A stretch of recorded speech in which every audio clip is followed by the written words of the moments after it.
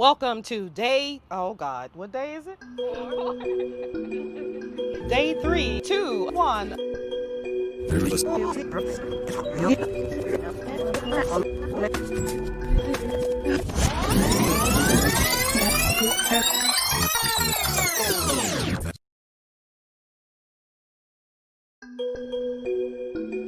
You have long traveled far, all the way there and back. Home always welcomes you, gives you rest, family. Come home. Come home, my sweet, sweet love.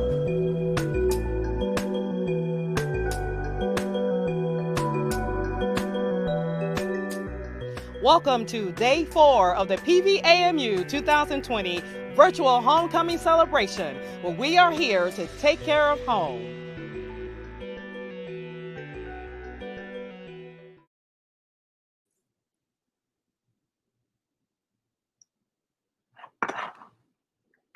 Good morning and welcome. Well, here we are, Day 4 of the PVAMU Virtual Homecoming Experience. It's a celebration.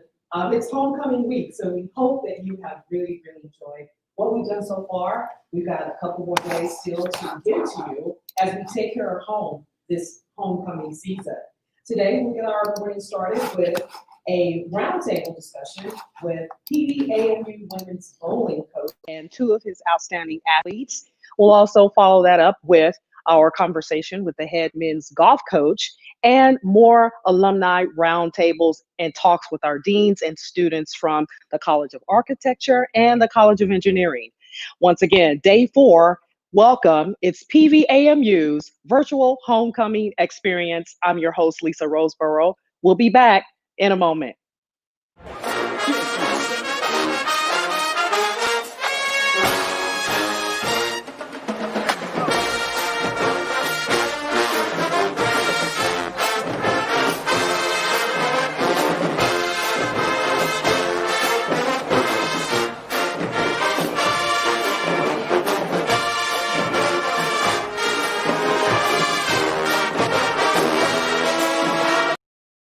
At Prairie View A&M University, we've been igniting passion in students for more than 140 years. It's about inspiration. It's about global influence. It's about self-expression and individuality. It's about trailblazing a path of excellence. It's about engaging in the greater community. Above all, it's about helping you realize your dreams. Ignite your passion. Experience Prairie View A&M University.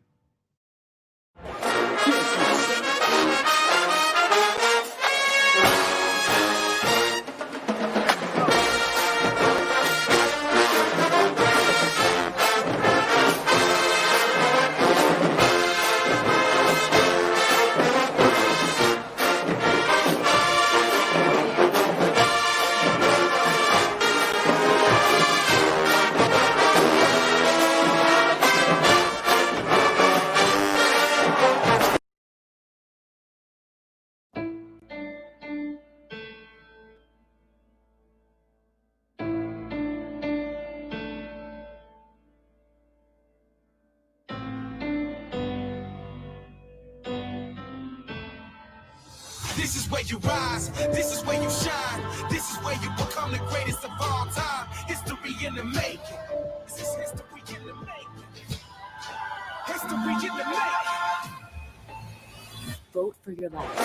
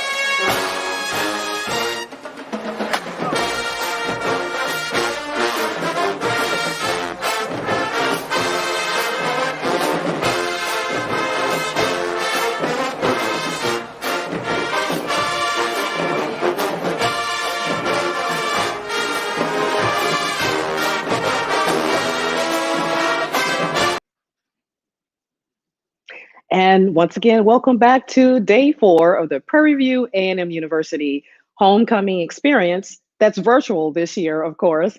Once again, we welcome all of our students, our alumni, our faculty, and our staff to join us all week. Remember, all the way into Saturday for this virtual homecoming experience.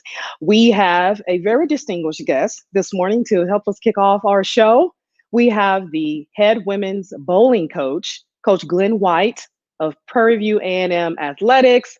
They are back-to-back SWAC champions, and he has two student athletes that are going to join him as well. Good morning, Coach. It's good to see you. Yes, how are you this morning? I'm doing great. I'm doing fine. Nice, crisp weather outside and sunny. So doing pretty good right now. Yes, it is very nice and crisp outside. Thank you for taking out the time to join us this morning. We couldn't do this broadcast without speaking with our amazing coach staff here at the university. So thank you once again.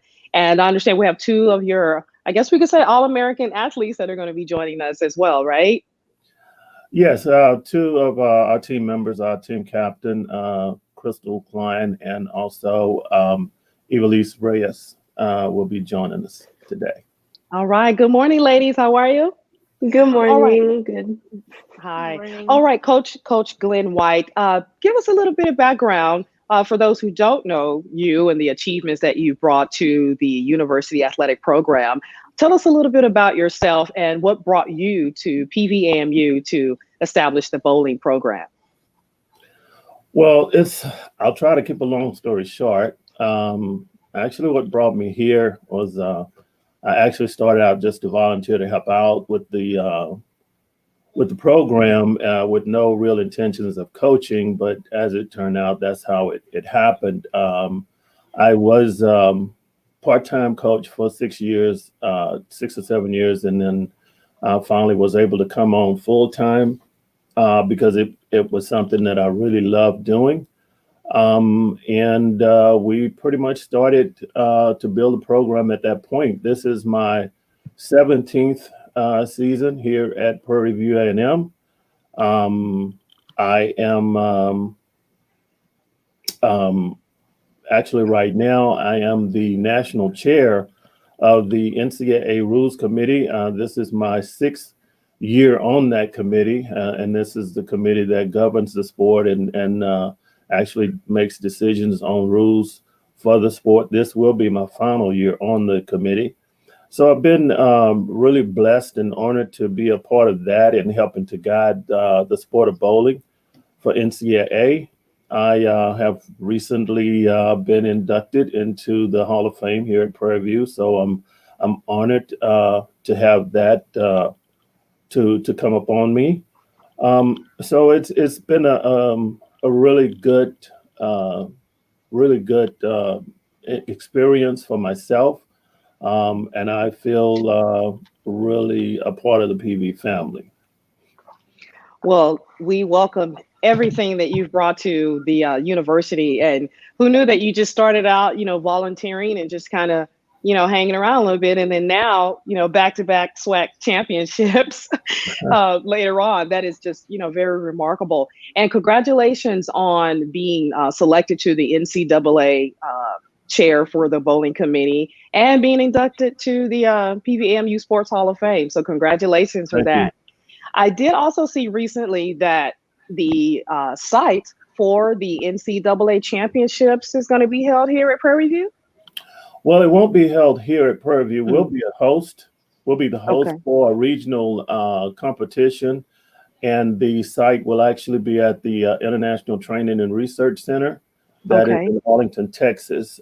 This is the same facility that I actually host my tournament every year, which Mhm. is the Prairie View Invitational. So the International Research and Training Center is the number one bowling facility in the world. Actually, it's a training and research center for the sport of bowling, also the headquarters for the bowling industry.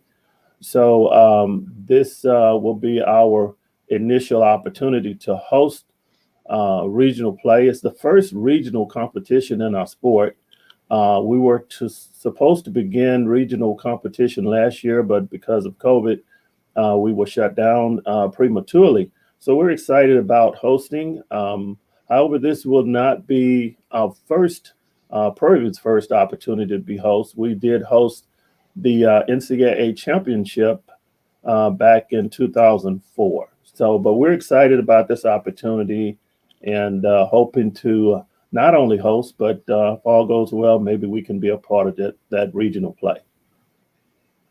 Well, in order to be host, so the team, because you want most of the time when we see, the word host, we think that okay, the site is gonna be our location. So Right. in order so with you all being the host, that means that like, well, how does that work actually? Like you'll play in Arlington at the bowling facility, or what would be your hosting duties, if you will? While hosting duties we'll be responsible for pretty much setting things up for the event at the facility and hosting as far as staff and things like that. So that's the main responsibility of the host is to make sure that everything is set up properly in conjunction with NCAA staffing to make sure the facility and the event is working properly and set up properly for the event to function. So that's the main responsibility of the host. And with obviously, there's a whole different outlook and platform, if you will, as far as sports just in general. With bowling, what do you think that will look like? As far as, I mean, you all with your training and things like that with COVID-19, have you been able to do any training, or what have you been able to do with having to adjust to COVID-19 with the athletes? Well, it has been an adjustment, to say the least, and we're consistently making adjustments. It's a new adventure every day, actually. But with our sport, we are able to, we're not necessarily a contact sport. So we've been able to make adjustments to make sure that we're working properly in the right environment to stay sanitized and follow CDC guidelines and things like that, so we can continue to compete. We have a tournament upcoming this coming weekend, and we're looking forward to that opportunity. It will be our first competition for the season, but we've been able to practice and still be able to make sure that we're following the safety guidelines and making sure that the student athletes are safe, and we're able to continue to try to make it through the season, and we're looking forward to the first competition opportunity. And a little bit more about your background as far as bowling. Were you ever a bowling athlete yourself? Well, I wasn't a bowler in college, but I did bowl, coming up as an adult. I bowled in several leagues. Was fortunate enough to get a couple of 300 games. So I do have extensive bowling background. And again, even in becoming a coach, that again was something that, was unexpected. I actually started becoming a coach through church organization that was started through my church. Became certified as a coach and started doing clinics. And this situation with working with Prairie View came up, and you never know where the Lord leads you. So I really feel blessed to have this opportunity, and I just feel as though this is where I've been guided to be. So yes, I have some background in bowling right now. This is my joy in being the coach at Prairie View for the bowling team. And 2 SWAC championships. How did you make that happen? Well, we've actually we've been pretty fortunate over the years. We've actually had 7 championships in the last 8 years. We've had 4 conference championships and 3 regular season championships. We were a little bit disappointed last year that we were not able to finish the season. We were able to repeat as the regular season champions, and we're really looking forward to trying to finish up the season and win the conference championship. So we're looking forward to this year. But we've worked pretty hard. The team has worked pretty hard, and we strive to just be our best all the time, and I try to impress that on the team that whatever we have to do to be successful, that's what we want to try to do, and it takes a lot of hard work. It takes the team working as one, and our motto has always been no excuses, make it happen. And so whatever comes our way, including COVID, right now we're trying to work through it, and we'll continue to try to do the best that we can with whatever's presented to us. So, that's kind of how we approach things is whatever comes up, we'll deal with it, and we'll keep pushing forward and make adjustments and to keep trying to reach the goals that we want to reach. And we know that we have the women's bowling team. I've just always wondered, why not a men's bowling team as well? Well, that's always a question I get. And the reason that there's no men's bowling team, there actually are men's bowling teams, but they are all club sport. And the women's bowling was really created to kind of equalize things as far as Title IX with scholarships. So you won't see an NCAA men's team because of that reason. So women's bowling is the only bowling opportunity for NCAA competition based on scholarship opportunities as it relates to Title IX. All right. Well, let's get a few comments from your amazing student athletes. Let's see. Who wants to go first? I'll go first. Hi. Okay. And introduce yourself, your name, give us your name, and yes, your classification and where are you from? I'm Crystal Klein. I'm a junior and I'm from Katy, Texas. All right. Well, nice to meet you, Crystal. Tell us a little bit about your experience here with Panther Athletics on the bowling team. It's been a really great experience so far. Coming up on my 3rd year, I was chosen to be captain, and it has been a whirlwind. We've been dealing with a lot of COVID-19 procedures that have caused a little bit of issues, but we're working through as much as we can. I got to be a part of the SWAC championship team my freshman year, and even though we didn't get to compete our sophomore year, it would have been really good, and we would have had a really positive outcome, and it was really disappointing we got to miss that. But otherwise, it's been great.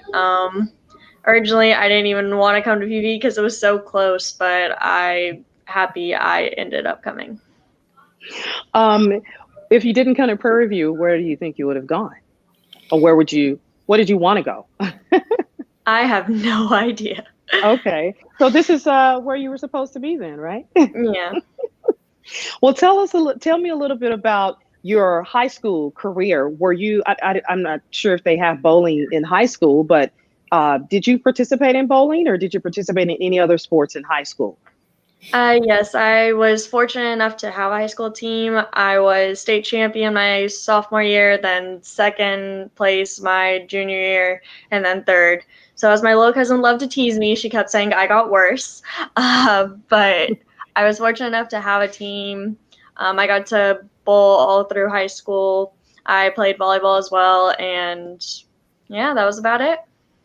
Wow, a state champion. Congratulations. So you're used to winning on the larger scale of things.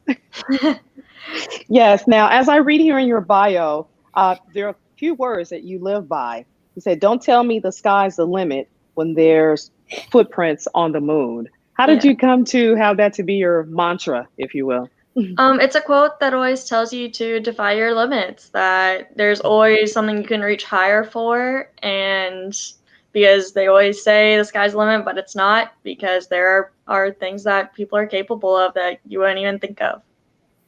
And being that this is homecoming and it's virtual, you've had a couple of homecoming experiences already, right? Kind of. Our freshman year, we unfortunately missed the later part of homecoming because we were at a tournament. And then sophomore year, we did get to participate in the parade last year.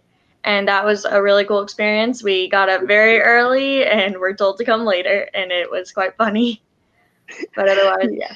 Yes, I remember seeing you all marching in the parade with that SWAC championship banner. That was very, for me, being a former athlete of PVAMU as well on the track and field side, I will have to say that just the premiere of bowling in the HBCU realm of sports itself, for me, I really appreciate that. And I appreciate um, I guess you could say the overall attention and just drawing athletes who may never even thought about, bowling and now can look at it and say, hey, that's a sport that I can try out as well and, and excel in. So Coach, I want to thank you for just helping to put bowling on the map for athletes and student athletes and our young people.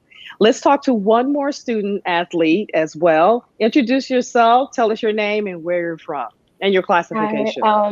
I'm Evelise Reyes. I am also a junior, and I'm from Spring, Texas. Okay, you're local as well. Was Prairie View your first choice in Yes, it was sports? my dream school. Okay. And what about your high school sports experience? Did you also have a bowling team in high school? Sadly, I did not have a bowling team in my high school until my second semester of senior year. But I was involved in dance, and I did start bowling my freshman year because my brother actually worked at the bowling alley that the bowling team used to practice in before we had our own facility. Oh, okay. Yeah, And yes. And is it your goal one day to maybe play professionally? of course. That's my Yeah. my all-time goal. I will tell you, I'm from Fort Worth, so I have been close to Arlington and UTA, and I passed by the bowling facility a lot, and it was really surprised to know that it was like basically down the street from where I'm from, and I've always wondered, if I would have an opportunity to maybe go there and see what's going on. But now that you always been doing all of this winning, it gives me a reason to go back home and hopefully be able to watch you all play in the championships. And a little bit more about you, Elise. Let's see, your words to live by: hard work beats talent when talent refuses to work hard. And I will tell you, I can relate to that. That is so true. It's been true in my experience. Has it been true in your experience? Yes, my mom raised me with that, as well as my color guard coach back in senior year. She would always tell us that, and that kind of like motivated me to be where I am today. Yes, I mean, and coach, wouldn't you also agree that, that saying right there is just like they say, the proof is in the pudding, right? Oh, that's correct. And it's really important to have those type of words to really try to live by and get you motivated. Yes, because what I've come to understand in some athletes that are, I guess you could say, naturally talented, but sometimes those are the ones that really don't want to work hard because they've been told that their all their lives that, and maybe they've been kind of handled with kid gloves in high school, and so they come to college, and some of them still have that high school mentality of like, well, my high school coach told me this, or when I was on that team, I could do this. I didn't have to, if I wanted to miss practice, it was okay as long as I showed up for the game and the whole thing. Right. Yes. And so what do you have to say to athletes that are coming from high school and want to participate on the collegiate level? Well, I always try to instill in them that it's going to be different. It's not going to be the same. You will have a different level of expectations, and as much as you say it and speak it to them, they still have to go through the experience and go through that change. With some, it takes a little longer than others when they arrive. But it is a different experience, and they have to go through a transition from high school because especially in this sport, it's so many different variations from what they do in high school with the way they compete, the atmosphere they compete in, the lane conditions that we bowl on, and really the expectations of being a collegiate athlete. It's really demanding. Not just with competing, but having to do everything related to it as far as study hall, as far as conditioning, and your expectations to still be a student and to be the best student that you can be. So when you add all of these responsibilities to being a student athlete at the college level, it's something that they have to be ready for and step up to, because it's not easy. And in regards to your training, this is something, again, I've always wondered, with most sports, we kind of know there's the weight room is involved. There's probably some running and some things like that to get in shape.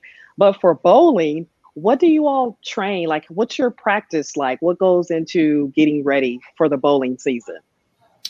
Well, it really entails a lot. A lot of people probably would be surprised as far as what we do and how we train. They still have to do conditioning as all other athletes, because when you bowl, when you do this sport, you bowl properly, you're actually using all muscles in your body. Their competition is probably more extensive than any other sport.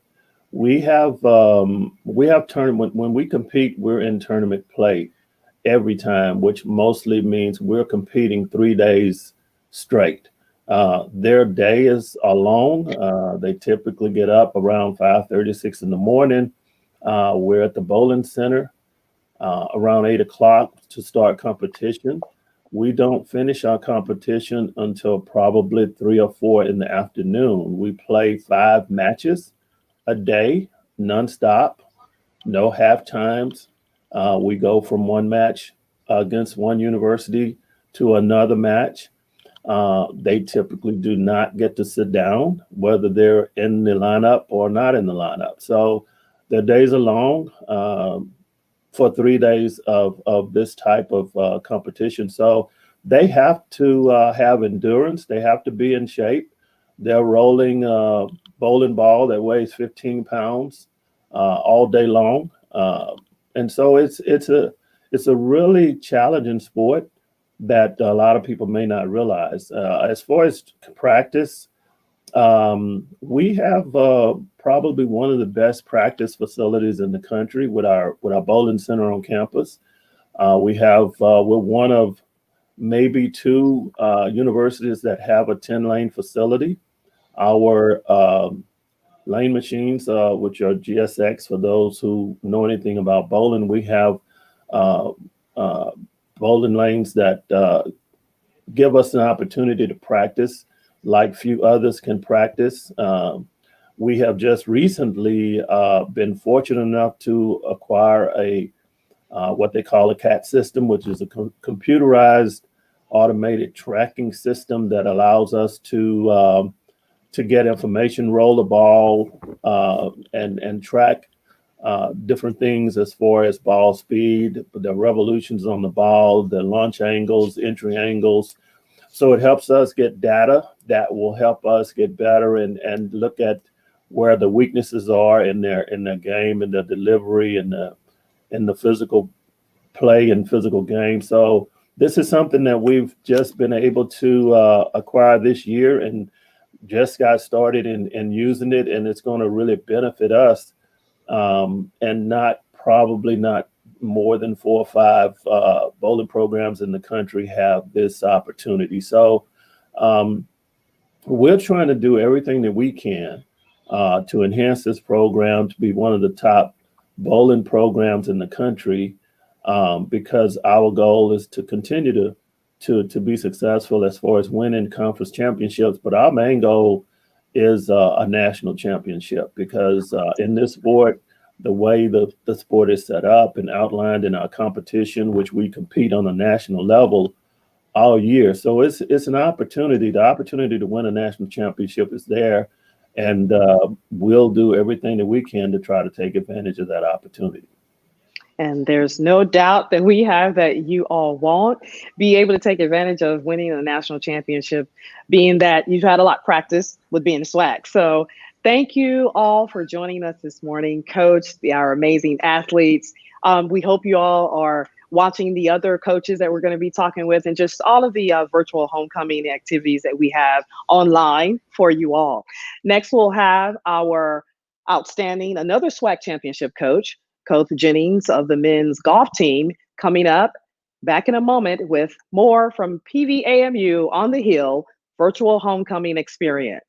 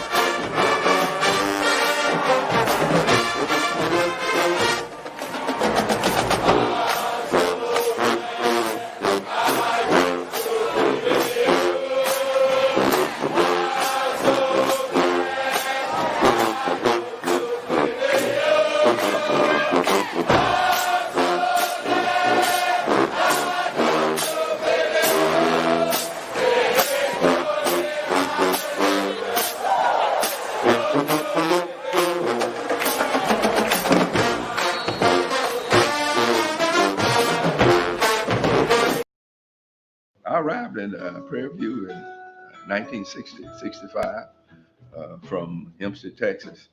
And just an old country boy there, and something I always could contribute to going to. Well, I always, all the way back, I can trace all the way back to my great grandfather. That's called the Watermelon King.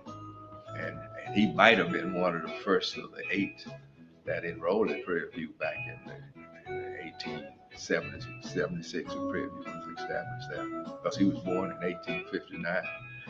So I had a traditional thing for family of going to Prairie View. My oldest brother, both brothers, sister, attended Prairie View. My oldest brother played football here in the 50s. I arrived at Prairie View at the time it was Prairie View College in 1966, majoring in business education. I'm the first in my family to come to Prairie View. I was told by our counselor this was the place to come. I'm from Lufkin, Texas. My parents owned a grocery store in Lufkin, Texas, that I had in the grocery store, which funded me to come to Prairie View. So a girlfriend of mine took me to the party with them, and that's where I met John Fulk. The next day, going to the old dining hall, which no longer stands, I stopped and spoke to him, and of course he didn't know who I was. I guess he didn't pay attention to me that night. And we spoke, communicated. Then he said, "Let's walk," and I turned around. And from then on, we had a relationship. About a year later, I think he graduated. And we kept communicating with that back and forth. And one day, going home the last year, going home for Christmas, there was a package in the mail that had come from Kansas City, and it was the ring. What happened is that I was in Kansas City, and then I said, well, you're going to go back and finish your degree. But she had still another year, two. I think I finished in December of '68, class of 1969. But I think you finished with 72. 72. Yeah. So she went back, and what happened? I think I had a 442 Oldsmobile. Hello. That's what Prairie View, all the graduates from Prairie View at that time, especially the engineers, get a 442 Oldsmobile. And I came back with the 442. And then I don't know what was wrong with my mind at the time, but I let her come back with the 442 Oldsmobile, and I had a Volkswagen. Does that sound strange? What's wrong with a person's mind to give her the 442 and I scoot around in my Volkswagen? Because he was teaching. I'm gonna tell you right now.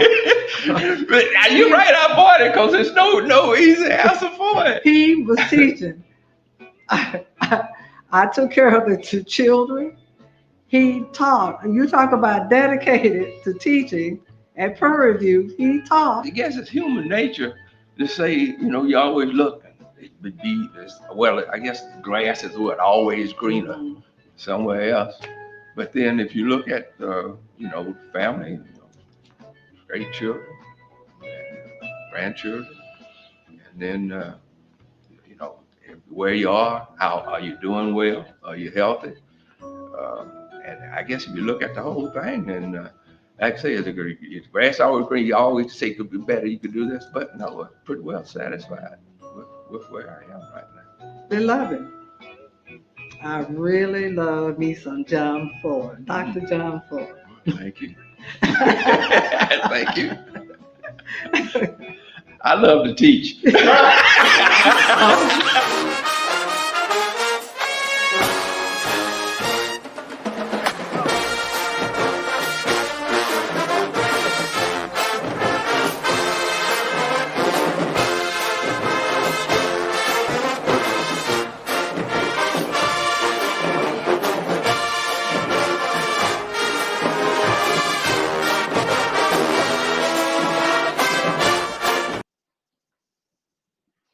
And we're back once again, day 4 of the Prairie View A&M University Virtual Homecoming Week.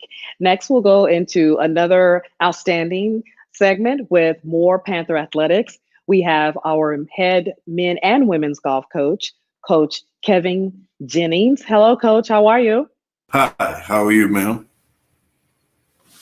I'm doing well. Thank you so much for joining us. My pleasure. My pleasure. Thank you for having me.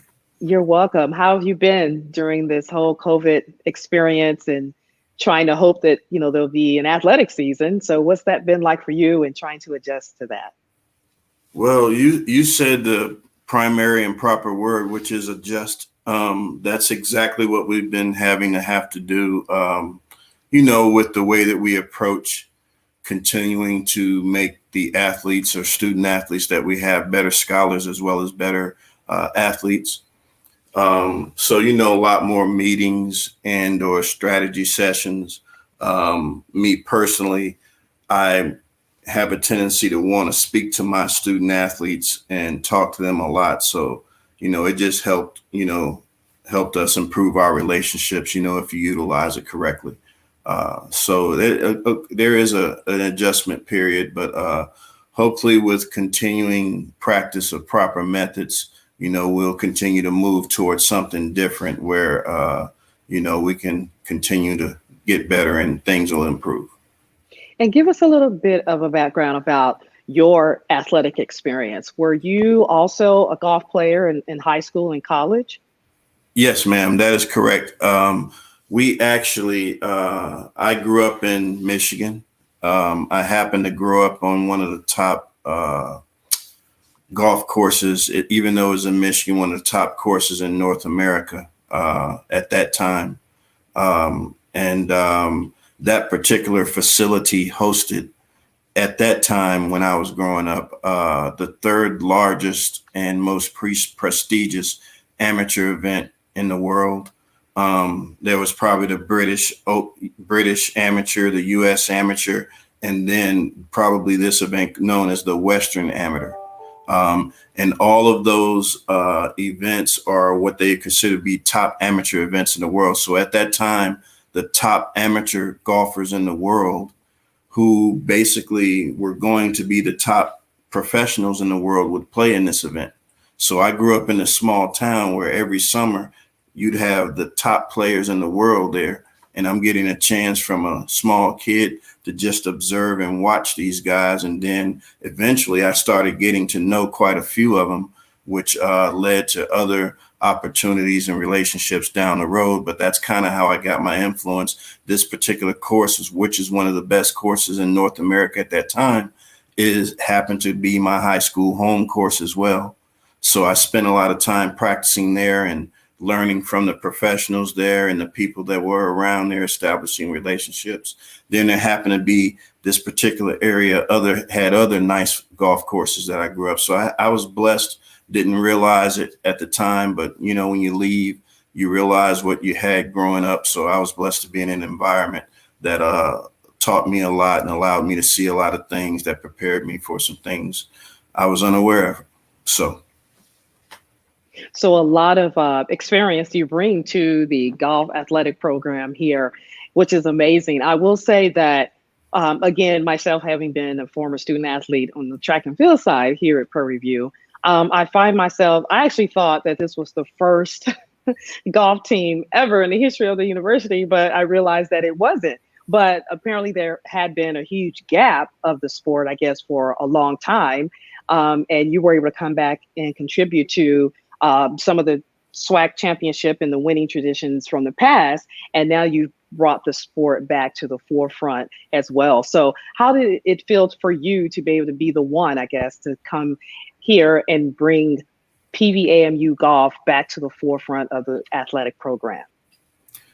Well, first of all, I feel very blessed to have the opportunity to be here at such a wonderful institution, an original land grant institution. So it's, in my opinion, it's more of a, that which I am under is greater than that which I am over. So I want to be sure to be a good steward of what's presented in front of me. Not to say that I'm perfect in my dealings as a human, but, I know that what I am doing is governed, and I need to continue down that path and continue to operate in that manner. And we've been very successful here. I've been blessed. The gentlemen, the ladies that have allowed for that success, along with winning the men's SWAC championships, the women also finished the highest they've ever finished those 2 years. And we've gotten a lot stronger through recruiting with the women, along with the men. I'm very excited that we're continuing developing the players that we have. So I'm looking forward to us continuing to be as competitive as we can be in the region that we are in, and continuing to elevate and continue on a forward or upward trajectory. So we're very excited, very excited. Thank you. Yes, you're welcome. And just as I was talking with the bowling coach, Coach White, I'm going to ask you the same question with sports such as yours, with golf.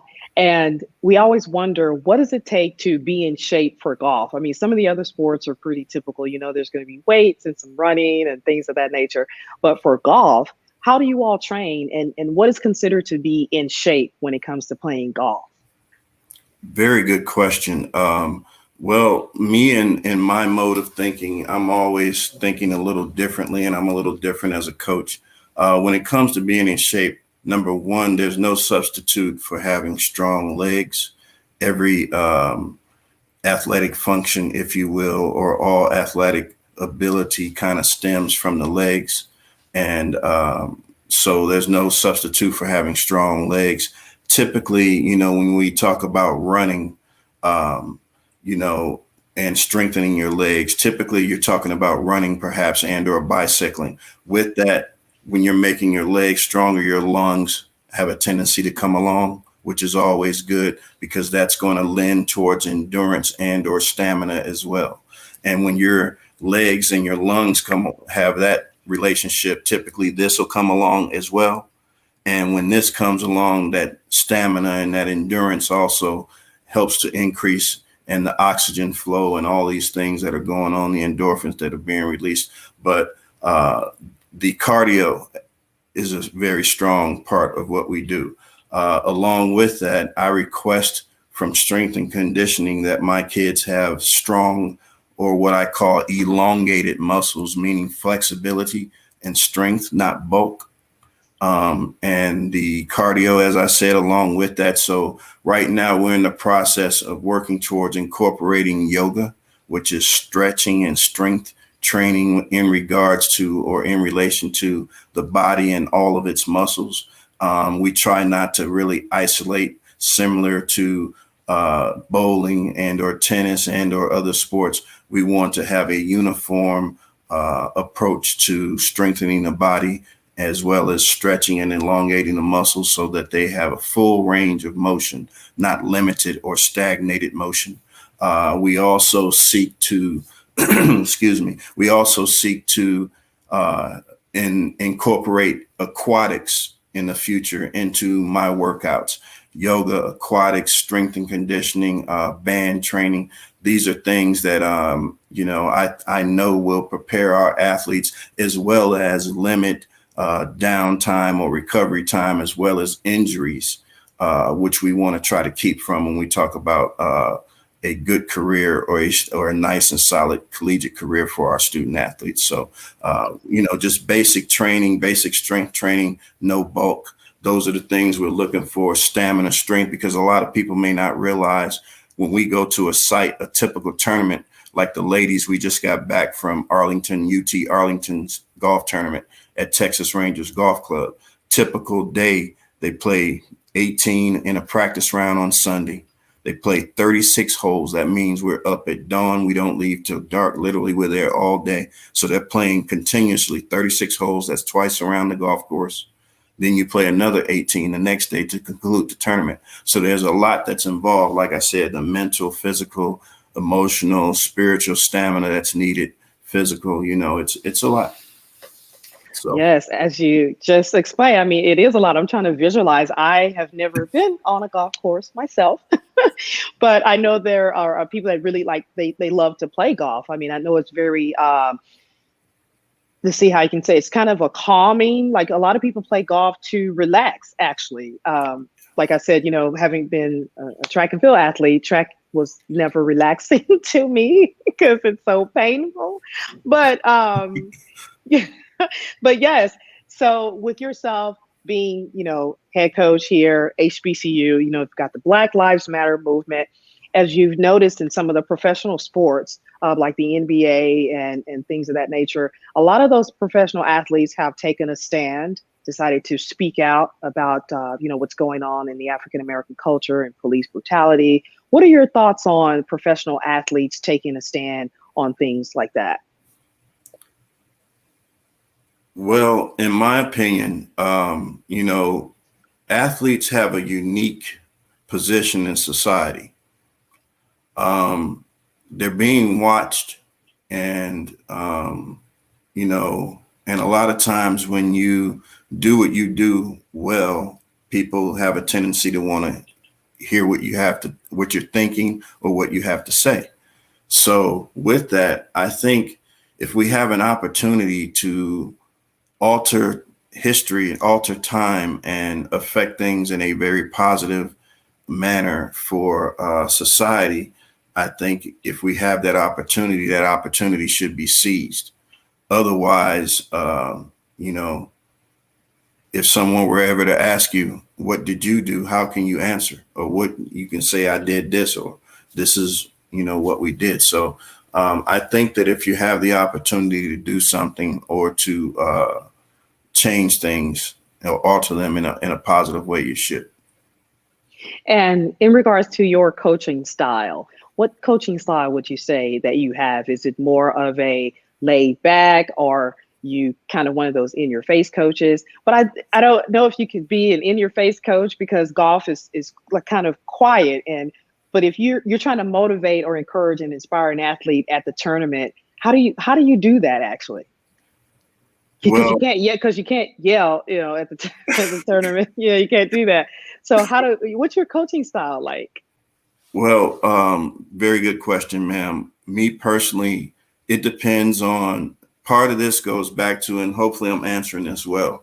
Part of it to me goes back to the recruiting process, where you're getting to know your student athlete, and that still continues once they actually get on, the campus, and you're going through practices and learning different things, and you're talking about different things about, in relation to what you're doing.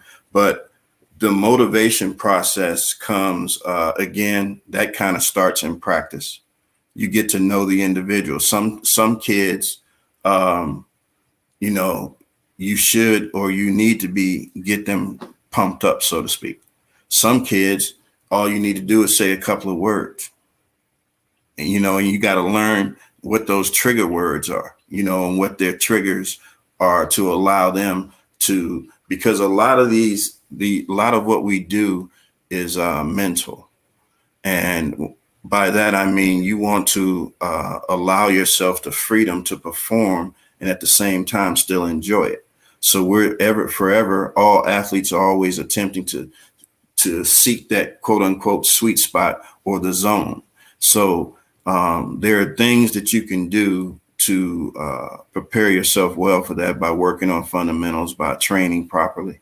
And also, when we say training properly, that's the mental side. So to motivate when we get out there, sometimes I just may provide some focus, mental focus, as in, okay, let's remember what we're here to do, or what we're attempting to do for this event, or what you're working on. Let's not lose sight, because sometimes motivation for the team, excuse me, early on in the season can be keeping them focused on what they may need to be focused on from a physical standpoint to continue to improve their skill set, and not being so focused on performance. So there are different things, and sometimes you got to juggle. And again, it depends on the individual and the situation, and then as we move on, those gears shift. And I think that the kids are wonderful at understanding and seeing that, when those things are there, when they happen, I'm beginning to see and experience much more success in regards to these things, the motivation, the preparation that we have, the way I train them mentally, and then seeing how they lock in, or beginning to lock in. Like I said, just with the ladies last week, I was able to see and learn a lot of things with some of the players that I've had, some new players, very exciting, what we were able to learn on that trip. And with our student athletes, obviously in this, new culture, and having to take classes online, and hopefully still wish to be able to participate in an athletic season, how are the student athletes doing? What kind of feedback are you getting from your athletes? Well, as to be expected, as we all know, excuse me, similar for us adults at this time, this is a global pandemic.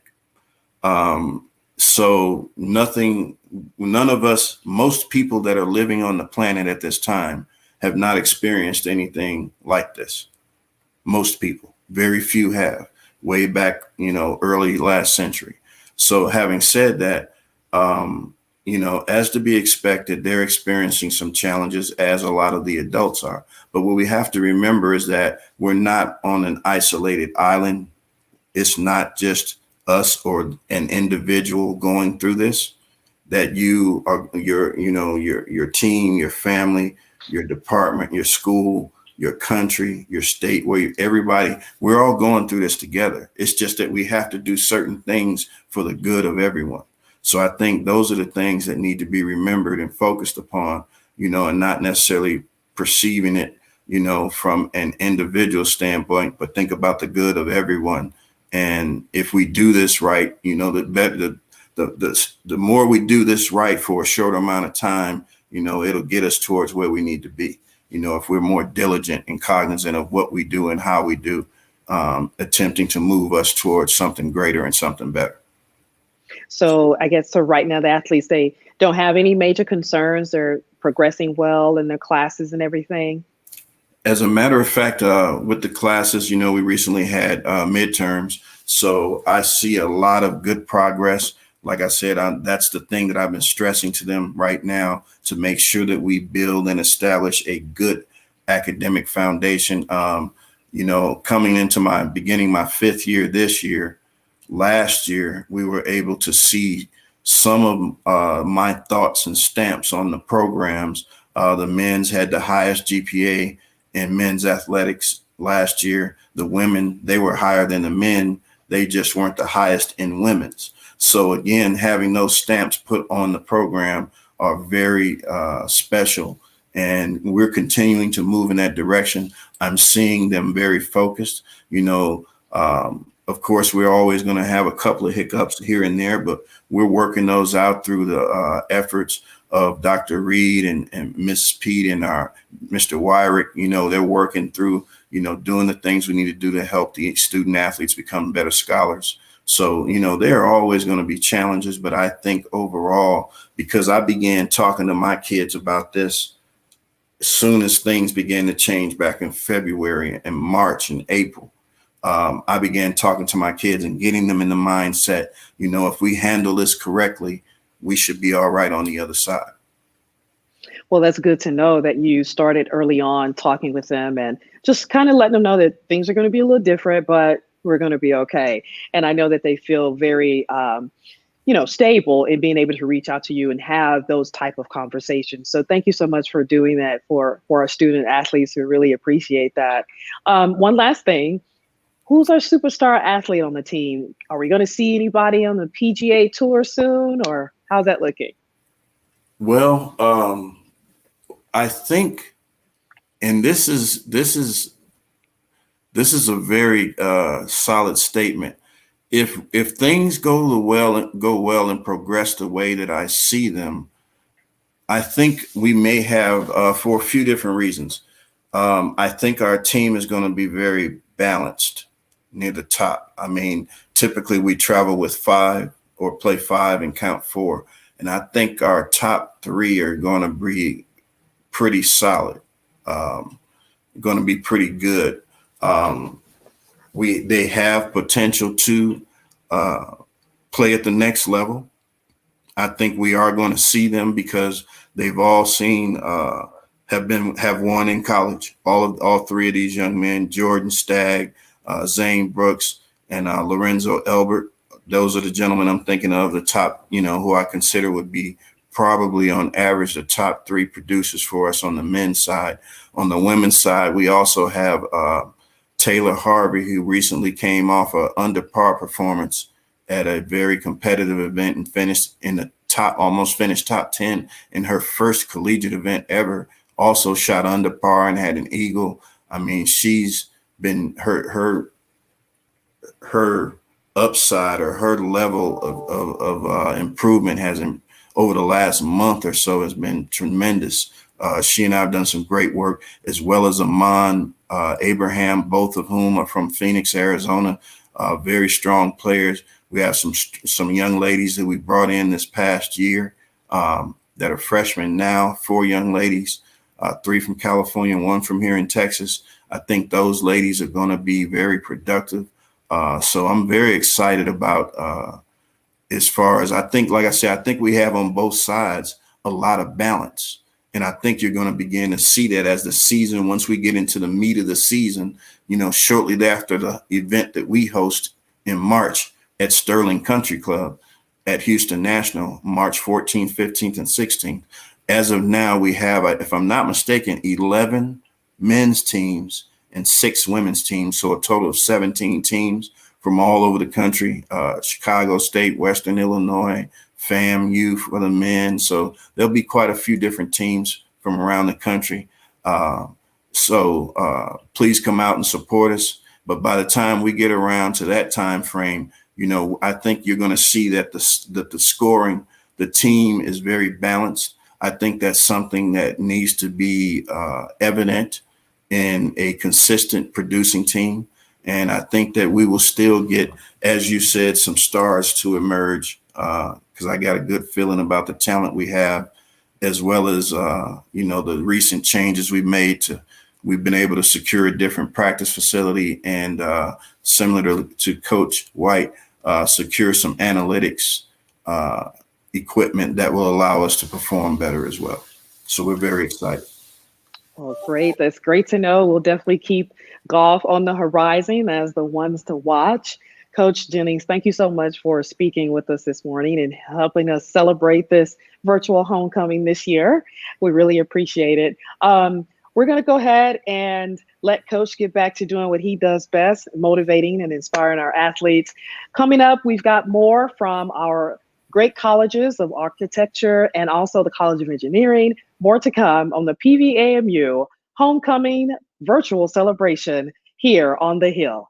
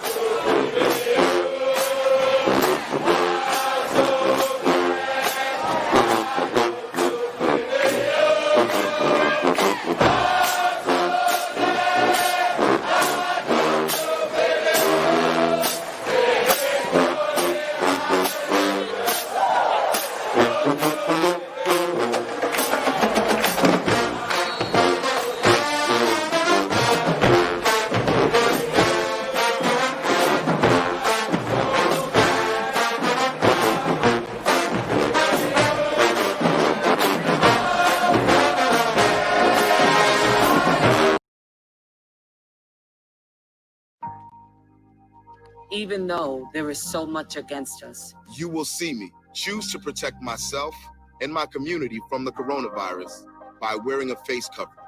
Because it's going to take all of us thinking about one another. And even with my face covered, you will see me. You will see me as a mother, a wife, a friend. As an athlete who gave everything to the game I love. As a father, leading by example. As a sister. An entertainer. As a champion for my people. You will see me finding a light in a dark time. To unlock our creativity and push our craft. You will see me demanding the space to tell the stories that matter. As a man who knows that tough times don't last, but tough people do. Join us in wearing a face covering to help stop the spread of the coronavirus. Because covering your face is one small act of kindness that has the power to bring us together.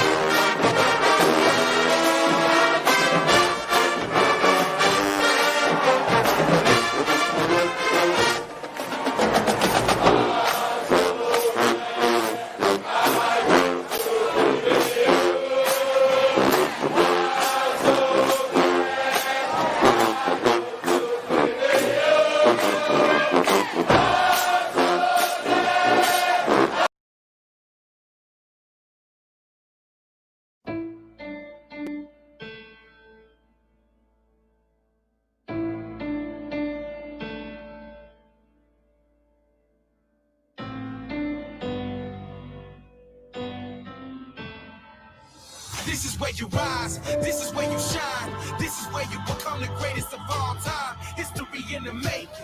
This is history in the making. History in the making. Vote for your life.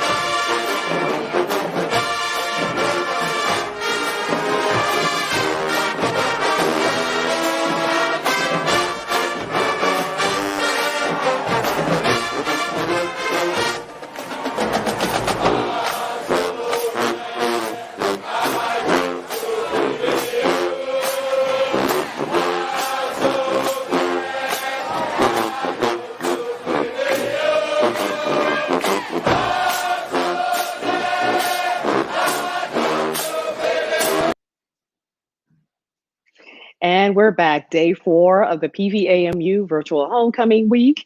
We're going to talk with the College of Architecture this morning. Let's go ahead and bring in Dean Iklas Sabuni. Good morning, Dean. How are you?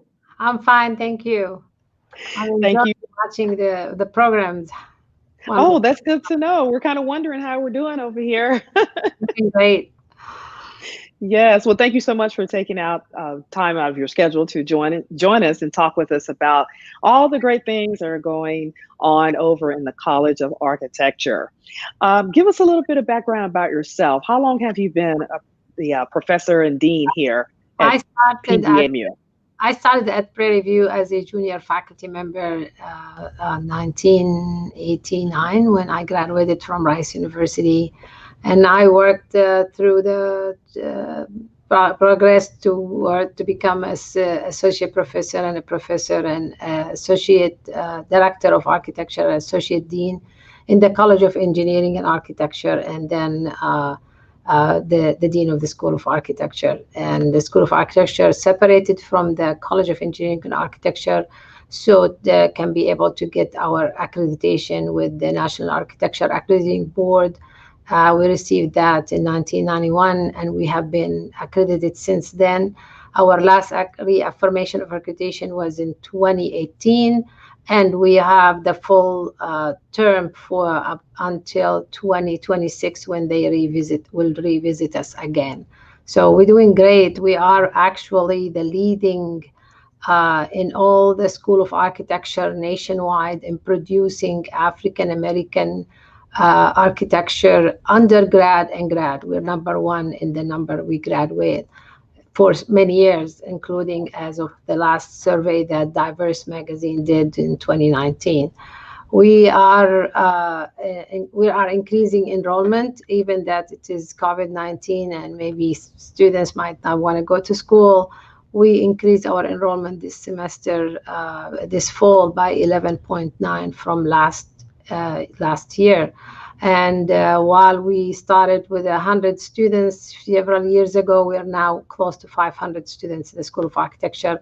We have architecture degree, we have construction science bachelor degree, we have digital media art, which is like graphic design. This is the latest that we established 8 years ago. We graduated about 22 students out of that. We're also graduating so many students. We're graduating, as I said, the highest in the nation, not among HBCU. We're one of 7 HBCU that they have architecture program. We have also established constructed over a year ago, completed the construction of the fabrication center that has all the digital equipment, laser cutter, 3D printer. We have manual shop and metal and wood shop. We have areas so we can start design build. We're working on projects that winning awards in zero energy homes and designs with the Department of Energy. We're doing great things.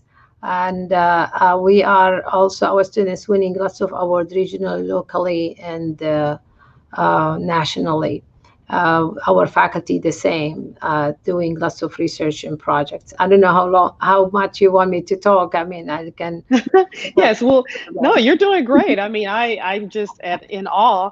I thought I knew everything about the School of Architecture, but you've definitely informed us of some more great things that you all have accomplished. So congratulations. Thank you. So the Race to Zero, the Student Design Award, they won not only for the category of urban homes design twice in the last 3-4 years.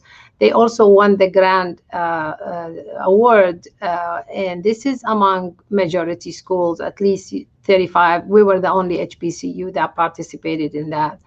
We have been winning also design with the city of Houston with the complete the community. It's a housing and urban design competition. We won that in 2018. And we called the design the Fly Flat, and it won so many awards with the Texas Society of Architects, with the AIA Houston. Our students winning always, those who are in Houston, they know, maybe they hear about the sandcastle competition that the American Institute of Architects do every year in the summer, where students and firms participate in designing creative designs. We have won like at least maybe 14 out of 16 among all the schools here in the area. We're, as I said, one of only 7 in the nation, HBCU. We also one of 8 in Texas. And I don't know if anybody knows that African American licensed architects in the nation are less than 2%, which is very small. And we are hoping with graduating more students from architecture that they go and get their license, that we can improve that number. And when it comes to even female, it's even much less. It's like a 0.3. So I believe that we're going to be joined by one of our wonderful graduate, Angie Gilmore, who just not only a licensed architect, but she received also the highest honor of being fellow American Institute of Architects, and hopefully she will join us soon. Our students and faculty worked on projects. We have laser scanners that they can be able to used to draw projects from buildings that's been deteriorated. So they worked with the UNESCO in Nepal. They traveled to Nepal and they worked on an important temple that been destroyed with one of the earthquakes, and they were able to redraw that because they didn't have the drawing for it, and construct it and send it to them. The faculty just presented it in an international conference, and he won the best poster and best presentation in London, and that was done remotely. He was supposed to go travel there. We also have students traveling abroad. They go to explore culture and buildings and neighborhoods, and also students travel to Nepal, travel to Costa Rica, travel to France twice, to Paris, to London, to Italy, Rome, and Venice. They been, unfortunately, this last year, because of COVID, we haven't done any of those. But they also travel internally to nationally to New York, Washington, San Antonio, Chicago, Los Angeles, San Francisco. It's important for architecture students to be able to explore.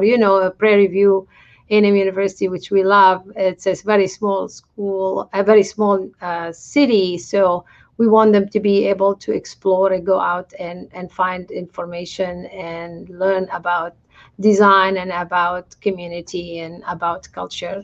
And our students do a great job in doing that.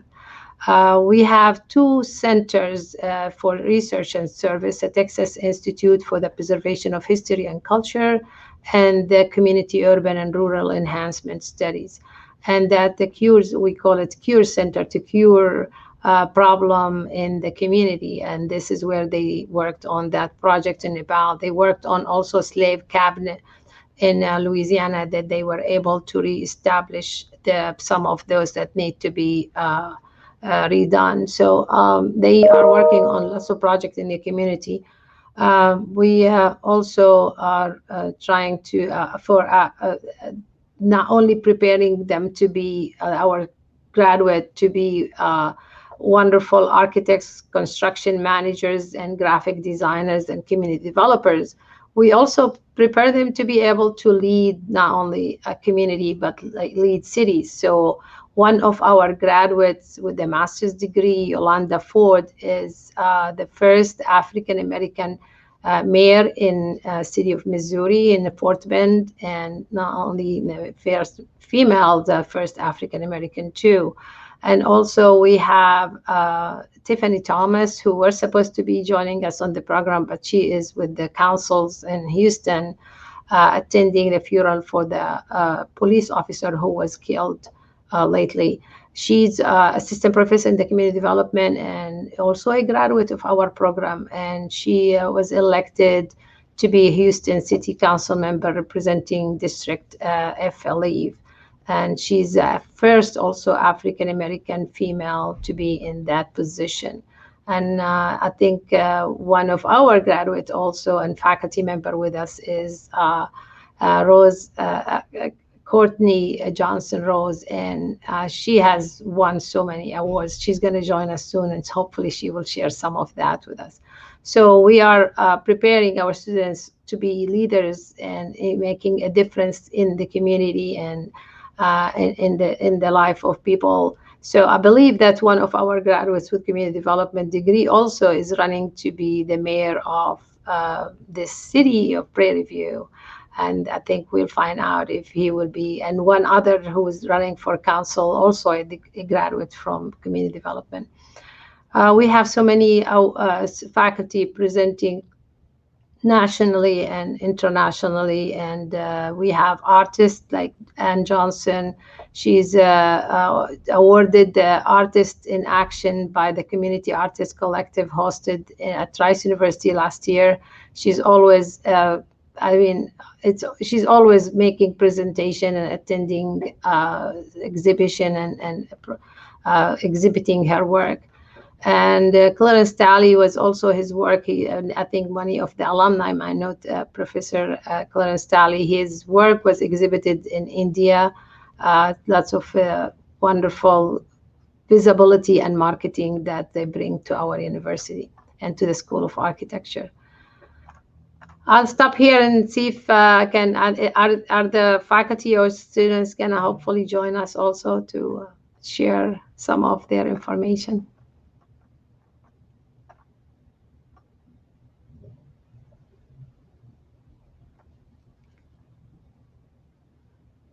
Am I still on? But some of the things that how you've gone about achieving some of those things. So thank you so much, Dave. Yes, let's go ahead and bring in our faculty and staff members that are going to participate. Okay, while you're doing that, I'm just going to talk about that. We also have printed using our 3D printers, lots of face shields that will help people. How are you? All right. Hello, good morning. You keep going. Okay. All right. Well, how are you? Tell us a little bit your name and everything and what it is that you do in the College of Agriculture. Architecture. Well, hello. My name is Courtney Johnson Rose. I am a proud graduate of Prairie View A&M University, and also a proud graduate of the School of Architecture with a degree in community development. Very special time for me. My mother and I both received our master's in community development back in 2006. And I've been honored to be a part of the faculty as an adjunct professor for the community development program for the past 10 years. My background is in real estate development. Very blessed to be part of a very successful family-owned community development real estate firm. Started by my parents in 1974. Through that work, we've been a part of some of the city's most impactful community development projects focused on affordable housing, senior living, homeless shelters, and just some very impactful projects like that. But being a part of the community development program at Prairie View was a great background for me personally to be able to launch my career in this industry. So excited to be a part of this virtual homecoming. So glad that we are getting together as graduates, as the university, even if it is in a virtual format. So I look forward to again participating. Can you tell us about the awards you received? Thank you, Dean.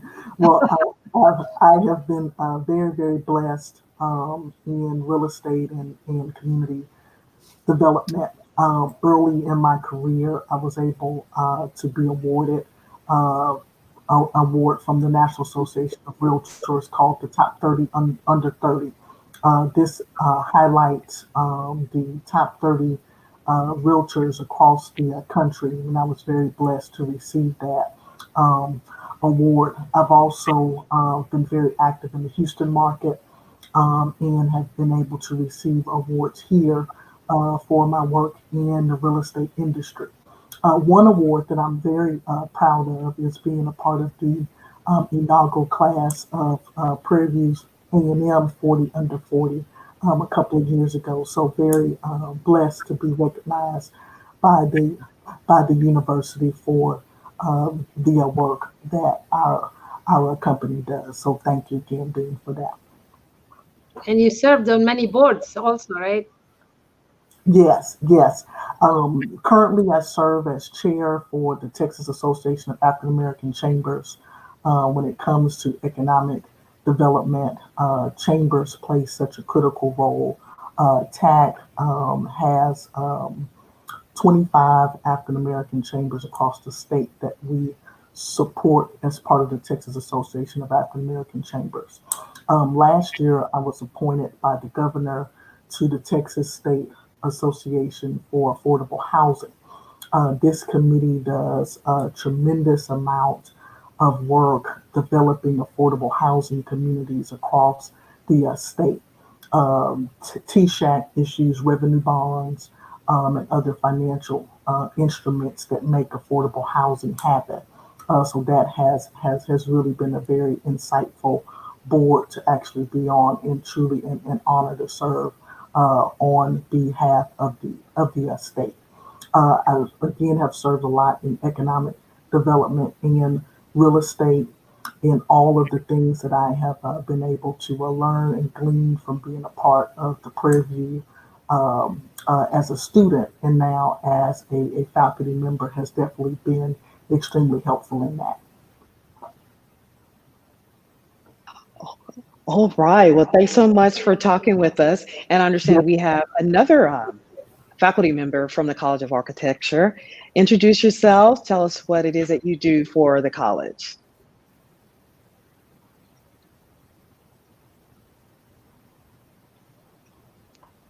You're muted.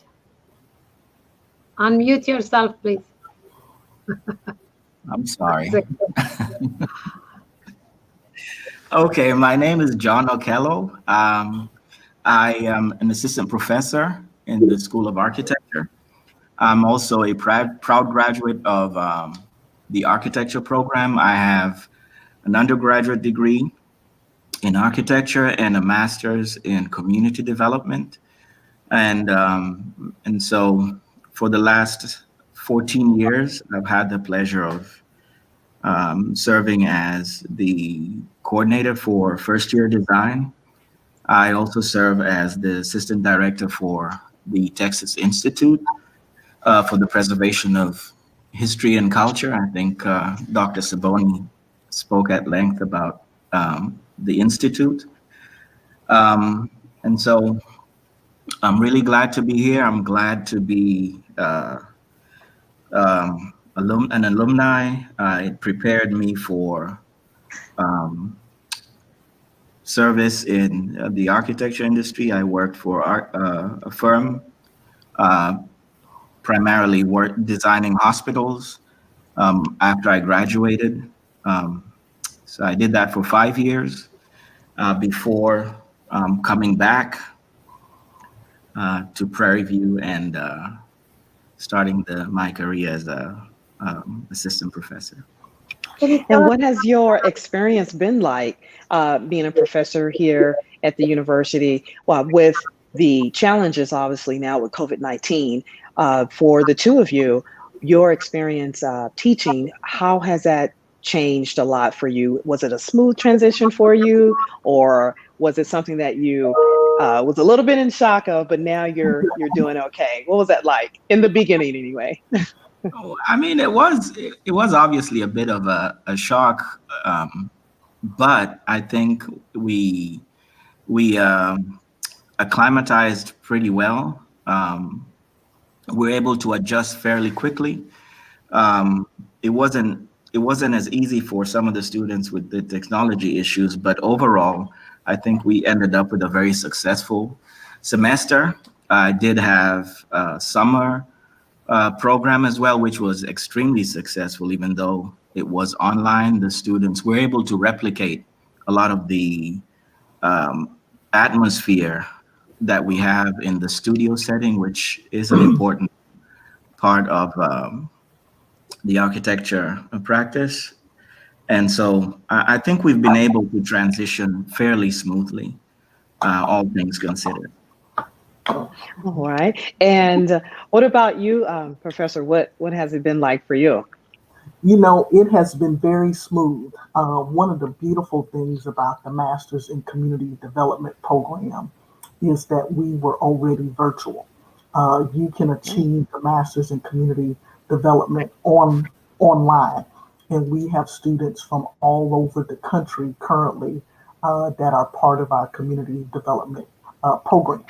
So we were already in that online environment. Of course, it forced us to do all classes online, but because our program was already very astute in that, we were able to quickly transition. But one of the things that we did not get to celebrate that we are now transitioning to a virtual celebration is the 20-year anniversary of the community development program. 2020 is a very special year for us because it's the 20th anniversary, and one of the things we had planned back in March, April timeline was a big celebration at the Federal Reserve Bank of Houston was going to host us. We had all of our alumni, and we have some very successful alumni that were coming back to be able to network with our students and really do some workshops and a seminar on community development and the future of it. So that was one thing that we were not able to do because of COVID, but we are still hopeful to make that happen this year in a virtual environment. But overall, because our program was very astute online, we have not missed a beat. And we are very excited about the opportunities that we give our students to be able to learn virtually, again, from all over the country. And tell me a little bit about the 3D printer that you all, have there at the college. And when I saw this, I read it, on the PVAMU website. It seems like you all were a bit ahead of the curve when COVID-19, happened, because you all use you allow the students to use the 3D printer to create face shields for our healthcare workers. So how were you all so quickly able to, make that happen? What happened is that the director of the fabrication center, Professor Stephen Song, and the manager, Semi Abel, and graduate students, Ruben Cheeks, Yesenia, and Harmony, they were doing nothing because we have to go virtually, and it was starting the summer program, and we saw that there is a possibility we can design face shields that can be used when people can't find it anywhere. So we used our laser color that we have several of them in the fabrication center, and the materials that we had already purchased, because you can't even purchase material then for students to work with, and they have designed and created those face shields. We gave them to the health center here on campus to be used. We gave them to our PV pals, the students who help with the freshmen coming, so they can be protected. We gave them to a daycare center that they can be using it, and to nurses in the Methodist Hospital. We have a few more that we are looking into, also donating to some schools in the area for the teachers to be able to use it to protect themselves. And some more that we're going to working with also Herman Hospital to try to send them a few. Oh, I just thought that was very amazing. I was like, wow, how did they, make that happen so fast? I kind of wish I was there to get one, myself. And do we have a few students that are on with us this morning? I hope so. We have, let's see if there are any. Okay, here's one. Okay. All right. Who wants to go first? I could go first. Okay. Tell us your name, your classification, and where you're from. How you doing? My name is Brian Alexander. I am from New Orleans, Louisiana. I came here, I graduated from Southern University at New Orleans in undergrad, and I came here for the community development program. I specifically found this university because it is not only the only community development program in the state of Texas, but it's unique to help the community through innovative ways, and also by being under the School of Architecture to help plan better for the community. And I just want to discuss really quick on things that we do in the community development program. Last semester, our professor, Ms. Tiffany Thomas, and also other professors. How you doing, Ms. Rose? Good to see you again. Hello, sir. We work with a community called Piney Point. Could I just share my screen for 1 minute? I should be with just 1 minute. Yes, I believe that's okay. Let's give it a shot and see what happens. Can you see well? Well, actually, if you had something to send, you'd have to email it to us. Can he still do that? I don't know if we'll be able to get it in. Okay, don't worry about it. Okay, yeah. It's a little different from Zoom. It's StreamYard, so it's not Zoom. But you can tell us about it. Go ahead, tell us about it. Can you still see me? I can still see you. Okay. Yes. We're working with a community called Piney Point, where we went into the community. We help develop the community. We work with the Piney Point Civic Association. We specifically in a neighborhood called Carving Crest, is one of the first African American neighborhoods in the Houston area after during Reconstruction. And we went into the community. We helped develop the community through a planning process of a plan of revitalizing the community. We had the class was we use a GIS class and to pull data from the community, and a research class. And both classes had a mixture of community development students and architect students, where we all worked together to help build the community and create a plan where we created a community garden. I just had a picture of the community garden, and that's what we do in the community development department. In the community development program. Yeah. Now, what are your aspirations once you graduate from Prairie View? What is it that you desire to do in this field? After graduating, I will pursue in my PhD program in urban planning. At first, after being in a community development program, it introduced me to a whole new world where I can do innovative ways to help the community. And also I plan to work for either a community development department, a planning department in any level of government or private sector, where we can help build communities, especially communities of that cater to us, that are important to our community and our social class. Well, sounds good. All right, let's see. We've got one more student, right? I don't see the student, the other one, but I can see graduates from the school, and here's our FIA. Okay, we have our alumni. And we talk about planning, and I mean, you know, they're gonna tell us about all their wonderful success. Right. Okay. Our alumni, Enzila Gilmore. Is she on with us yet? Yeah. Hi. Good morning. Hi. How are you? I'm great. Please call me Anzie. Yeah, Anzie. Okay, I will make a note to do that. Anzie, thank you so much for joining us today. Now, I'm going to have you introduce yourself and tell us a little bit about what your experience was like here at the college when you were a student. But I want to say that you are an award-winning alumna in the field of architecture, winning the award for equitable practice in architecture. You've won the Texas Society of Architects Award as well. So congratulations on the achievements that you've accomplished in your field. Thank you. You're welcome. Now, I also have a little bit of more history that I found out about you, okay? You are the first female graduate in the PVAMU School of Architecture to become a registered architect in the state of Texas, and that was in 2004. So Right. what did that feel? What did that feel like to make history? It was surprising.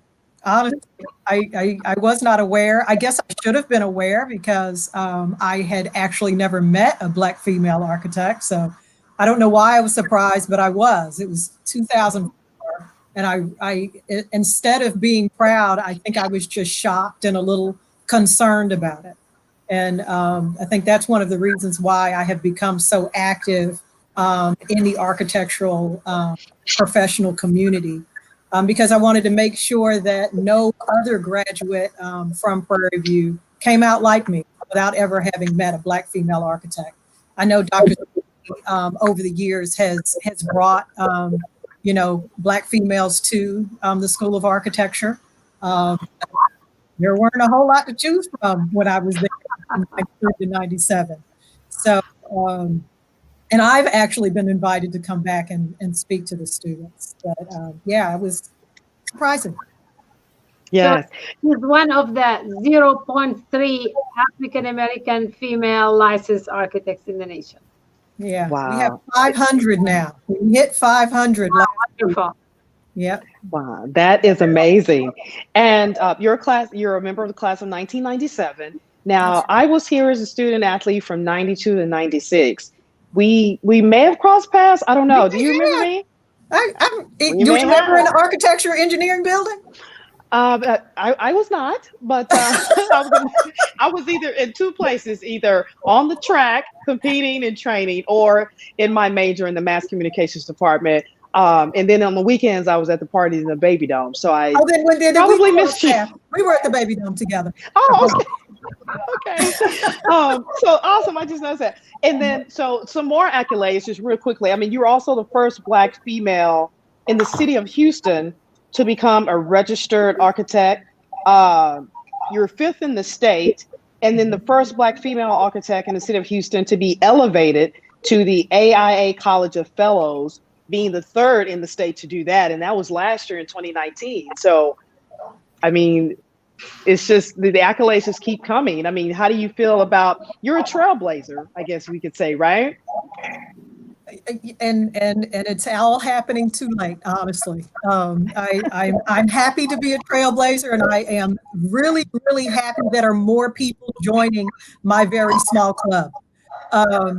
And I can give all accolades to Prairie View because of it. Prairie View, as a graduate, no, Prairie View teaches you how to hustle, and that's what I learned at Prairie View. It taught me the value of getting to know people, networking, and that is one of the reasons why I have gotten all of these accolades, because I've made sure that I'm in the room to help make decisions. And when I show up, people know I'm showing up to work, and that's what happens. And I understand that right now you are at Rice University. You're the Assistant Director of Facilities Engineering and Planning there at Rice University. How long have you been there? I have been here for 14 years. Wow. And is this something that you've always aspired to be, like as a little girl growing up? Did you always know you wanted to have a career in architecture? No. I often tell people that I'm just kind of stumbling through life, and all of these things are happening, by, divine intervention. In 10th grade, someone asked me what I wanted to be, and I said architect. I have no idea why. I ended up in the program in architecture. Dr. Sabuni was, I think, associate faculty. Yeah. And I just was good at it. I enjoyed it. And the program and Prairie View in general, you all know this, is extremely nurturing. You have to work hard to fail at Prairie View. So everyone built me up. Even when I was messing up, the professors, would just kind of pull me to the side and say, get it together, Anzi. And, that's why I'm in architecture.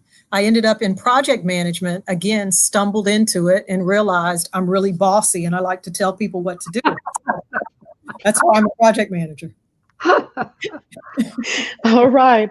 Likes to make sure things get done, right? With being in charge. Well, I mean, and then you're a leader. So that's the way that I think everyone in your field, and just even on this panel, we will look at, is that you represent female leadership at its best. And so that's always to be respected and appreciated. So thank you so much, Anzi. Also, thank you for submitting your class note to the Office of Alumni Affairs. We received that, and we did highlight you on our website and on our social media and our athlete spotlight. So thanks so much for doing that, and keep us informed on everything that you have coming. And yes, I'm hoping that you do get a chance to come back and speak with the College of Agriculture. So Dean Sabuni, be sure to let us know when that happens. I will. Okay. Yes. All right. Thanks so much, Anzi. Okay, let's get our next alum on the line. This is Tony Young. Yes, I'm here. Hi, Tony. How are you? I'm doing good. How are you? I'm well. Tony represents the class of 2010 and the class of 2011. Tony, tell us a little bit about your experience here on the Hill in the College of Architecture. I had a great experience. My time at the School of Architecture, very challenging, but it also prepared me for my career. My most fond memories were just being in the architecture building with all of my other classmates, staying up all night, but getting assignments done and, getting the education and being prepared for the real world. And Tony, you right now, what you do, you are an architectural designer with the United States Army Corps of Engineers. Tell us a little bit about your career. So my career, actually, I've been with the U.S. Army Corps of Engineers since I graduated from Prairie View. I started out as a summer hire, and due to my, work ethics, they really wanted me to stay on with them.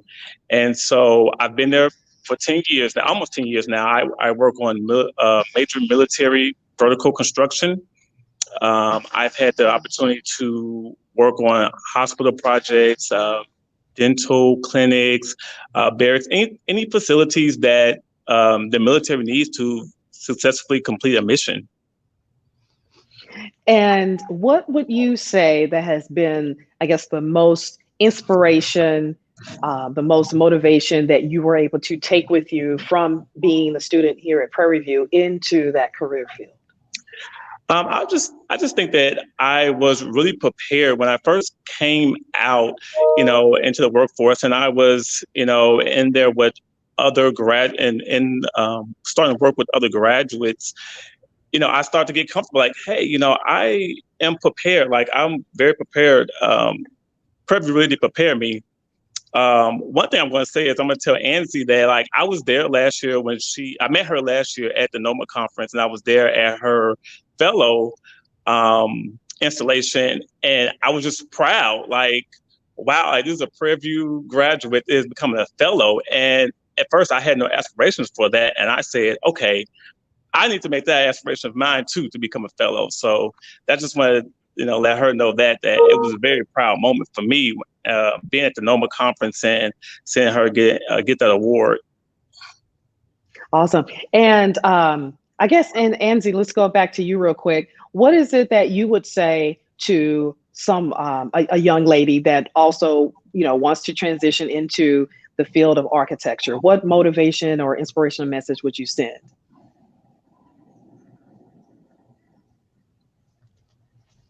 You're muted. Okay. So if you know anything about architects, most architects will tell aspiring people, don't do it. But that is not the message that we should be sending. Architecture is something you must have a passion for. So I would say if you have a little bit of an artistic bent, but have very, strong problem solving skills, and don't mind spending hours focusing on a thing that you really love, then, architecture is for you and you should try it out. I also tell students that architecture school does not prepare you for the true diversity of this field. Architecture schools really, they focus on design. And for good reason. It's the only time you're ever going to be able to be that creative before budgets and schedules become a problem for you. But if you get into architecture and it isn't all that you thought it would be, don't give up, because architecture can become so many things. All right. Well, let's bring in Krista Stoneham. Hi, Krista. Hi, how are you? Surprise guest. Yes, very surprising, but nonetheless, my producers make sure that I, catch everyone who comes in, and so they gave me your name, and so let's talk. What's your involvement with the College of the School of Architecture? What do you do? Yeah, so I'm a 3-time graduate from the School of Architecture. I have a bachelor's and a master's in architecture and a second master's in community development. So I got everything y'all have. All right. So, congratulations on being one of our outstanding alumna from the School of Architecture. What it is, I'm sorry. That's for another segment, our 70s segment, what it is. What is it that you actually do in your career field? And how long have you been in that role? What's your title? Where do you work? So I work for the city of Houston. I work in the mayor's office, in particular in a division that's called Complete Communities. And in short, it's basically a community development initiative in order to help some of the underserved and historically disinvested communities in Houston. Specifically, there's 10 that I work with. And I've been with the city of Houston for 7 years yesterday. Oh, wow. Well, happy anniversary. Mm-hmm. Yes. And what was your experience like as a student when you were on the Hill? Oh, man.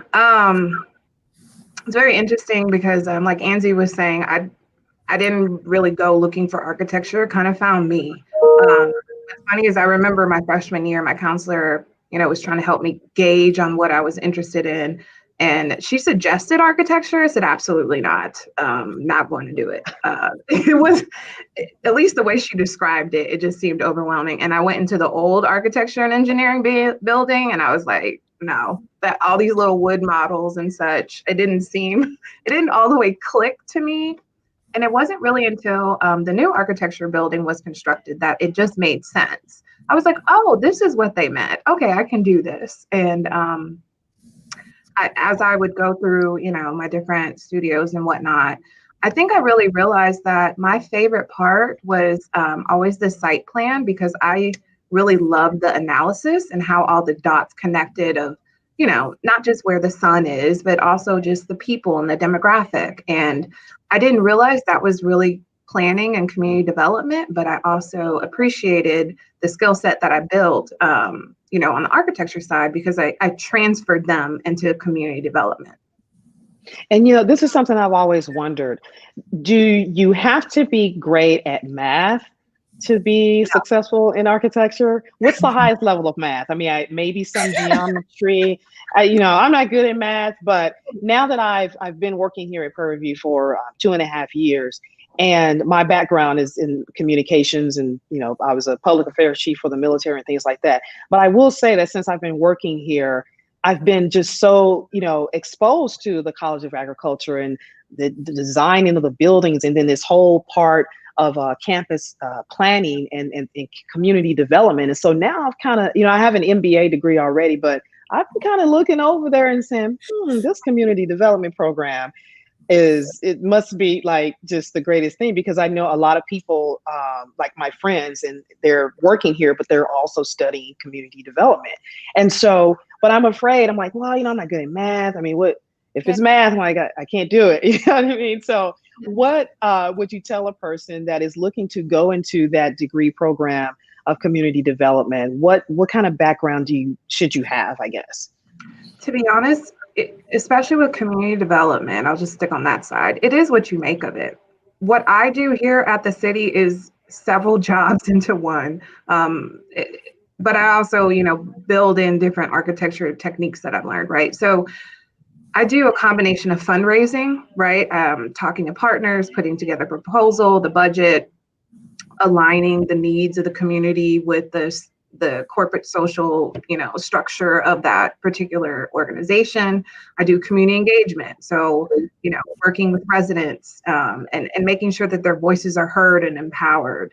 There's a little bit of preservation. Like I'm actually working on a project with Courtney Rose right now on revitalizing an old middle school, and what are some of the programs and services that are needed for that community. So we have to do a feasibility study to say, well, what's already there? What are the current assets? What are the opportunities? What are the challenges? So really, regardless of whatever undergrad you come from, I believe that there's an opportunity to bring your personal definition of what community development is to you, and you can bring that skill set to the table. Okay. Well, thanks for giving some of us that are out there wondering a little bit of encouragement. And you all have to forgive me. I know I've referenced the College of Agriculture at least twice, my producers tell me. We talked with them yesterday for a very long time. And, we put in a lot of work, getting this virtual homecoming together for you all. And so I apologize, because my colleges, things are starting to blend in a little bit. But nonetheless, I want to thank everyone for joining us today. Thank you, Dean Sabuni, for doing everything to ensure that we had a great program here for the students and our professors and our alums that are now teaching here, and also the ones that are out in the world of architecture doing great things. Before I go, though, I do want to reference the project that your school had involvement in, and that was painting the Black Lives Matter movement along University Drive. So tell us how that came about. I was talking with Dr.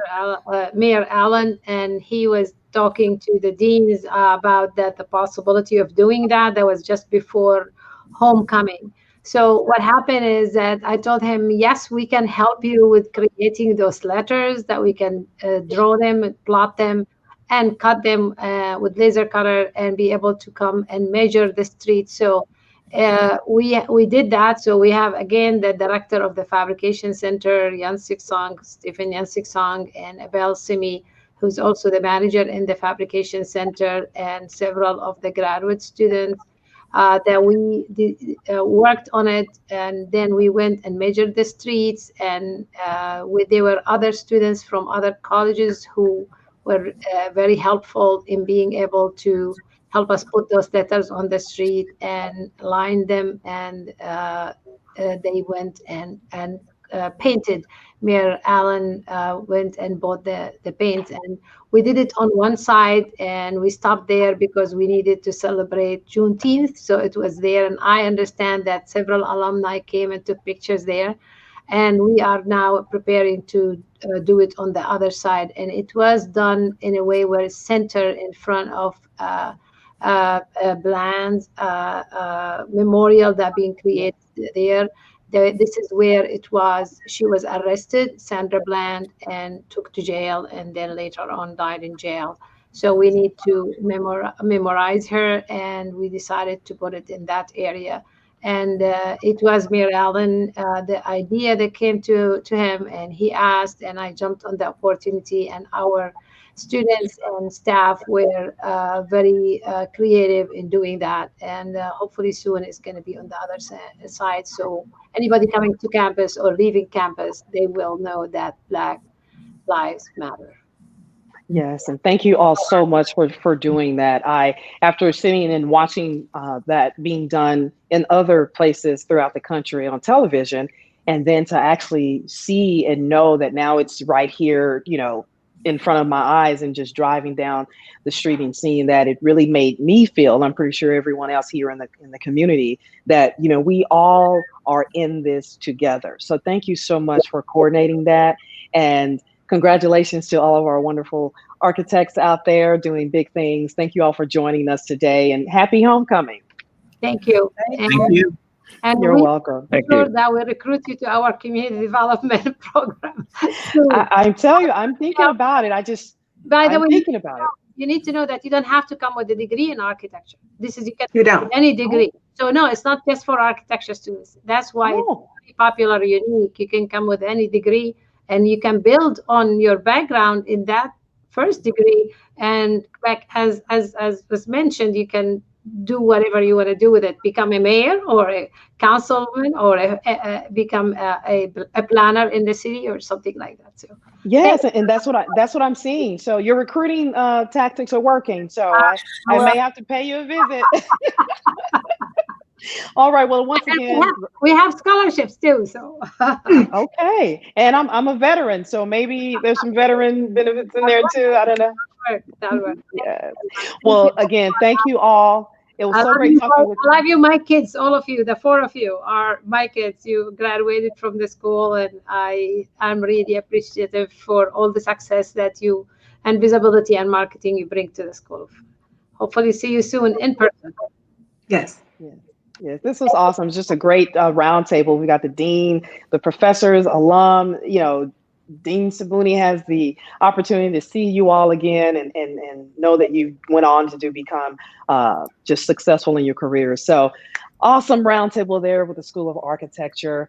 We're going to go ahead and keep things going. We're going to take a little bit of a commercial break, and then we'll come back at 1 p.m. with the College of Engineering, Dean Pamela Obiomon, who's also an alumna of the university, and another outstanding roundtable featuring students, faculty and staff, and our alumni. Once again, day 4 of the virtual PVAMU Homecoming Week. We'll be back in just a moment.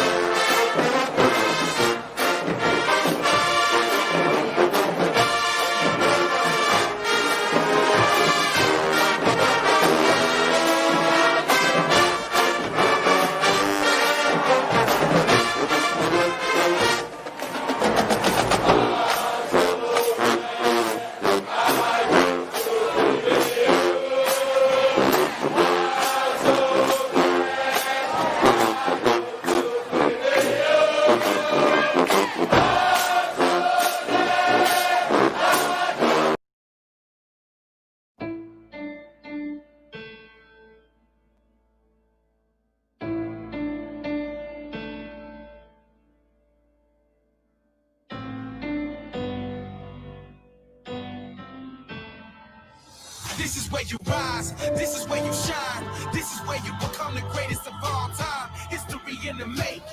This is history in the making. History in the making.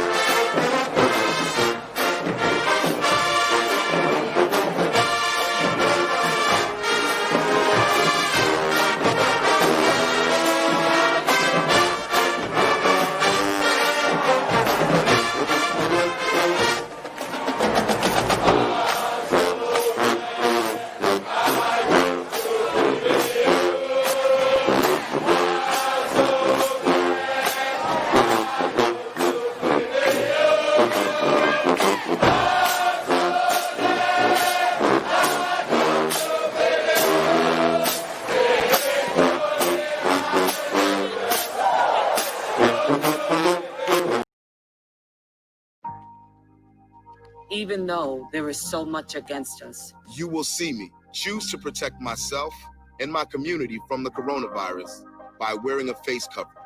Because it's going to take all of us thinking about one another. And even with my face covered, you will see me. You will see me as a mother, a wife, a friend. As an athlete who gave everything to the game I love. As a father, leading by example. As a sister. An entertainer. As a champion for my people. You will see me finding a light in a dark time. To unlock our creativity and push our craft. You will see me demanding the space to tell the stories that matter. As a man who knows that tough times don't last, but tough people do. join us in wearing a face covering to help stop the spread of the coronavirus. Because covering your face is one small act of kindness that has the power to bring us together.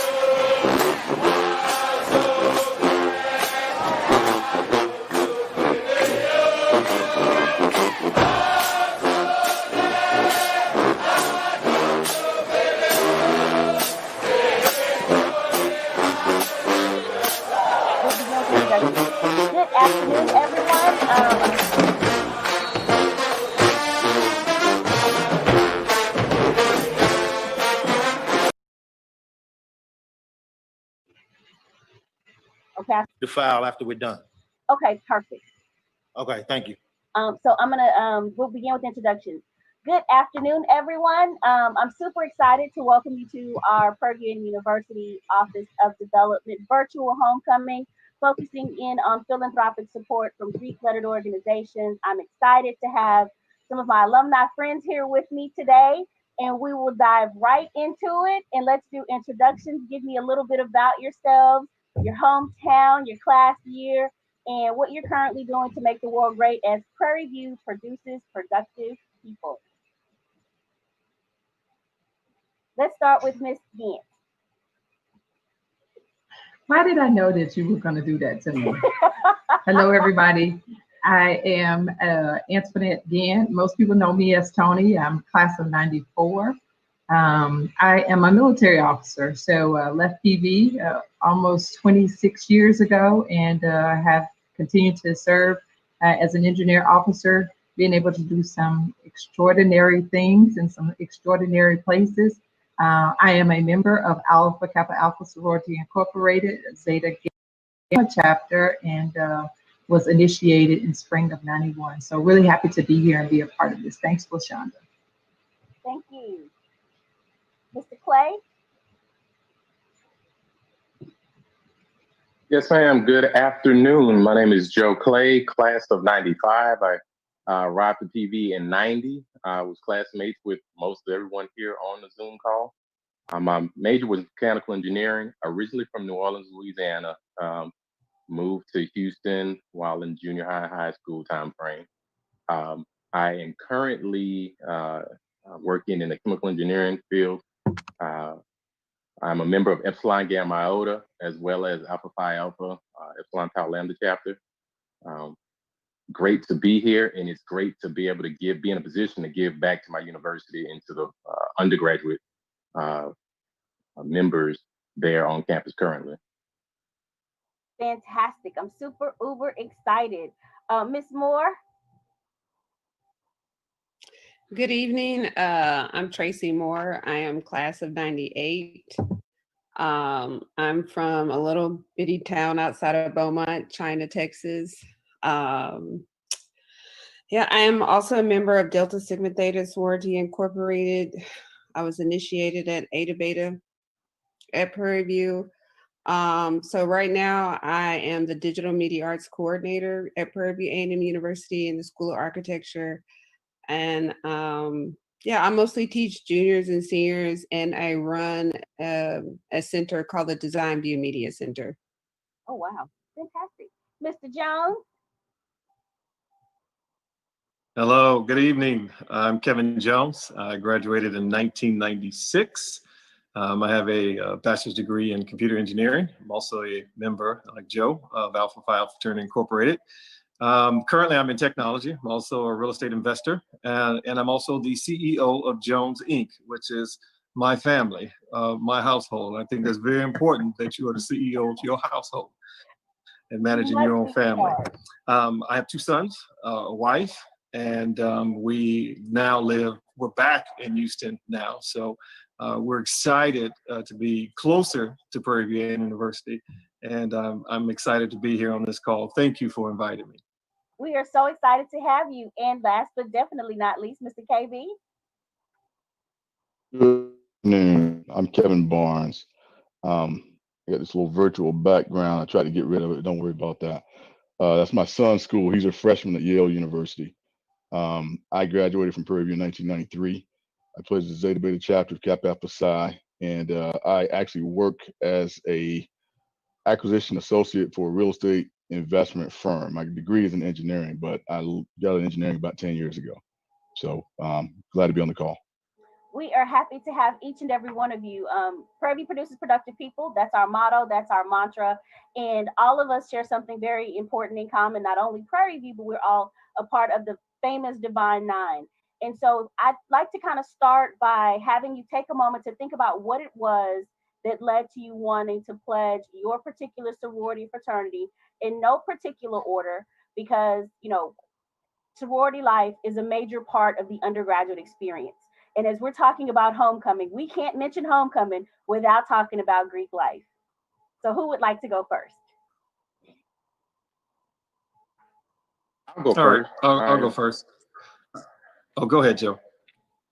I was just going to say, so the first organization I pledged was Epsilon Gamma Iota, which is an engineering and architecture fraternity.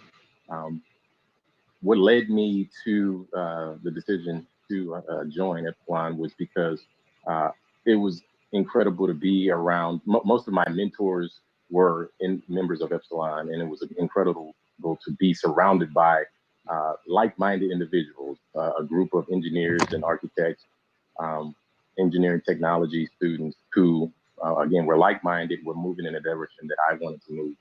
Many of them mentored me when I arrived to Prairie View in June, the summer of 1990, through Engineering Concepts Institute. And so I saw what they were doing, I saw what they were about, and I wanted to be a part of that. Also, with it being a co-ed organization, he gave me the opportunity to not only have brothers, but sisters as well, and be guided and mentored by not only males, but also big sisters. So that's the different dynamic that Epsilon brought to the table. And so it's been an incredible journey for the last 30 years. Phenomenal, phenomenal. Who'd like to share next?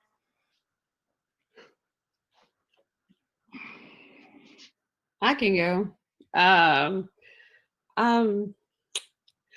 trying to think. I had a friend, her mother was a Delta.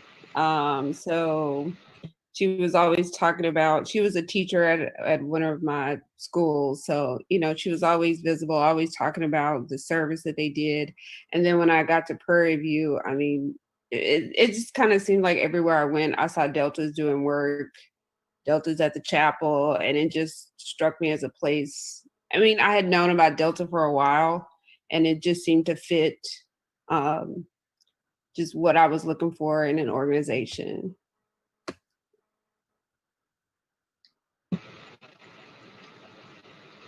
This is Tony. I'll go. So growing up in a house with a woman of Alpha Kappa Alpha, there was no question as to which organization I would be a part of. And not only growing up, but also having aunts that were also a part of that organization. So once getting on the campus and actually seeing the chapter there and the things that they were about and doing, when I had an opportunity to actually participate in the initiation or be considered for selection, of course, I jumped at that opportunity. But the thing was also, it's not about what the organization gives, but it's also what you can give to the organization. And so looking and seeing how we continue to improve upon the community service activities and our opportunities to be able to give and be an important role model there at the university. I thought that, again, just was where I needed to be and what I could do from a function of doing something outside of just being a student at the university. Great story. All right, I think I'll try it. So I'll be honest with you, when I was, prior to coming to Prairie View, I didn't even know what Greekdom was about. I didn't know what an alpha was, a kappa, a Q, sigma. I had no idea, no clue until my brother came home and he was ironing clothes, a bunch of clothes. And I was like, what is this all about? And then, you know, I seen a bunch of his line brothers come in at the time. I didn't know what these guys were. And so that was my first purview into it. And then when I arrived at Prairie View, I realized that a lot of the gentlemen that I looked up to that were mentors of mine, that were who I wanted to be in the future, were also men of Alpha. And so I would kind of say that it was partly my brothers and then partly just being around a lot of great alphas influenced me on pledging Alpha Phi Alpha. Kevin? Yeah, for me, I had a lot of neighbors when I was growing up in Florida that were members of Kappa Alpha Psi, and I joined the Kappa League in 11th grade. And when I got to Prairie View, it didn't really change my mind, and I decided to pledge as a sophomore, and I did my second semester, my sophomore year. So we had great relationships with all the frats. Matter of fact, both of my roommates were Qs. They pledged Real Theta, one in fall '88 and one in spring '90. So I had great respect for all the sororities and fraternities. So, and I know Miss Gant. Hi, Tony. It is so fantastic to be among KB. Yeah, I knew that this would be a great opportunity for each of you to collaborate. And although members of different organizations, the ultimate goal, absolutely, when we talk about the Divine Nine, the common attributes, scholarship, you know, which is really important, community service, and then last but definitely not least, there's always that fundraising piece to support the scholarship. And so with that being in mind, I'd like for you to just kind of take a second to think about, from your undergraduate experience and post, what was your first fundraising experience or exposure to fundraising, and how did that kind of mold and shape your thoughts on philanthropic support? So for me, I'll start. I can remember my first fundraiser, and this is like in high school, and Tony, this is gonna make you smile. So I was exposed to Alpha Kappa Alpha Sorority Incorporated as a student with one of my church members. And there was a program called Big Sister, Little Sister. And with Big Sister, Little Sister, every first Saturday, I get dressed up in my pink and green. And so literally every first Saturday, I'm wearing my pink and green. You know, 1 week we're doing, we're putting together fantastic baskets. The following month, we're giving it away to the elderly. And one Saturday we're fundraising, and I was like, oh my goodness! And all I remember was just the pink and green and all the wonderful things that I was able to take part of as a kid, and being exposed to that I think was phenomenal, because not only did it expose me to sorority life, but it also exposed me to the importance of community service, volunteerism, and philanthropic support to make the world a better place. So if you want to share your experiences, we'd love to hear more from each of you. So I'll go. It's Tony. Go ahead. My first experience with fundraising was actually working at Astroworld for Epsilon while I was going through the pledge experience. And so we would go to Astroworld, work basically all weekend long, and we raised a tremendous amount of money that way for the organization. At that time, I think like $10,000 in one semester, which was a huge amount of money for an organization in 1991. So that was my first experience with fundraising. I didn't do any fundraising in high school. I wasn't in the Boy Scouts or anything like that, so I didn't have to do any fundraising. So that was my first time doing fundraising. Then it went from that to just simple things like selling hot sausage sandwiches in Fuller Hall and things, and in Alexander Hall, things of that nature. So, scratching every nickel and dime. Yeah, having bake sales and things of that nature. So that was very basic philanthropy at the time. We were dealing with pennies, nickels, and dimes, whatever you could get. And leading up to today, which is a whole nother ball game where we're trying to raise 5 figures and 6 figures. It's a wonderful accomplishment to be able to have a circle of people to help raise those types of funds. Absolutely. Jay, I don't think ECI has ever done anything small. Right? So, no, I was going to say my initiation with fundraising actually came watching my mom as she was the advisor for the National Honor Society at the local high school. And I mean, they sold candy apples, they sold chicken sandwiches. I mean, whatever it was to not only be able to bring scholarship to the National Honor Society, but also to be able to do some things for the community. And so, just seeing what they were doing and how they were utilizing their talents to be able to give back to our small community, I think, it was like, okay, let me get in here and help them do this. So it's kind of always been there. And then secondly, my mom put me in Miss Fashionetta. So, you got to raise money so you can actually bring about scholarships. So, I think it has always been a part of something that we have done, regardless of where we've been in regards to trying to raise funds for either the community or a scholarship, to give back to an organization. Mine's real brief. As part of Cap League, I grew up in Jacksonville, Florida, and we used to have a bowl game there called the Gator Bowl, which was like a New Year's Day bowl. And we also did like college basketball games. We would go, the Cap League would go there, and we'd sell pretzels or Cokes or whatever, and the proceeds would go to the scholarship fund for the local Kappa Alpha Psi chapter. That was 11th and 12th grade. Peanuts back then, it was small potatoes. We'd be out there working the aisles. Nuts think I was doing that, but we did. You was doing it. You were doing it. High school hazing. Yeah. Exactly.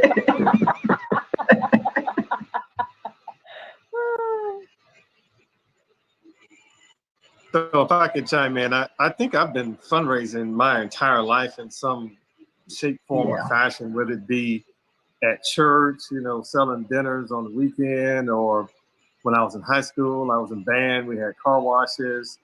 And then if I were to think about Alpha Phi Alpha, then, I guess we were raising money by having a party at the Baby Dome. But we did raise money, and that actually became a scholarship. Party with a purpose. I know y'all all call yourselves raising money by having a party at the Baby Dome, but so it's kind of been a part of my life. Dual purpose. Exactly. For me, I think the fundraising that had the most impact was at church when I was growing up.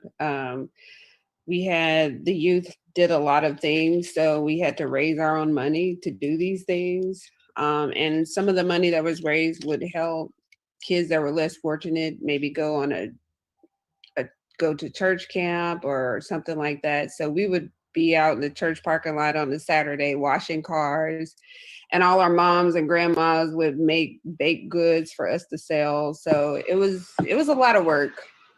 But that was my first kind of entry into fundraising. Yeah, it sounds like all of us have had some really unique experiences that contributed to us getting to this particular point in our lives. But one of those threads that brings us together too, I can't help but think about, is not only from the spiritual perspective, but the community service piece.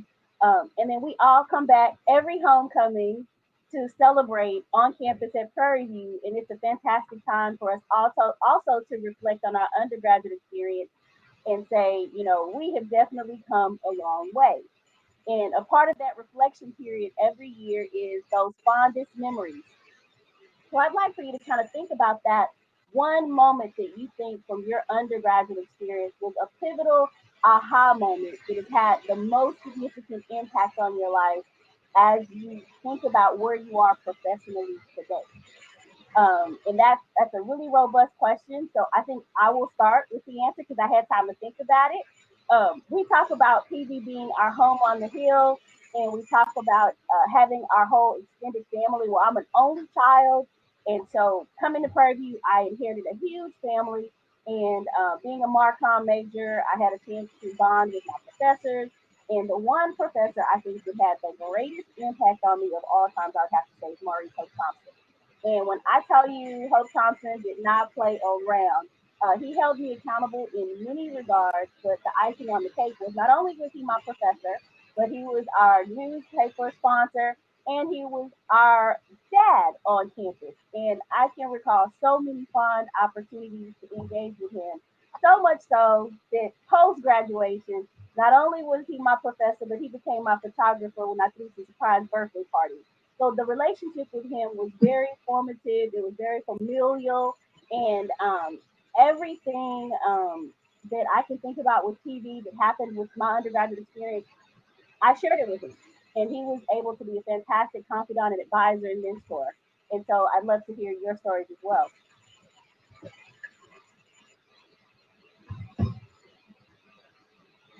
I'll go. So I'll chime in. I'll never forget. So at Prairie View, I loved being at Prairie View. I felt home there.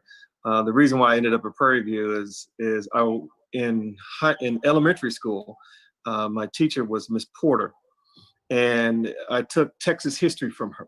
And she, as a part of our Texas history project, she had us color in these sites around Texas, and one of them was the flagpoles. So, but I had no idea what that was. I just knew it was a brick base and some flagpoles, and I think it said PV something. I didn't remember. I just wanted to get the assignment done. And I never really knew about Prairie View until you sit down and you go to a symposium with Frank Jackson telling the history of Prairie View, and he's the Alta Vista plantation, and he goes into the soliloquy. And I mean, you really learn why you're there, why it's so important, and how far the university has come from and where it is today. That was probably one of the most pivotal points in my college experience, is just sitting there listening to Frank Jackson talk about Prairie View University. Literally, I was sitting there in awe. And so that was just something I'll just never forget.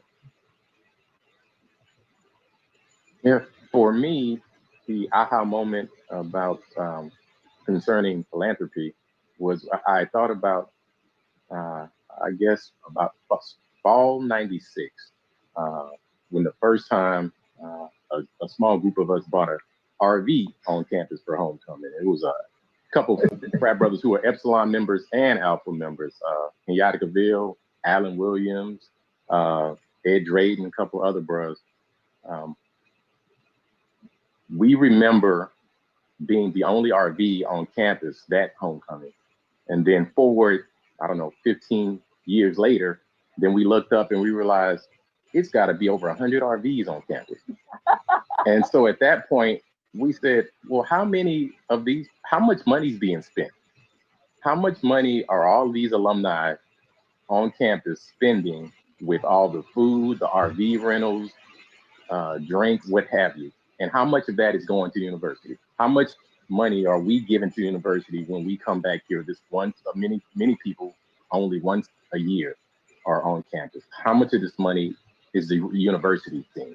And so at that point, I decided we had to start doing something to generate funds to give back to. At that time, I was just thinking athletics. I was just thinking, how can we get more money into the athletics department? And then it went to also, hey, since we were all engineers as well, how can we start giving to the engineering and architecture department as well? So that was kind of my aha moment a few years ago.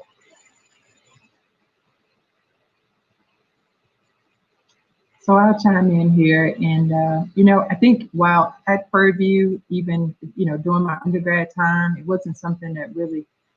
We did it through the sorority and things of that nature, but it wasn't until after I left. My first duty station was Fort Hood, Texas, and we were in a process of actually reinitiating the alumni chapter there.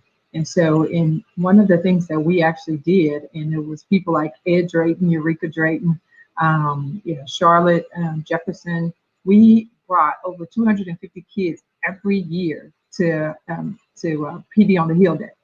And so to be able to actually do that, it was like, hey, if we're going to bring them there, we need to be about having money to be able to give to them so that they can be able to actually have scholarship to be able to go.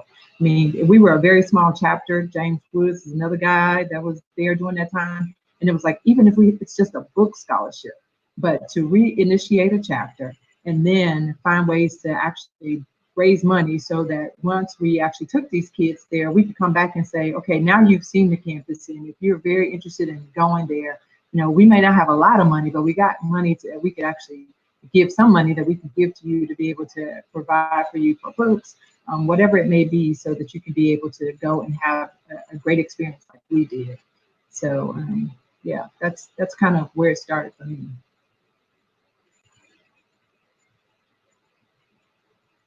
I'll chime in real briefly. Kevin Jones, my introduction to that subject also came from Frank Jackson. Back in the late 80s, early 90s, we didn't have cell phones. There was no Uber. Prairie View was too far to take a taxi. And I was in the Navy Reserves, and I had to get down to OST once a month, every weekend, for the first 3 years of my undergrad experience. And Frank Jackson was actually an officer. I found out by exploring around. He was an officer in the Navy, and he would take me down there. We'd stay in a hotel, drive all the way, listen to his stories, and drive back on Sunday afternoon, listen to his stories. So I echo the same sentiment. Tracy? Mine's kind of a long story, but I'll try to make it short. When I was in undergrad, I was an advertising art major. It was a very small program, and I believe by my junior year, the university had to close the program, so we just had to kind of graduate with whatever. And we weren't being taught what we needed to get jobs. So like all of the majors, we kind of helped one another to try to be successful. We'd go out and get internships, come back and teach the rest of the majors what they needed to know to get a job. And from that point, I was like, my mission in life was to go get what I need and come back and hopefully bring that program back. And it just gave me that spirit of being committed to Prairie View and seeing it succeed. And so once I graduated in '98, I went to U of H, got my master's in graphic design. I taught at U of H, Lone Star, the Art Institute, and in 2004, I was brought back to Prairie View with that goal in mind, is to bring that degree back, but under a different name. And after writing 2 proposals in 10 years, we now have the program, and we have over 70 majors. We've had 3 graduating classes. And I'm working with all of our recent alumni, all 22 of them, to get them in the spirit of giving back. It's going slow, but I'm working on them to create an alumni advisory association for digital media arts. So they all come back and they give their time and participate in our end of semester reviews.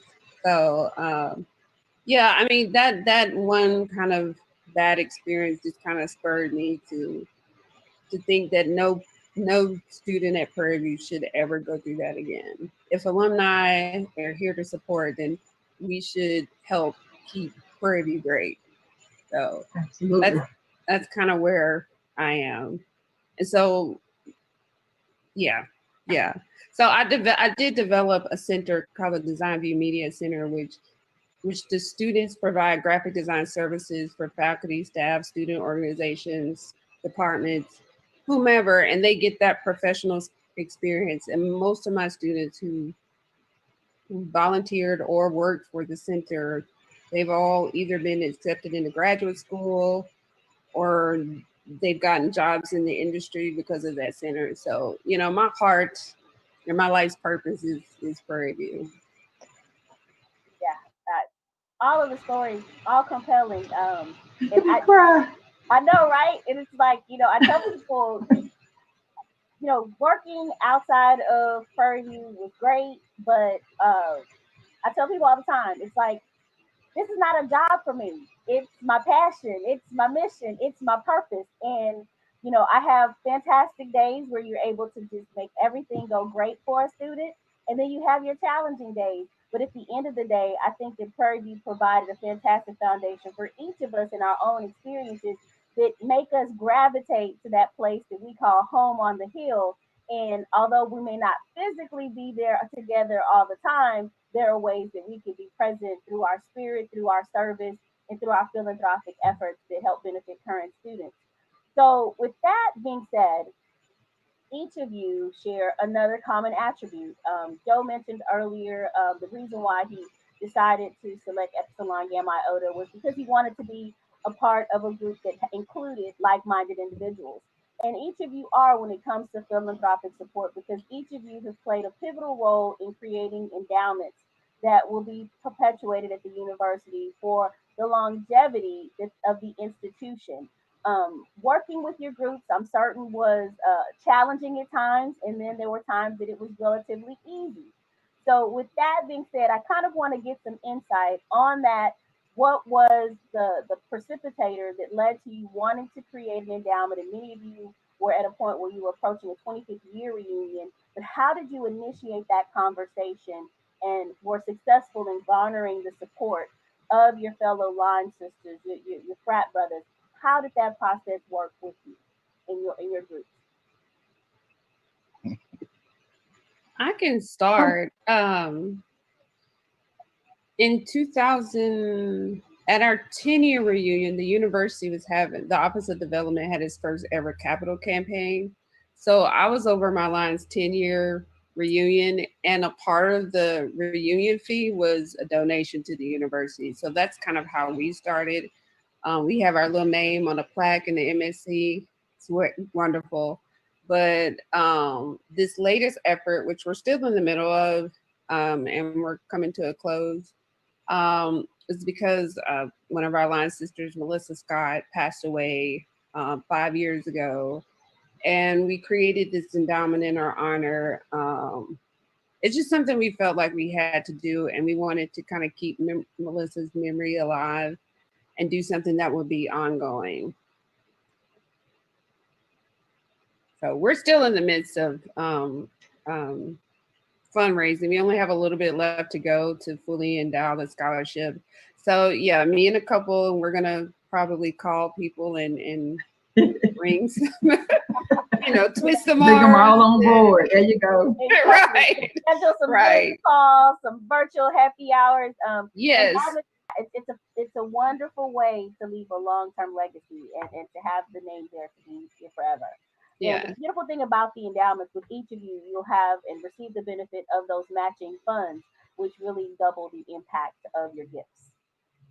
Yeah, I will say this. I want to mention this because some of our funds were already matched. We were able to get one scholarship. And at that wonderful donor recipient luncheon, that was so great. We met our scholarship recipient, and you know, our line sister had issues with fibroids and stuff like that, and that kind of led to her passing. And it was just crazy because the scholarship recipient's wife had the same issue. So he's telling us a story about her and the birth of their child. And me and my line sister are over here in tears because we're like, oh my gosh, this is destiny. This was God, because, you know, our line sister had the same type of issues. So we created a bond with him and a connection with him. And it was really wonderful.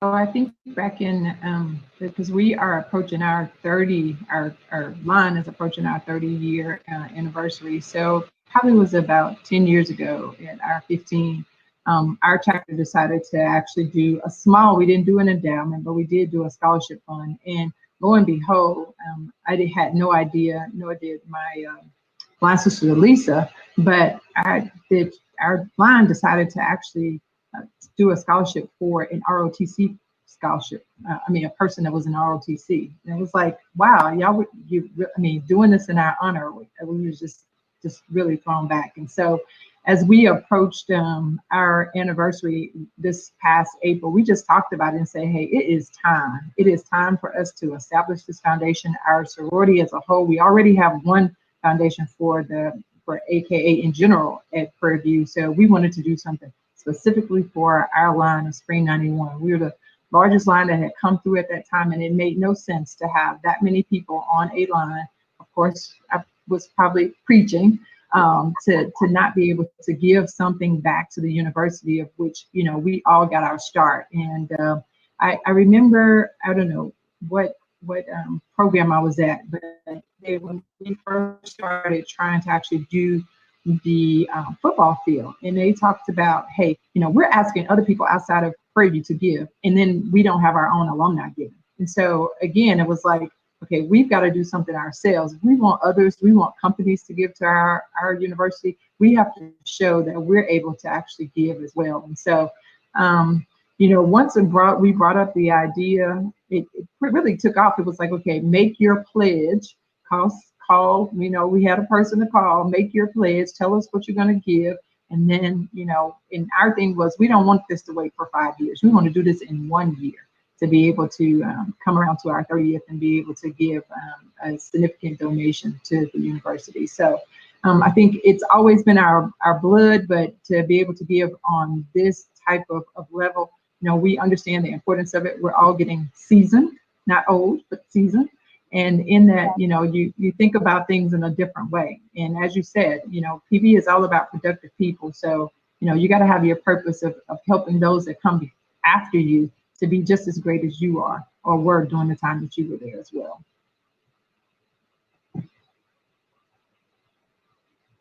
For me, I had two avenues where I wanted to give money. I wanted to give money again to athletics, and then I also wanted to give money to the engineering department. And so I started going down this path of info figuring. I found out through LaShonda that we had a thing called the endowment.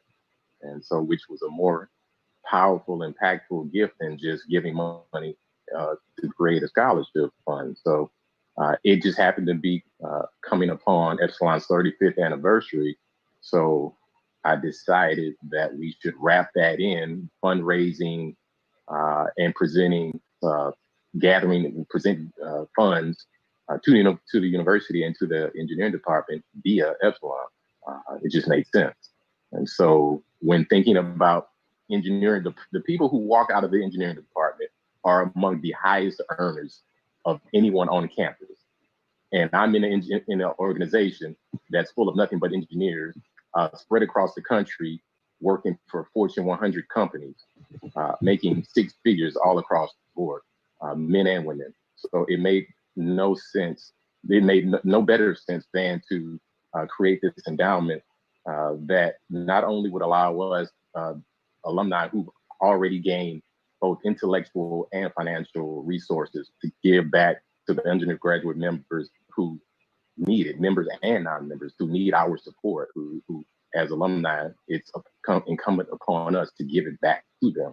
So we decided to create the endowment, which would be, again, a much more impactful foundation, and just to us, it was going to be historic for Epsilon, and it was going to be something that would last forever as long as the university is alive. So it made sense. We were able to, it really hit home, the idea of creating a foundation really hit home with the membership. The first year we were able to raise, I believe, $47,000. This year, even with Corona, we were able to raise, I believe, $35,000. And so we're starting the capital campaign for fiscal year 2021, which where our goal is to raise $50,000. So again, it was really touching the membership and letting them know that, hey, again, that old phrase, to whom much is given, much is required. And we are all very blessed individuals to graduate with an engineering architecture degree from Prairie View University. It's allowed us to build great lives for ourselves and our families. And so, you know, we owe it. We owe it to the school. We owe it to our undergraduate members and non-members on campus.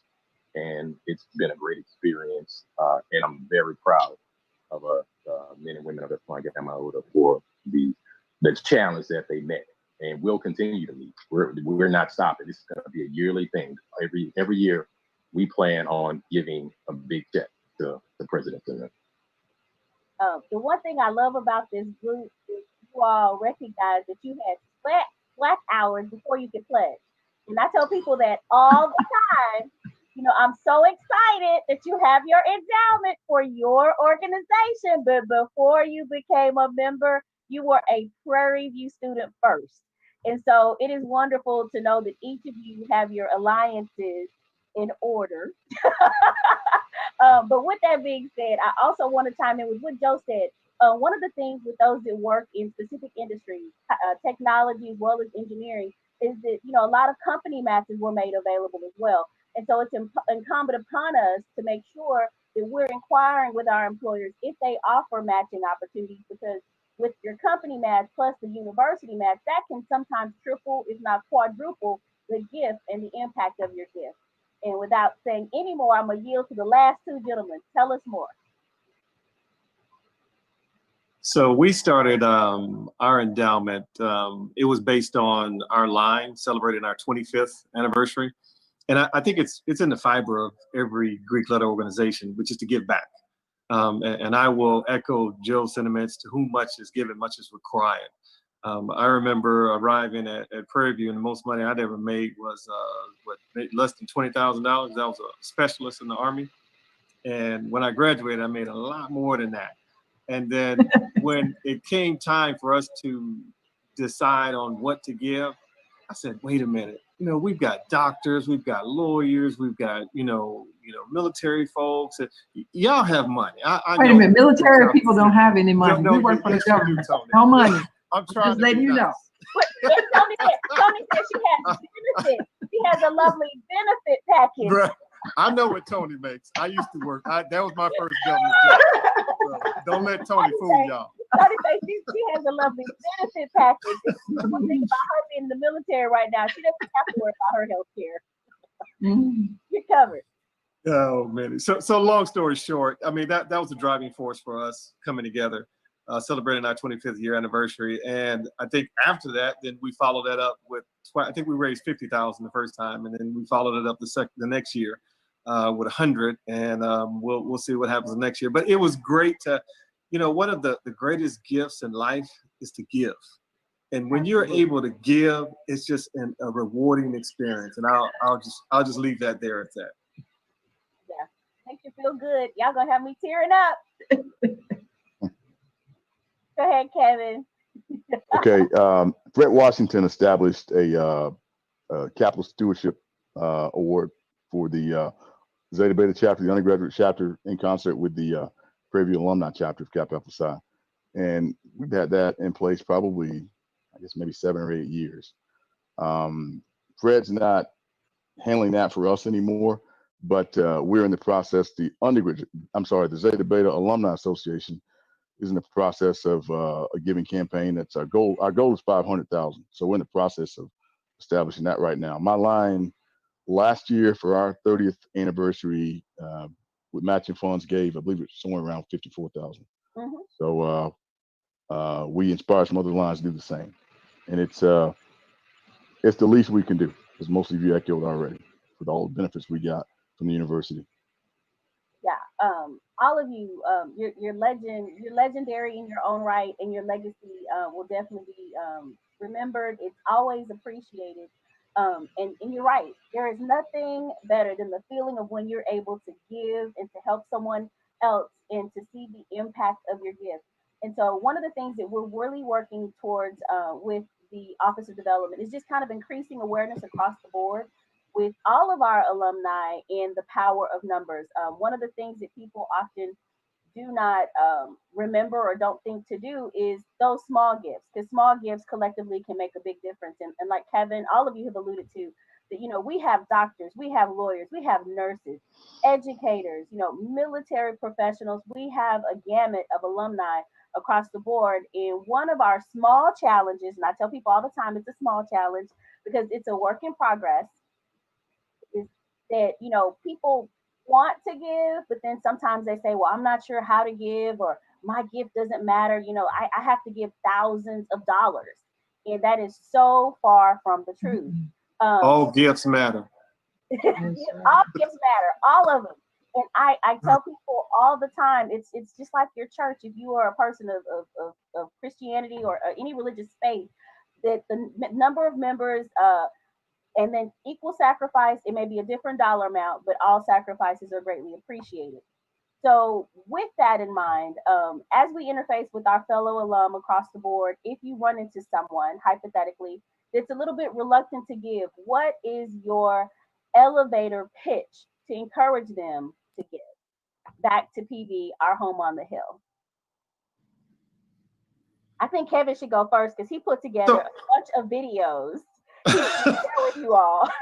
So last year with his campaign, when he initiated his campaign, he put together a series of videos that he made at home, and you couldn't tell he made them at home, and he shared them with his line brothers about how important it was to give back to the university and to support the endowment. So Kevin, give us some of your wonderful examples. So of course the videos help, but you know, I'll be quite honest with you. I mean, depending on your personality, I don't like asking people for money. I really don't. But I knew where we were in our lives. You know, we're out of school 15, 20 years. Come on. I mean, seriously, literally, I just called him on the carpet and said, hey, Joe Clay, I need $5,000 next week. And Joe would write that check for $5,000. Joe Clay, all right. I'm gonna need $5,000 next week for the annual fund, and I'm gonna need you to write that check. And so if you ever put me in charge of fundraising, I'm gonna say, hey, KB, I need 10K next week. Do you got it? You know, make it happen. So long story short, I just asked. I literally just asked and really didn't take no for an answer. But you know what? I mean, we do so many other things. So the thing is, if you're willing to do those other things that you do, what is it a small donation to give back to your own university? You know, where when we come back for homecoming, we reminisce about all the things that we had fun doing and what we did, remembering professors, you know, like Dr. Fred and Karen.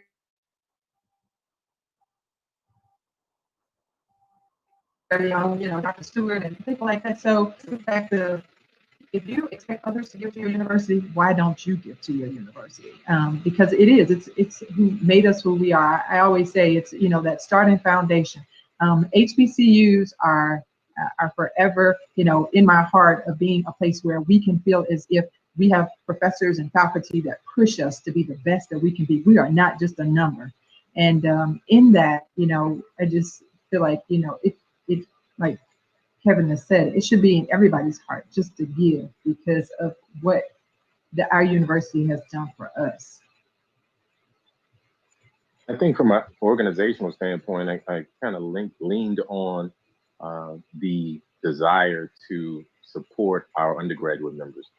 Epsilon is like a family. Most of us, we know the current undergrads, you know, they like truly little brothers and sisters. And oftentimes you have kids who they have to drop out behind $500 to $1,000.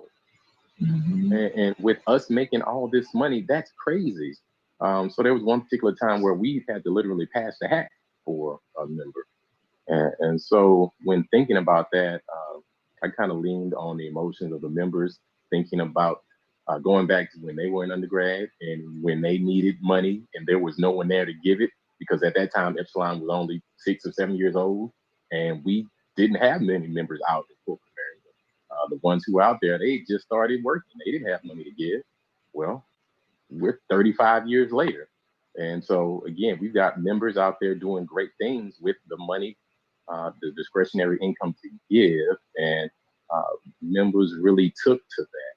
And, the inspiration to provide to that younger self who needed the money 20 years ago, everybody leaned in on that. Along with a stat that I got from someone, LaShonda, that roughly only 3% of all HBCU alums give back to their university. That stat is insane. It makes no sense. And when I shared that with the organization, everybody just kind of had their mouth open, like, are you serious? Is this real? And if you think about many of our alum, our Gen X alum, you got a lot of people who still hurt behind waiting in long lines at registration. And many don't come back or only come back once a year for homecoming. And so we know it's real. We know that 3% stat is probably legit. And so it is. We just turned in some more numbers. Yeah. So reality. You know, so when you tell people that, it kind of it got them to stand up and man up and give up some money.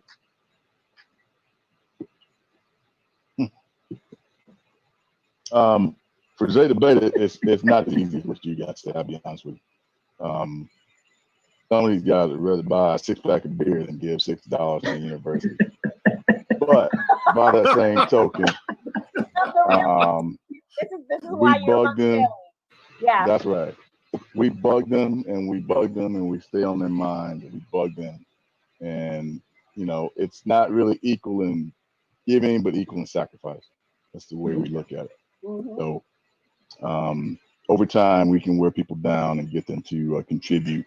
Like LaShonda said, small amounts that collectively turn into big amounts. Don't feel bad. It was the same for everybody. Tracy, I wanted to echo. My wife was a very good friend of Melissa Scott. She was at her funeral. And I knew Melissa too. I used to see her at church at Brook Hollow. So I had no idea it was your line sister. Yeah, it was rough. And yeah, so since then we've had another line sister to pass away. So after we finish this endowment, we're looking at what we can do to honor her memory as well. So okay. I can post the link to the giving. Well, she's a Delta, so she might know about it. She's actually with Prairie View alumni. She might know about it. Give up that money. Write it in the chat. And everybody's like, yeah, we love to give. This is what we do. Yeah, I love it. Yeah. Tracy, working with your line sisters over the past 5 years, along with sorority members, how was that process, and how are you doing, and what have been some of your learning lessons in this process with helping garner philanthropic support in memory of Melissa? Trying to think. You know, I have some great line sisters. We have great ideas. It's just, you know, I think the one thing that I've learned is just trying to stay consistent and try to stay on people. Our line name is Mission Impossible, so sometimes it feels like we don't get stuff done, but in the end we come out and it was like, okay, Mission Possible. You know, we yeah, it's just staying consistent and being consistent and just constantly talking to them like, hey, you got to get this done. Who's next? I just posted a message on Facebook. We have our own Facebook group, just like, hey, we've got this much left. Who wants to make a pledge right now? It doesn't have to all come from you. So we're planning a few things to round out the year. Our line birthday, our 25th anniversary is November 15th. And we also do something on Giving Tuesday, which is after Black Friday. So we have a few more things that we're gonna do to finish raising the funds. Yeah. So it's been fun. You know, my line sisters, they know the importance of it. It's just, we just have to stay consistent and keep it out there. We always pull it out in the end. So I don't really worry about whether or not we do it because we're Mission Impossible. We're all things are possible. Get it done. Yeah. Gotta love it. Yeah. Oh, yeah. So, Joe, you brought up a very important piece of information that we shared that alumni sometimes find very hard to believe, but it is a stark reality. You know, we get to homecoming and we see,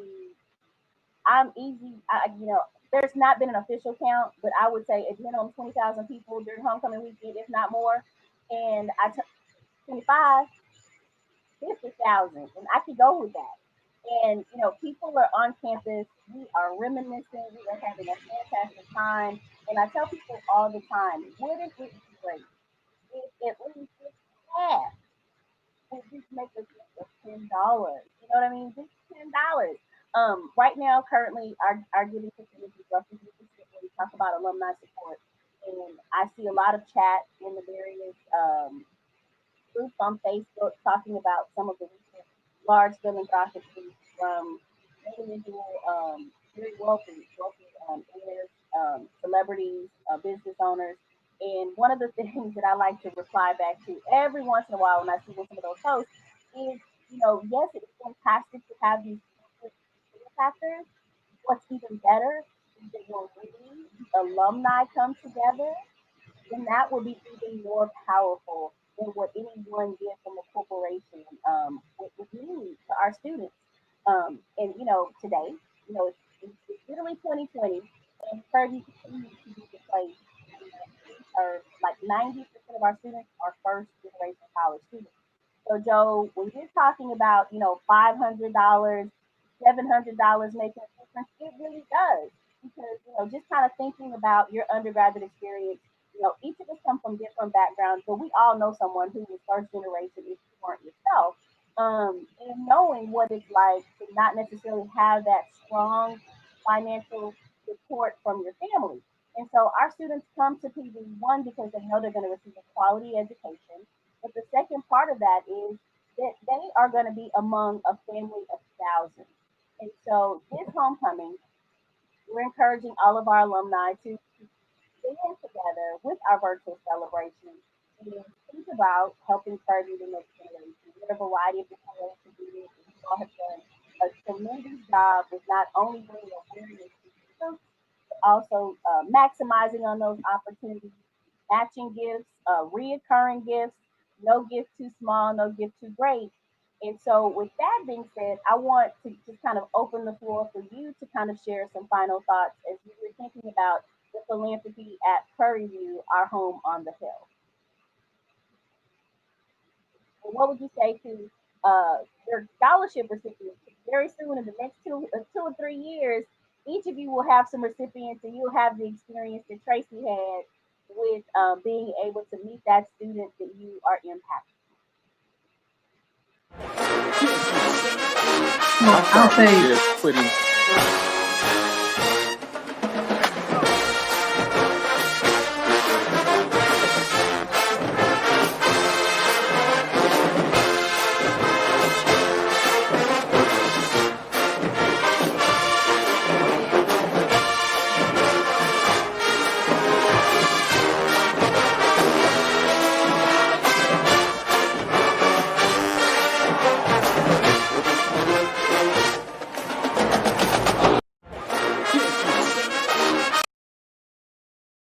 Welcome to oh God, what day is it?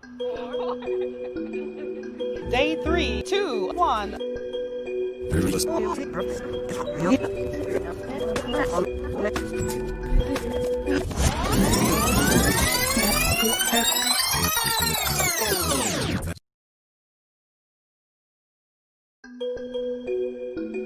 You have long traveled far, all the way there and back. Home always welcomes you, gives you rest, family.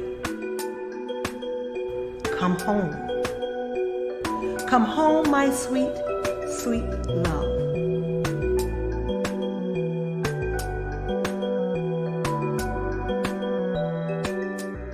Welcome.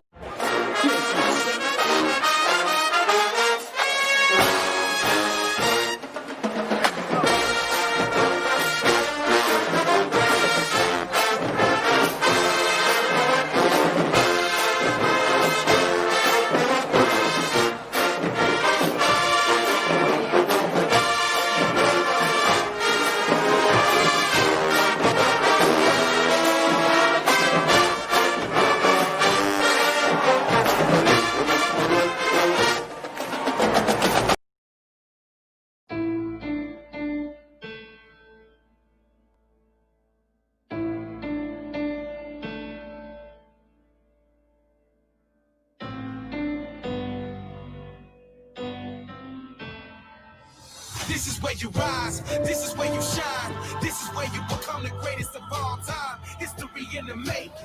This is history in the making. History in the making. Vote for your life.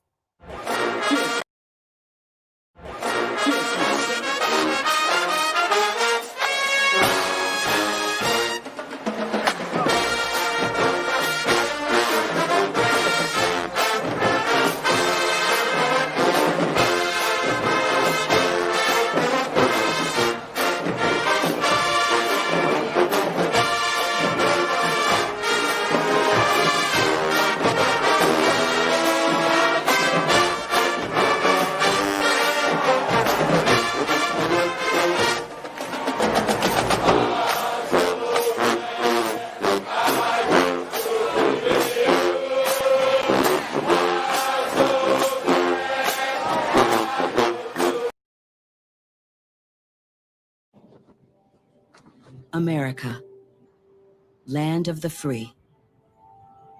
It's at the core of who we are. Freedom. The freedom to live without fear, to drive through all 50 states, to sleep safely in our own beds, the freedom to jog where we please, to watch birds in the park, to wear a hoodie, the freedom to breathe. Before we celebrate the freedom most Americans have, we must fight for the freedom all Americans deserve. Because no matter your religion, gender, disability, age, race, all lives can't matter until Black lives matter.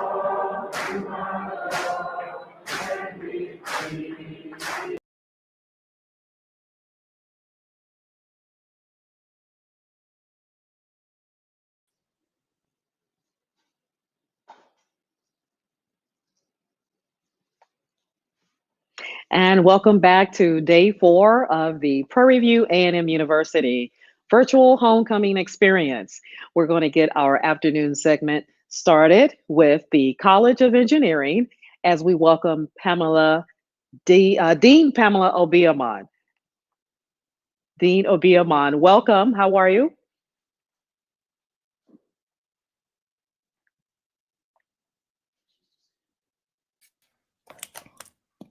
Okay, there you are. Hello. Hi, How are you this afternoon? I'm doing great. Thanks so much for taking out the time to join us in this virtual homecoming experience. What do you think about everything so far? So far, so good. It's been a great experience. Well, we're glad that you enjoyed it and that you're continuing to do the great things for the College of Engineering over there. You are also an alum of the College of Engineering. So we want to make sure that we let everyone who don't know, let everyone know about that and how we are happy to have you as dean, but also proud to have you as an alumna of the institution. Thank you. Yes, you're welcome. So, give us a little bit of your background. Where did you start in your journey that led you to become dean of the College of Engineering? Okay, I came to Prairie View around 2003, after completing my PhD and working at the Johnson Space Center for a while, and then after being at Prairie View for about, I guess, 13 years, I was asked to serve. Well, actually, I applied for the dean's position and I received that position, but prior to that, I was the department head of the Electrical and Computer Engineering Department for approximately 6 years. And so that position prepared me to be the dean because that's one of the largest units in the college. In that unit, we have 4 programs. We have 2 undergraduate programs and 2 graduate programs, including a master's and PhD. So that prepared me for the dean's position, and here I am. And you've had an opportunity to be in charge of just some of the most fascinating projects there in the College of Engineering. I do understand that there is a new research program that you're looking at that can actually improve the COVID-19 screening methods. Yeah, so in the College of Engineering, we have 11 outstanding research centers. Um, we have 2 or 3 that are really, really productive. And one of our most productive centers is the Big Data Analytics Center. It's better known as the Credit Center. And in that center, they have some of the fastest platforms for running machine learning algorithms and AI algorithms. That center is nationally recognized for the work that it's done. It was a $5 million center that was funded by the Air Force Research Laboratory. So they had been doing quite a bit of work in the areas of machine learning and artificial intelligence prior to COVID-19 for the Air Force. But when COVID occurred, they decided to use some of their research to try to improve the testing process because, as you know, it is very difficult it was and it still is at times to get tested for COVID. And so they were trying to come up with efficient ways to determine if a person had COVID by using x-rays. They were using x-rays and running machine learning algorithms and models to see if a person had pneumonia or COVID-19. And the reason why they focused on x-rays was because many hospitals determine this using CAT scans, CT scans, but that's expensive. And not all hospitals have those, but almost every hospital has access to something like x-rays. And so they have run several models, and they found some models that are very effective, and they're publishing that work in that area. Well, we want to say thank you all for, I guess, being one of the first institutional, educational pieces of that to test that here. Do you know, are there any other HBCUs with their colleges of engineering? Are they involved in this research as well, or is it just Prairie View for right now? Right now, it's Prairie View for right now, but our center does reach out to other HBCUs. We have quite a bit of work that's happening with Tuskegee and some of the North Carolina A&T. We have some work with those institutions, but as of now, we are one of the few institutions, period, who can take machine learning and artificial intelligence to that level. So we're doing it by ourselves. As a matter of fact, we're one of the first in the state to establish a machine learning artificial intelligence certificate program at the graduate level. And right now, with being in the pandemic, and it's been challenging for a lot of professors and teachers and things of that nature. What type of, I guess, guidance or encouragement are you able to provide for your faculty and staff there in the college to get through all of this online learning that we're doing now? We're trying to constantly talk and constantly encourage each other and send messages and just check on one another to see how we're doing. But in the College of Engineering, our faculty, I tell you, we're used to pushing it and we're used to working through tough times. And so our faculty is really, really accepting these challenges and taking it to the next level. As a matter of fact, this semester, we actually had almost 80% of our classes online. Now, you have to know, prior to COVID-19, our faculty fought not to put courses online in engineering, but they were very, they worked through these issues and they've put most of their classes online. They're working very hard, and we try to support them by just keeping in touch with everybody and being And very flexible. yes, I'm glad you brought that up about, fighting not to have the engineering courses online, because that was going to be my next question and concern, if you will. I've noticed that as I've been talking with some of the other colleges and the professors this week, that, we realize that some of the online learning for some of the colleges and different studies, you can pretty much, you're okay. But there are those studies to where, like engineering and things like that, that where hands-on is very, very important. So that, yes, how have you all tried to overcome that, coming away from the hands-on learning, and like you said, challenging to not have the classes online, but they are. So has there been any pushback and complaints at all? To be quite honest, our students have not complained a lot about this at all. But one of the things we did very early is we actually started doing it last year prior to COVID, and it just kind of worked out, and the timing was pretty good. But we started trying to allow our students to be able to assess all of our software and simulation tools from home using any devices, cell phones or computers or whatever. So we started doing that last year, just moving into that type of learning. And so that when COVID hit, it was available to our students. So we went from a lot of hands-on to more simulations, which made it a little difficult. I mean, I think it does impact learning to an extent. And we also shipped kits to our students.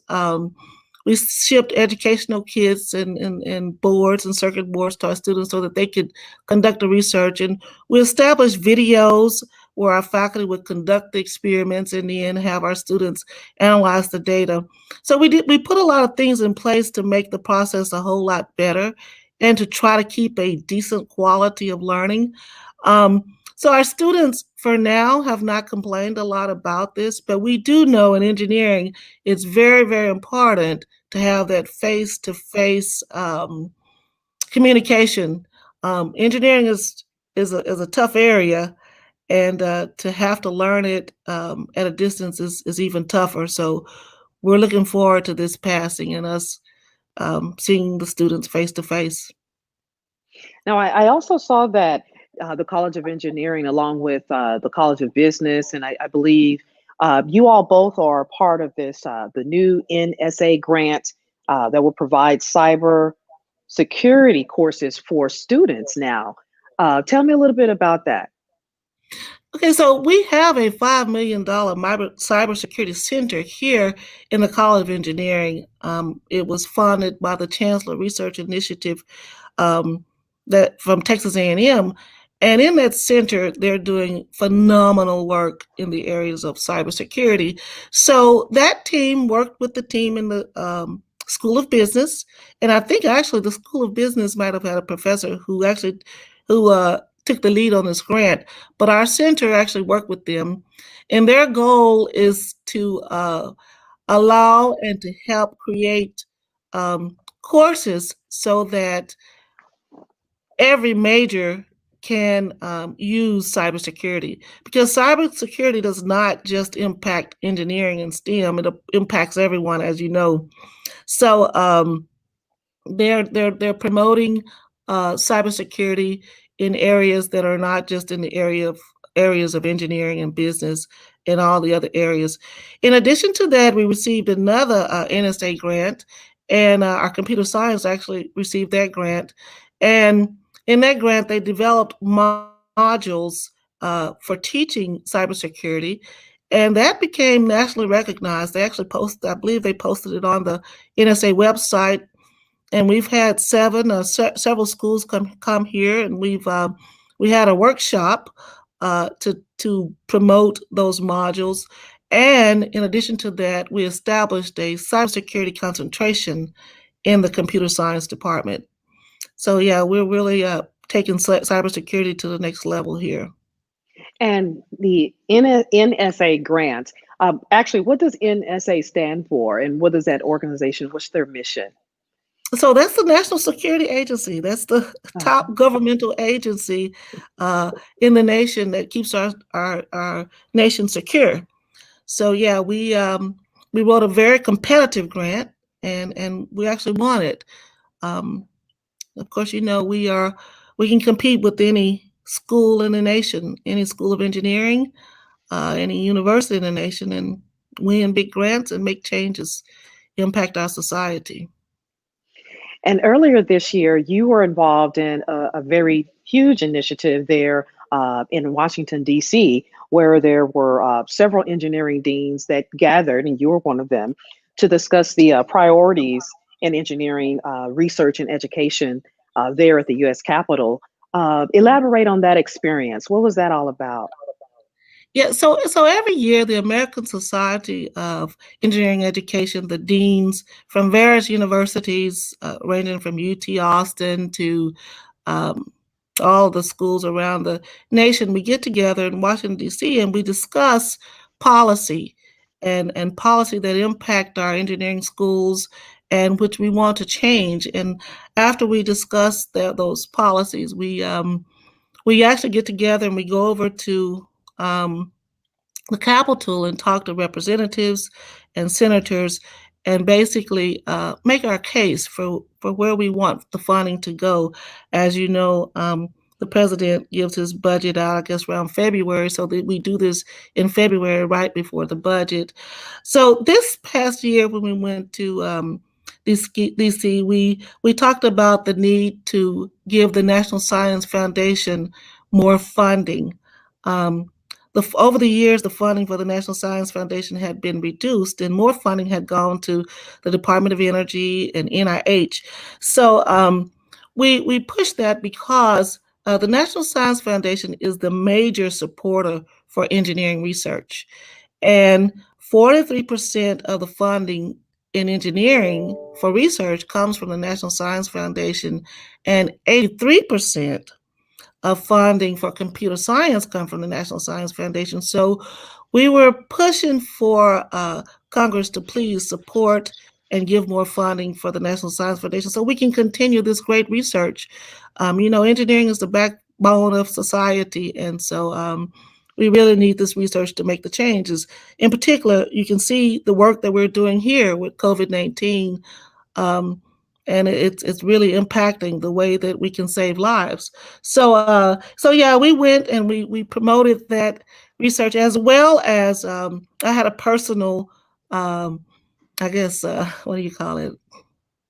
I pushed HBCUs and funding of HBCUs. I think we were the only historically Black college to participate in that particular gathering in DC. But as we went to our senators and representatives, of course, I promoted more funding to HBCUs for research. And well, that's great. Thanks for being the spokesperson out there for us and making sure that our students, our university, and these HBCUs, we get what we need. So we really appreciate you being the champion for us out there.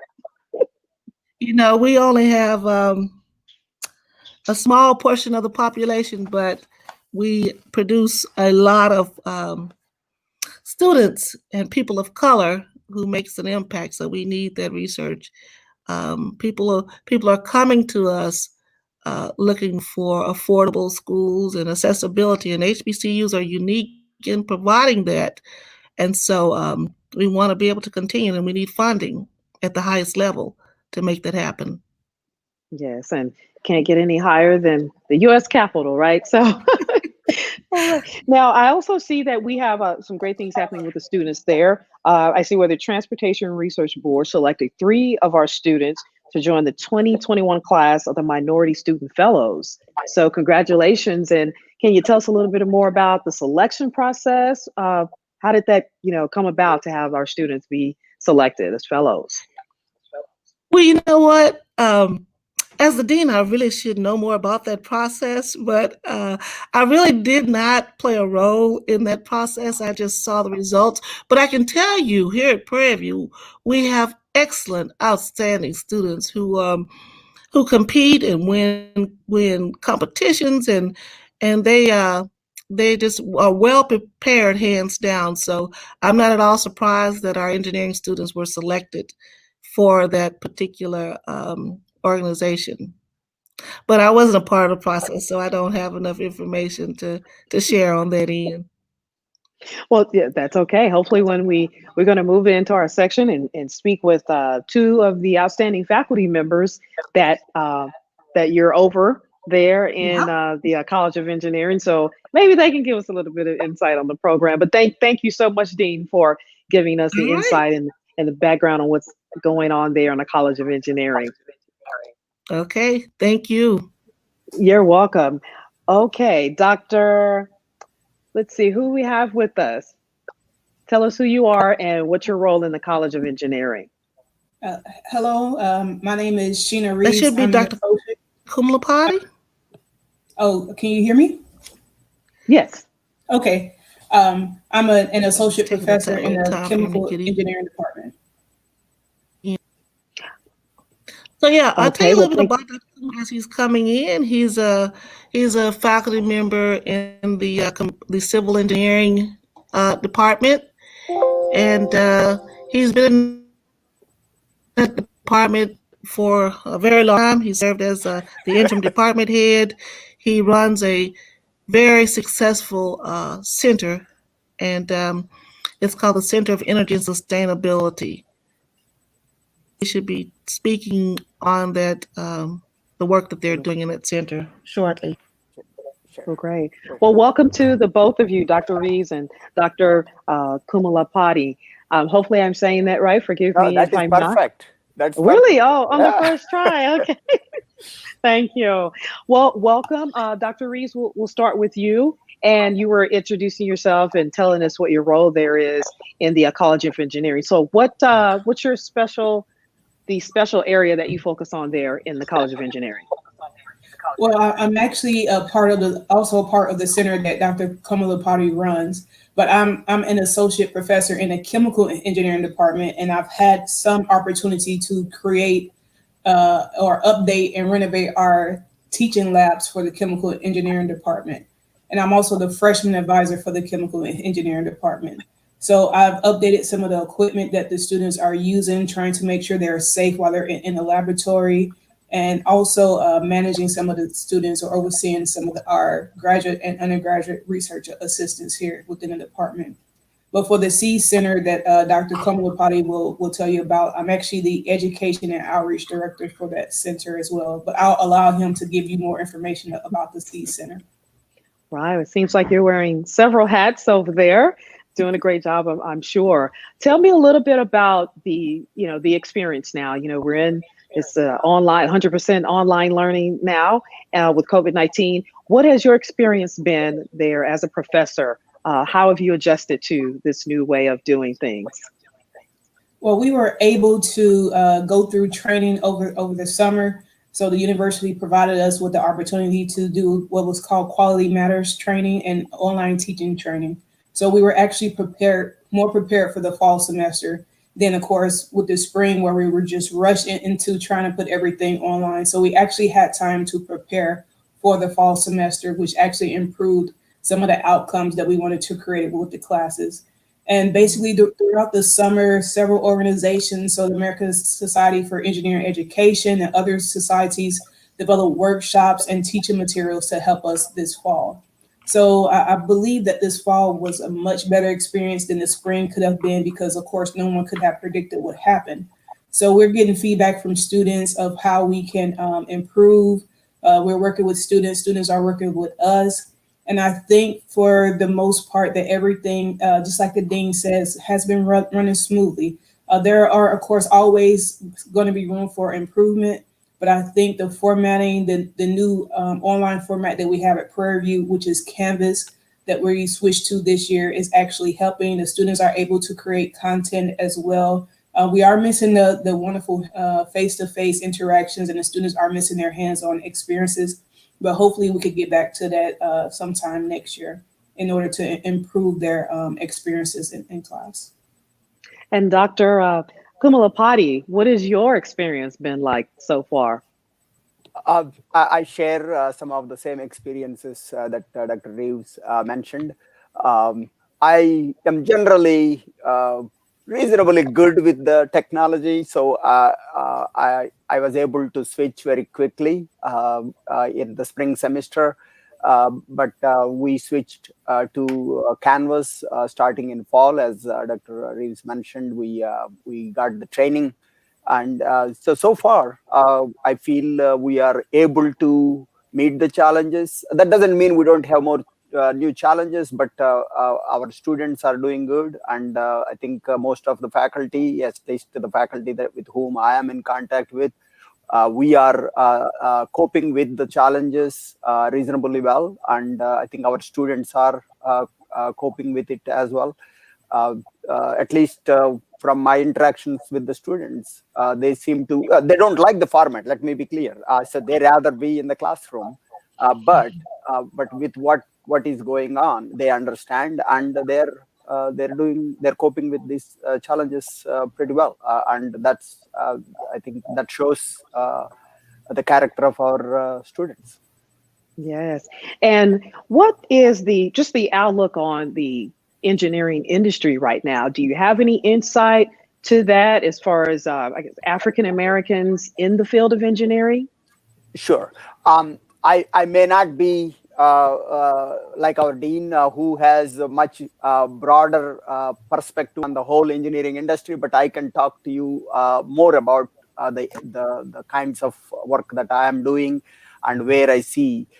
So as Dean mentioned earlier, I am in the Civil and Environmental Engineering department, but also the director for the center, which is looking at the energy and environmental sustainability, which my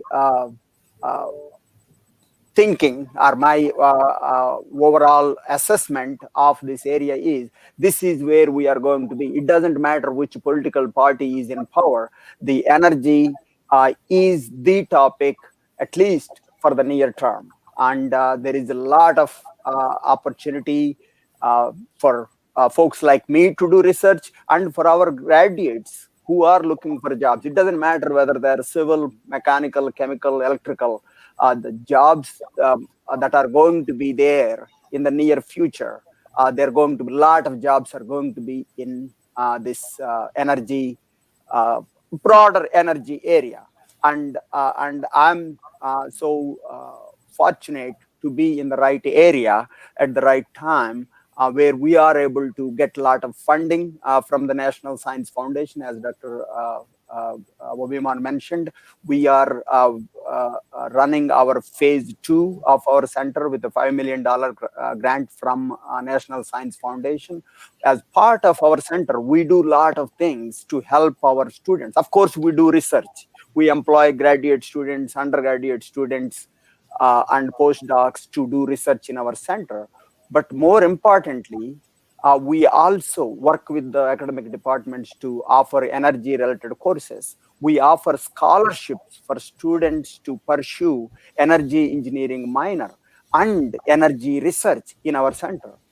In addition to the undergraduate student assistants that we hire to work with our different faculty that are working in our center. So it's we expose a lot of students, at least 30 to 50 students a semester, to energy education. Some of them directly with their work experience in our center, but a good number of them through the courses that we get to offer as part of our education program in the center. So I see a lot of opportunities, irrespective of how the oil and gas field is, because oil and gas field always goes ups and downs. But the broader energy, which includes renewable energies and stuff like that, I see great future for that field, and a great future for our students.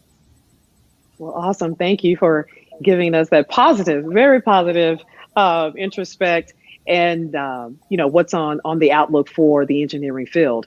In regard to females in the industry, either Dean or Dr. Reeves, either one of you can take this question. What has been your experience being African American, and not just African American, but female in the industry of engineering? I know, Dean, I think you've been maybe the first female in the room on some of the activities that you've been involved in, right?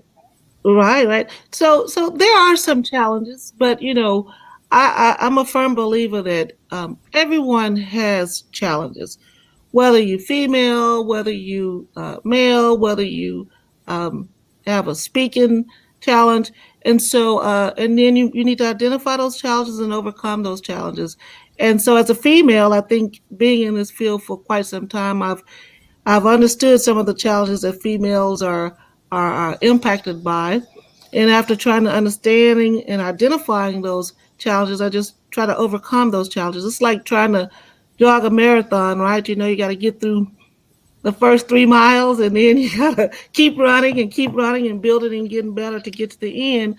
So as a female, but as any individual, you're going to have challenges in life. And so I just look at it from that perspective.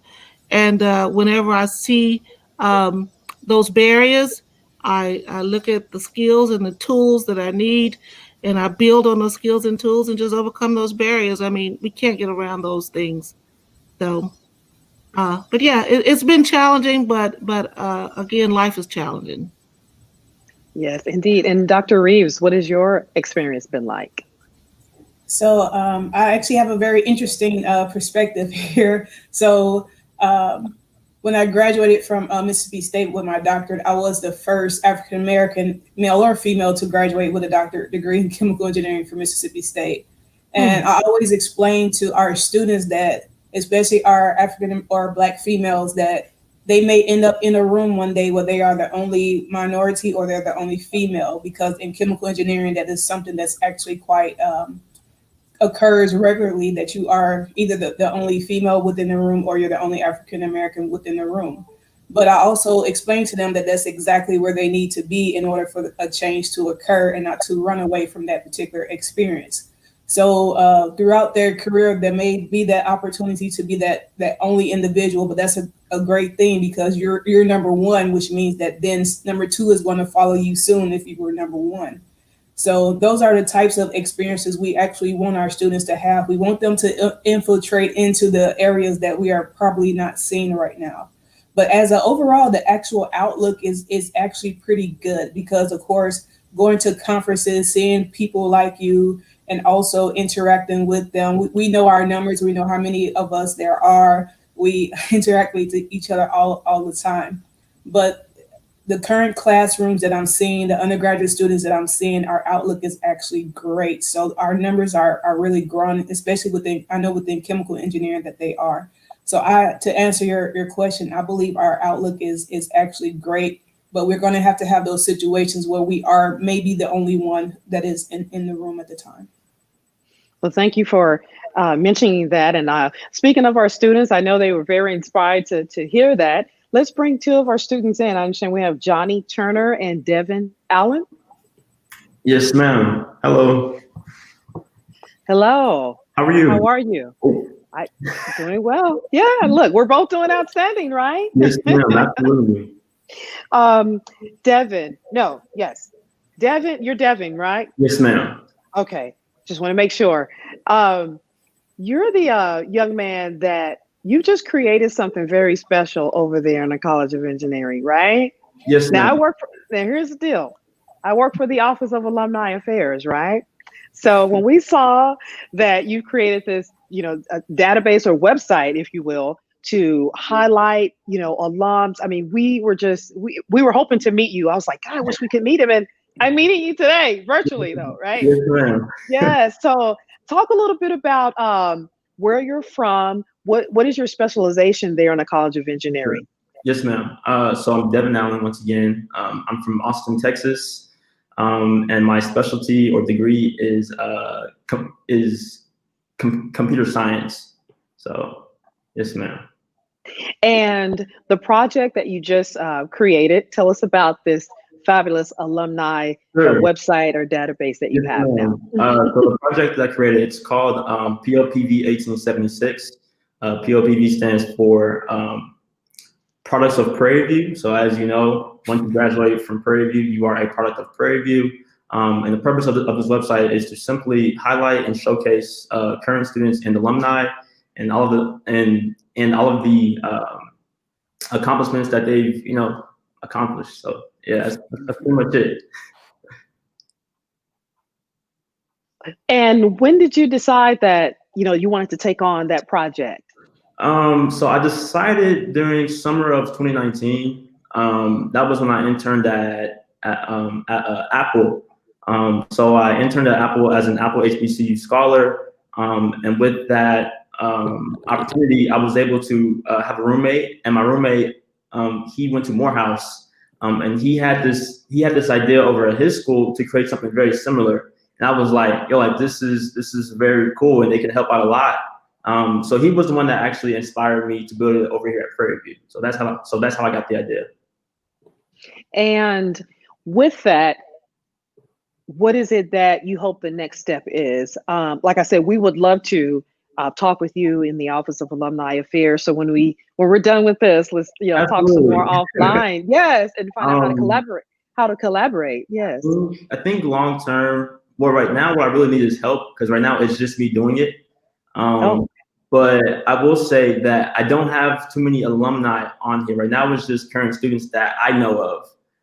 So it would be great if this could be, like broadcast to other like alumni, because I think like once they see this, like they may be inspired to, give some more. And I think they might be inspired to put themselves on here too, because we have people doing some amazing things that nobody knows about. And some of these things need to be highlighted. So if we could just, help me get the word out and hopefully get some help, and also funding, because I'm also paying for this by myself too. So that would really help too. So yeah. Well, great. Well, let's make sure that we connect offline and make some great things happen and keep the alumni engagement going, because that is the mission of the Alumni Affairs Office. So I'm so glad we got a chance to finally meet and talk today. Johnny Turner, that's our next student. How are you, Johnny? Is Johnny okay? Johnny's not here, I don't think. Okay. Well, we've got two of our outstanding alumni graduates there of the College of Engineering, Sonia Gardner and Horace St. Julian. Hi, Sonia. How are you? Well, how are you? I'm doing well. Now, you and we've got some history, right? Let's go ahead. It's homecoming. So I haven't seen you since 1996, when I was here last. So happy homecoming. Same to you. It was very good to see you. I recognized that name right away and was so excited to see you on here. Yes, thank you. Now, tell me what it is because I've talked to our friend, Jasmine, who works at NASA, who's also in College of Engineering alum, and she told me that you were working here on campus. And I've been here for 2.5 years, and I said, "Wow, really? I didn't know that. Hadn't seen you." So, how long have you been working here on campus, and what is your role? Okay, sure. So it may have been about 3 years now that I've been an adjunct professor of project management in the College of Engineering. So maybe it's a quiet role, maybe for the rest of the university. Well, you and I kind of been here almost around the same time, for the same amount of time anyway. So I guess we didn't really miss each other. We got here and we were so focused on just getting established in our new roles here at the university. So this is great. So tell me what your experience has been like so far, being an alum from the College of Engineering and now working here on campus. What has it been like for you? So the experience end to end has been awesome. So I'm a 1997 graduate of mechanical engineering from the College of Engineering. And since then, I've had roles from design engineer in aerospace to project management, implementation manager, to now program manager in a global petroleum and mining corporation. So with that, then I also do the teaching of project management courses, and also working with the dean to develop certification courses or access certification for the students. So the experience has been wonderful. As some of the professors mentioned, it was interesting to hear that, because there is oftentimes especially for a manager of multi-million-dollar projects globally, I am the only woman oftentimes in technology, and then also often the only African American. And I do believe that Prairie View and College of Engineering specifically has prepared me for that. And before you came back here, on the Hill to work, where did you spend your time in between 97 and I guess 2017, I guess? Right. So I worked with Boeing right after graduation, and since then I've worked with a technology component company with CSC. I've worked with Shell. I did some time in telecommunications with AT&T, and now with BHP.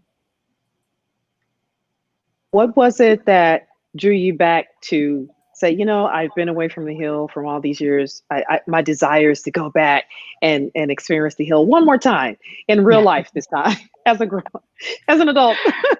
So what was it that made you say, I need to try to get back to the university and give back, if you will? Because that's the way we look at alums. When you all come back to work, we're giving back, right? Right. Definitely. I often say that my current role in project and program management, as well as the teaching component, actually chose me. So I started off, as I mentioned, a mechanical engineer. I was doing mechanical design with Boeing, and my ultimate goal when I graduated was to do design engineering for Ford, which is back in Detroit, where I'm from. But somehow I evolved into project management from those design aspects, and then also had a friend that was teaching this project management course, and I was sort of consulting with him a little bit on the side, just kind of understanding what he was teaching, and we both had the same passion that there was a gap in our engineering graduates for project management. And as we've heard with some of the project that the students are working on, and some of the programs, that project management is prevalent in every industry that you will encounter, right? So whether it's technical or non-technical, whether it's financial or however, you will have project management elements. And I tell the students that you will either be leader of a team or you'll be part of a project team. And so when that previous professor had the opportunity to move away from Prairie View, he asked if it was something I was interested in, and I began to then interview with the College of Engineering professors and heads on that, and was accepted to do so. So I'm very passionate about it, because this is what I do every day. So I'm very passionate to bring that back to the students, to show them real world application of project management, some of the projects I'm involved in, some of the projects that we research, and to see their excitement about how they can apply this to senior design, to other projects that they have, as well as how they can apply that in the industry.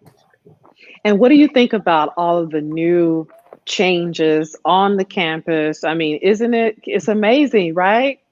Compared to when we were here back in the 90s? Very, very different from when I started in 92. And even now, even within the last 3 years, I've just seen the difference, the growth. So I've been very excited and intrigued about what's happening on the campus. And I also bring that to the classroom as well, to say, look at the Welcome Center. That's a project. Like, how did you think that developed? And how do you think that developed end to end? So that has been exciting. But also just to see the kind of, I guess, having more of I guess you would say, in the College of Engineering. So understanding or being able to get some high level insight on the corporate partnerships that have been developed, and the business partnerships, and what these students now have access to, and the exposure that they have, which has increased tremendously since I graduated in 97. And what do you think about the Roy G. Perry Engineering Building? Isn't it beautiful? It is, and also looking forward to the expansion of the complex. It's been amazing, right? So what I knew was, I guess, now considered the old engineering building, right.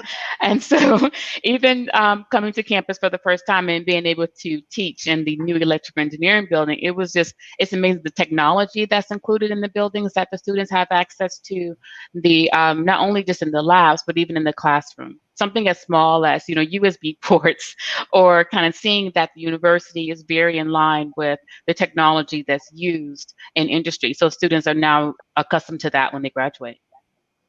All right. And Horace, St. Julian, another outstanding alumnus. How are you this afternoon? Doing great. How are you? We're doing fantastic. What is your classification, meaning what year did you graduate, and what is it that you do now? Well, I started at Purview in 1968. So that probably makes me ancient compared to the other people on the system. But in any event, I'm from Baytown, Texas, and when I moved to started at Purview, it seemed like I found a home. I should have been here all along, but I majored in electrical engineering, and upon graduation, I went to work in the aerospace industry, working for General Electric out at the Johnson Spacecraft Center. While I was there, I was recruited by Stanford University and offered a full ride to go to Stanford and finish my advanced degree. So that was an awesome experience. And while I was there, I got involved with working with students, high school students, and basically tutoring them in mathematics and the STEM type of challenges for them. And I kept telling Dean Grail, who was the dean at the time at Purview, that someone needs to work with these kids to get them all ready for college. And he said, well, you can do that. And I didn't expect that response. So I sort of promptly ignored him, and he never would let that go. So upon graduation from Stanford, he offered me an opportunity to come to Purview and teach in electrical engineering. And I did that for 5.5 years. And it was an awesome experience. I thought the students were fantastic. I was a little different because I was much younger than the typical average professor in engineering. So my relationship with the students was a little different. Oftentimes I was mistaken for a student on campus, and I enjoyed that experience as well.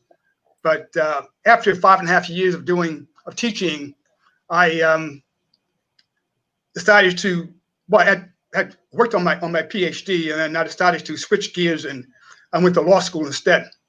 And after graduating law school, I worked for AT&T and IBM and Cooper Industries and Raytheon Company, first as an attorney, and then I became associate general counsel of one of the companies. And I ended my career with Raytheon as senior counsel, managing a couple of divisions. It was an awesome experience. And I always liked teaching because I viewed the students as a product, if you will.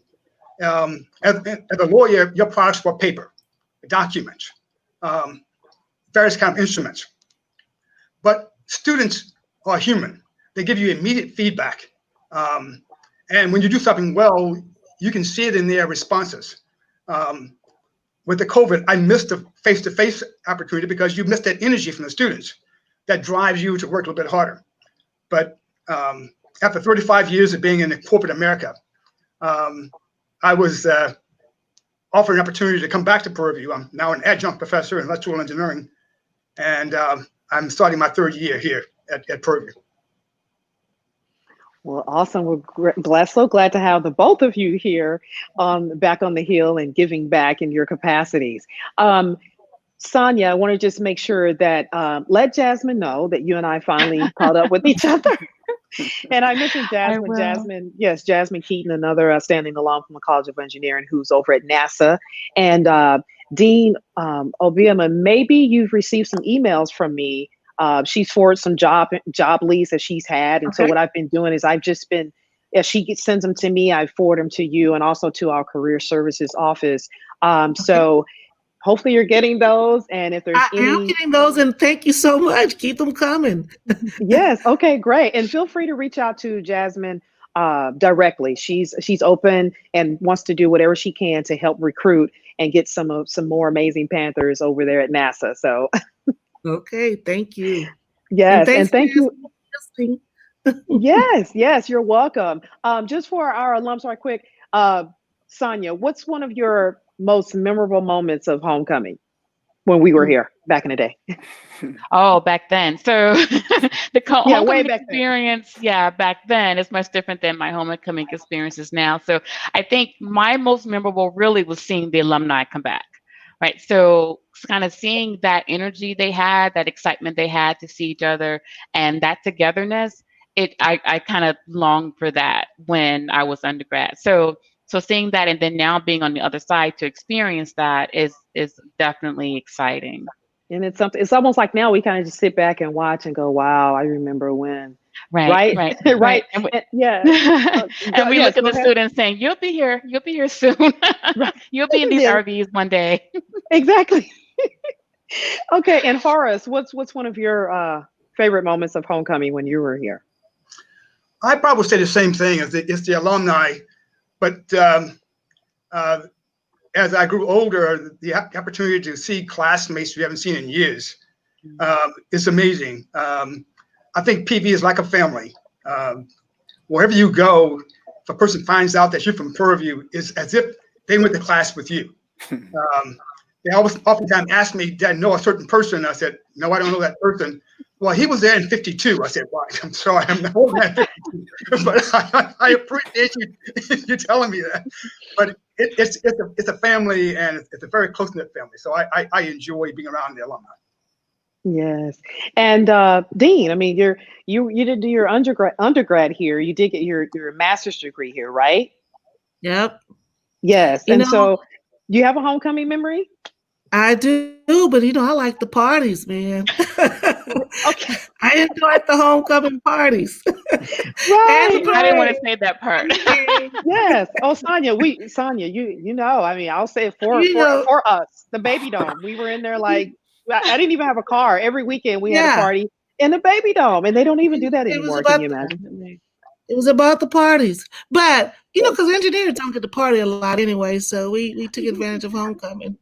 I'm glad you brought that up before we go, because I will tell you, I mean, let me bow down right now, because I was a mass communications major, and I'm going to tell on myself right now. I did a lot of partying when I wasn't on the track competing. In the fall, I had to get all my partying out, because in the spring it was track season time, and I couldn't get out and kick it. But I will tell you, I have always admired the College of Engineering and the students, because when I would pass, look, I'm telling on myself again, at nighttime when we're out there hanging out, and we passed by the College of Engineering, and we'd see some of y'all in there, like you head in the books. I mean, it's like 9, 10 o'clock at night. And I used to always say, like, man, they study like it's a job or something. They're like in there 24/7. So I kind of felt guilty for out there. Yeah. But then I was like, I guess I'm doing okay. I don't know, but maybe I should be studying at 10 o'clock at night?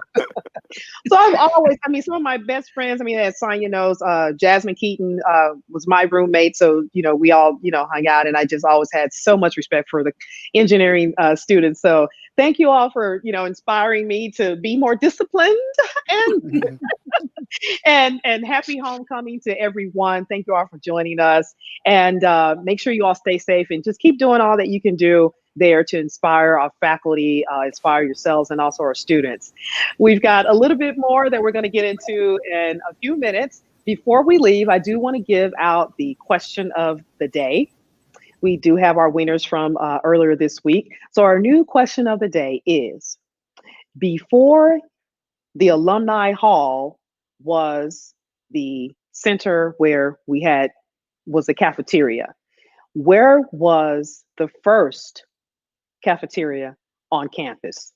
So it's not Alumni Hall. I'm going to go and tell you that right now. But before the Alumni Hall being the cafeteria, before that, where did students eat on campus? So that's the question of the day. What was the first cafeteria? Where was it housed? What building was it in? So if you know the answer, send it in online to us. You can also make sure to, when you send us your information, make sure you put your first and last name to let us know who you are. And we'll get back to more of this awesome virtual homecoming experience here on the Hill at Prairie View A&M University.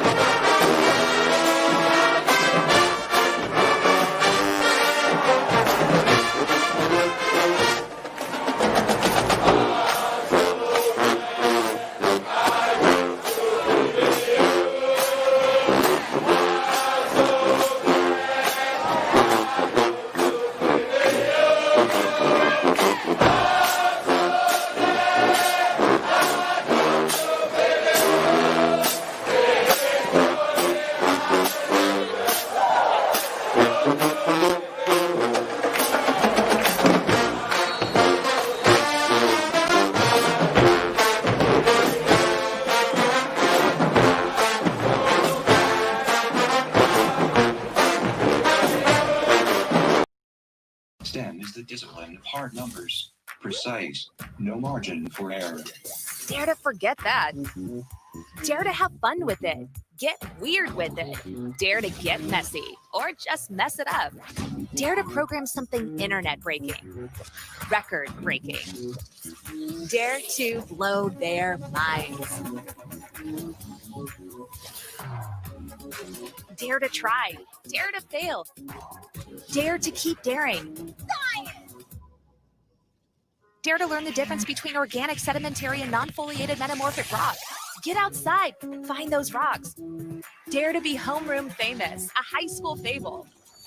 Dare to send those old STEM theories flying past the neighbor's house into outer space.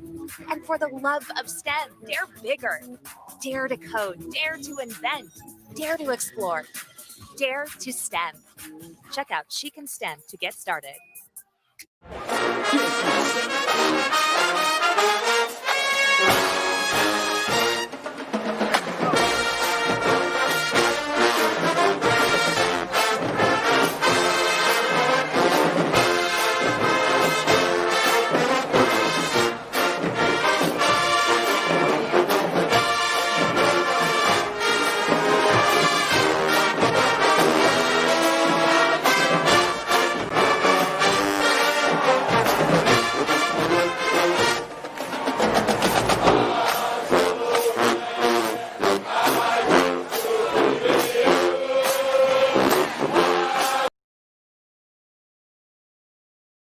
At Prairie View A&M University, we've been igniting passion in students for more than 140 years. It's about inspiration. It's about global influence. It's about self-expression and individuality. It's about trailblazing a path of excellence. It's about engaging in the greater community. Above all, it's about helping you realize your dreams. Ignite your passion. Experience Prairie View A&M University.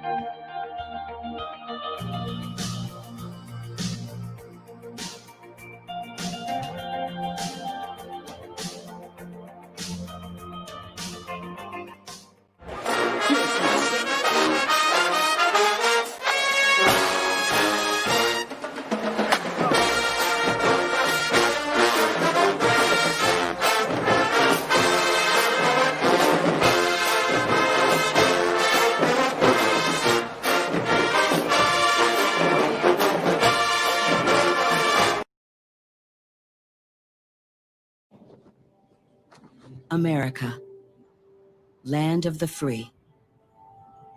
It's at the core of who we are. Freedom. The freedom to live without fear, to drive through all 50 states, to sleep safely in our own beds, the freedom to jog where we please, to watch birds in the park, to wear a hoodie, the freedom to breathe. Before we celebrate the freedom most Americans have, we must fight for the freedom all Americans deserve. Because no matter your religion, gender, disability, age, race, all lives can't matter until Black Lives Matter.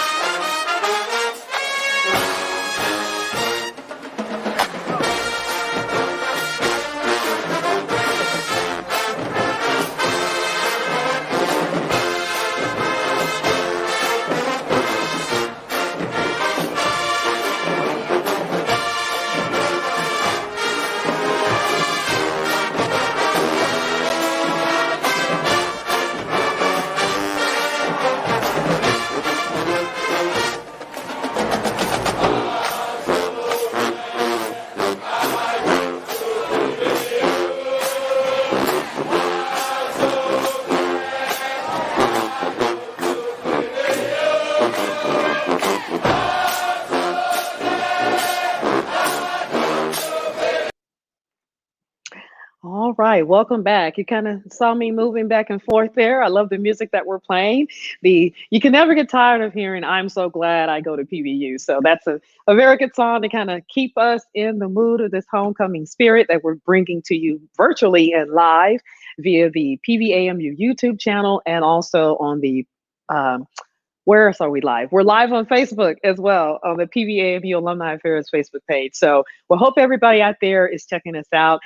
This year, the theme is Take Care of Home, and we could not let the homecoming season go by without taking care of home and bringing this virtual experience to you. So welcome back to day 4. We're now going to start our afternoon session, part 2 of our afternoon session with the College of Arts and Sciences. Welcome, Dean Gilbert. Hello, everyone. Happy homecoming. Very Thank excited you. to be here. Thank you so much for joining. Should I say the newly minted Dean of the College of Arts and Sciences? Yeah. I think it's been, how long has it been? Just a few months, right? A few months, right. Yes. Yes. But, very proud new Dean of the Marvin D. and June Samuel Brailsford College of Arts and Sciences. Absolutely. And before that, give us a little bit of background for those who don't know, because you had some other responsibilities here on campus before taking over as Dean of the College of Arts and Sciences. So give a little bit of your background here on the Hill. That's right. So I joined the Hill in August of 2019, and I came on as the Dean of Graduate Studies and worked in that capacity. And just in August, like we said, was just promoted to take on the Dean of Arts and Sciences position. However, I'm still continuing as the Dean of Graduate Studies for now.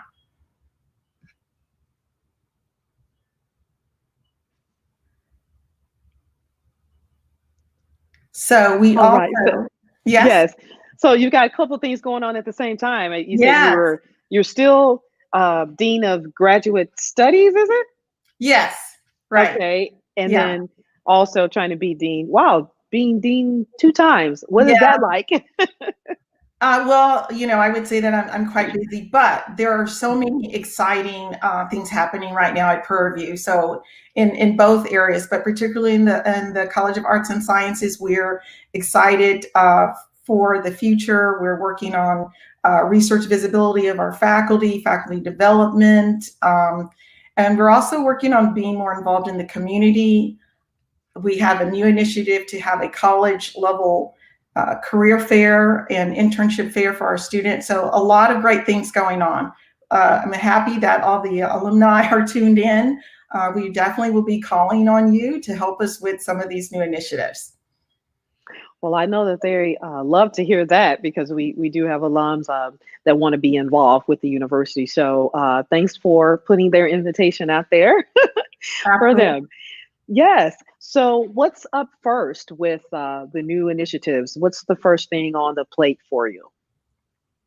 Well, we really, it's interesting because we just heard from the Student Government Association just an hour ago, and they are very interested in, making sure that we are effectively communicating with our students about their degree plans.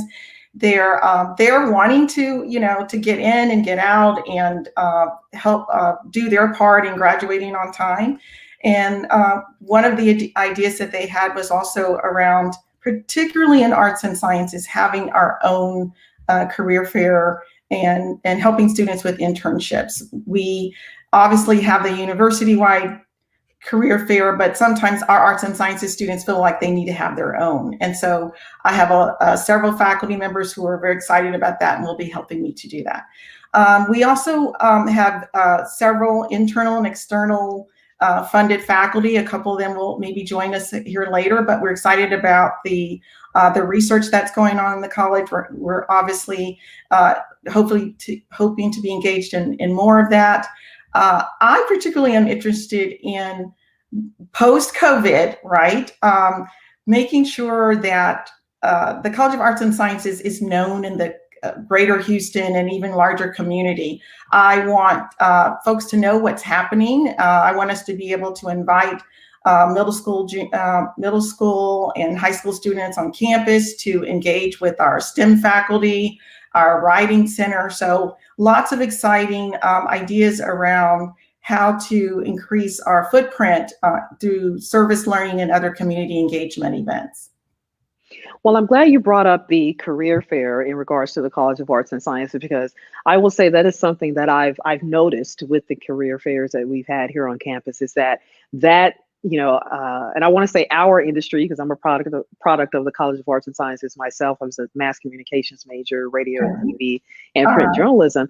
And I've, going to the career fairs, I've noticed, and I was like, wow, it'd be great if we had, a TV station or a radio station or any other type of media outlet there, because they have jobs too. They're looking for interns, as well. So I'm really glad that you're already in tune and you're listening to the voices that are out there, and that you all are going to work on that. So thank you so much for doing that. Obviously, we are super excited about the new Ruth Simmons Center for Race and Justice, which is housed in the College of Arts and Sciences, as well as the African American Studies Department. So again, if you ask what's new, what's the most exciting, that's definitely high up there. We are receiving a lot of interest nationally around the center. And so we are gearing up to make a formal announcement about that. So we want you all to stay tuned in, follow us closely, because the College of Arts and Sciences is very, very proud to now house the Ruth J. Simmons Center for Race and Justice. Well, thanks for giving us that insight as well. I knew that project was underway with the Race and Justice Center, and it's going to be directed, if you will, or I know Dr. Melanie Price, another outstanding alum, is going to be in charge of that, right? Absolutely. Yes. Yeah, I think she's already been on. Hopefully she's been on talking about that. And so, just want to echo whatever she's already said about it. Yes. Well, I will say that when that was put out into the stratosphere about the new Race and Justice Center, perfect timing, of course, right? Absolutely.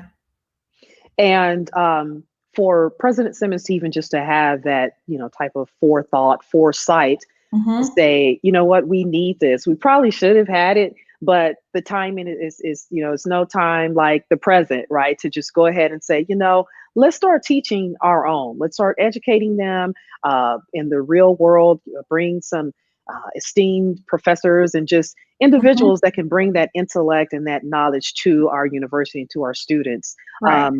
When you first heard about it, what were your thoughts? I thought that, again, it was a wonderful, very timely, excellent move on the part of President Simmons to think of it. There's also going to be a course associated with the center where students have to sort of learn about the history of race and justice in our country and the history of our diversity.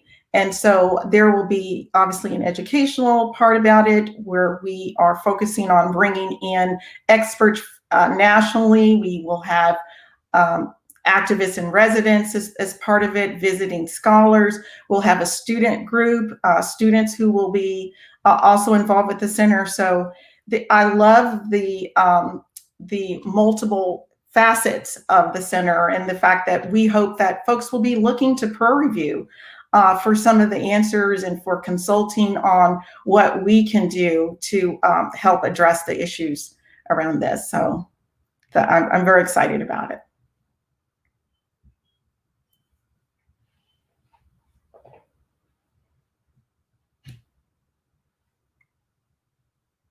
Of course, we also have the new Department of African American Studies that will really complement the center as well. So lots of exciting news.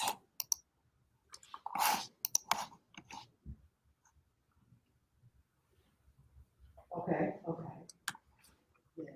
Well, let's find out a little bit from, I understand we have two professors joining us today, Dr. Mark Phillips, professor and head of music and theater.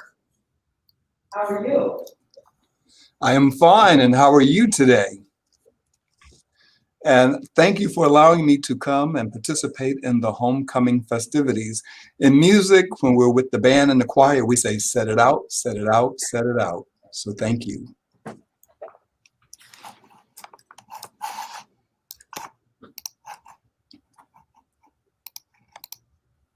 Welcome, Mark. Thank you.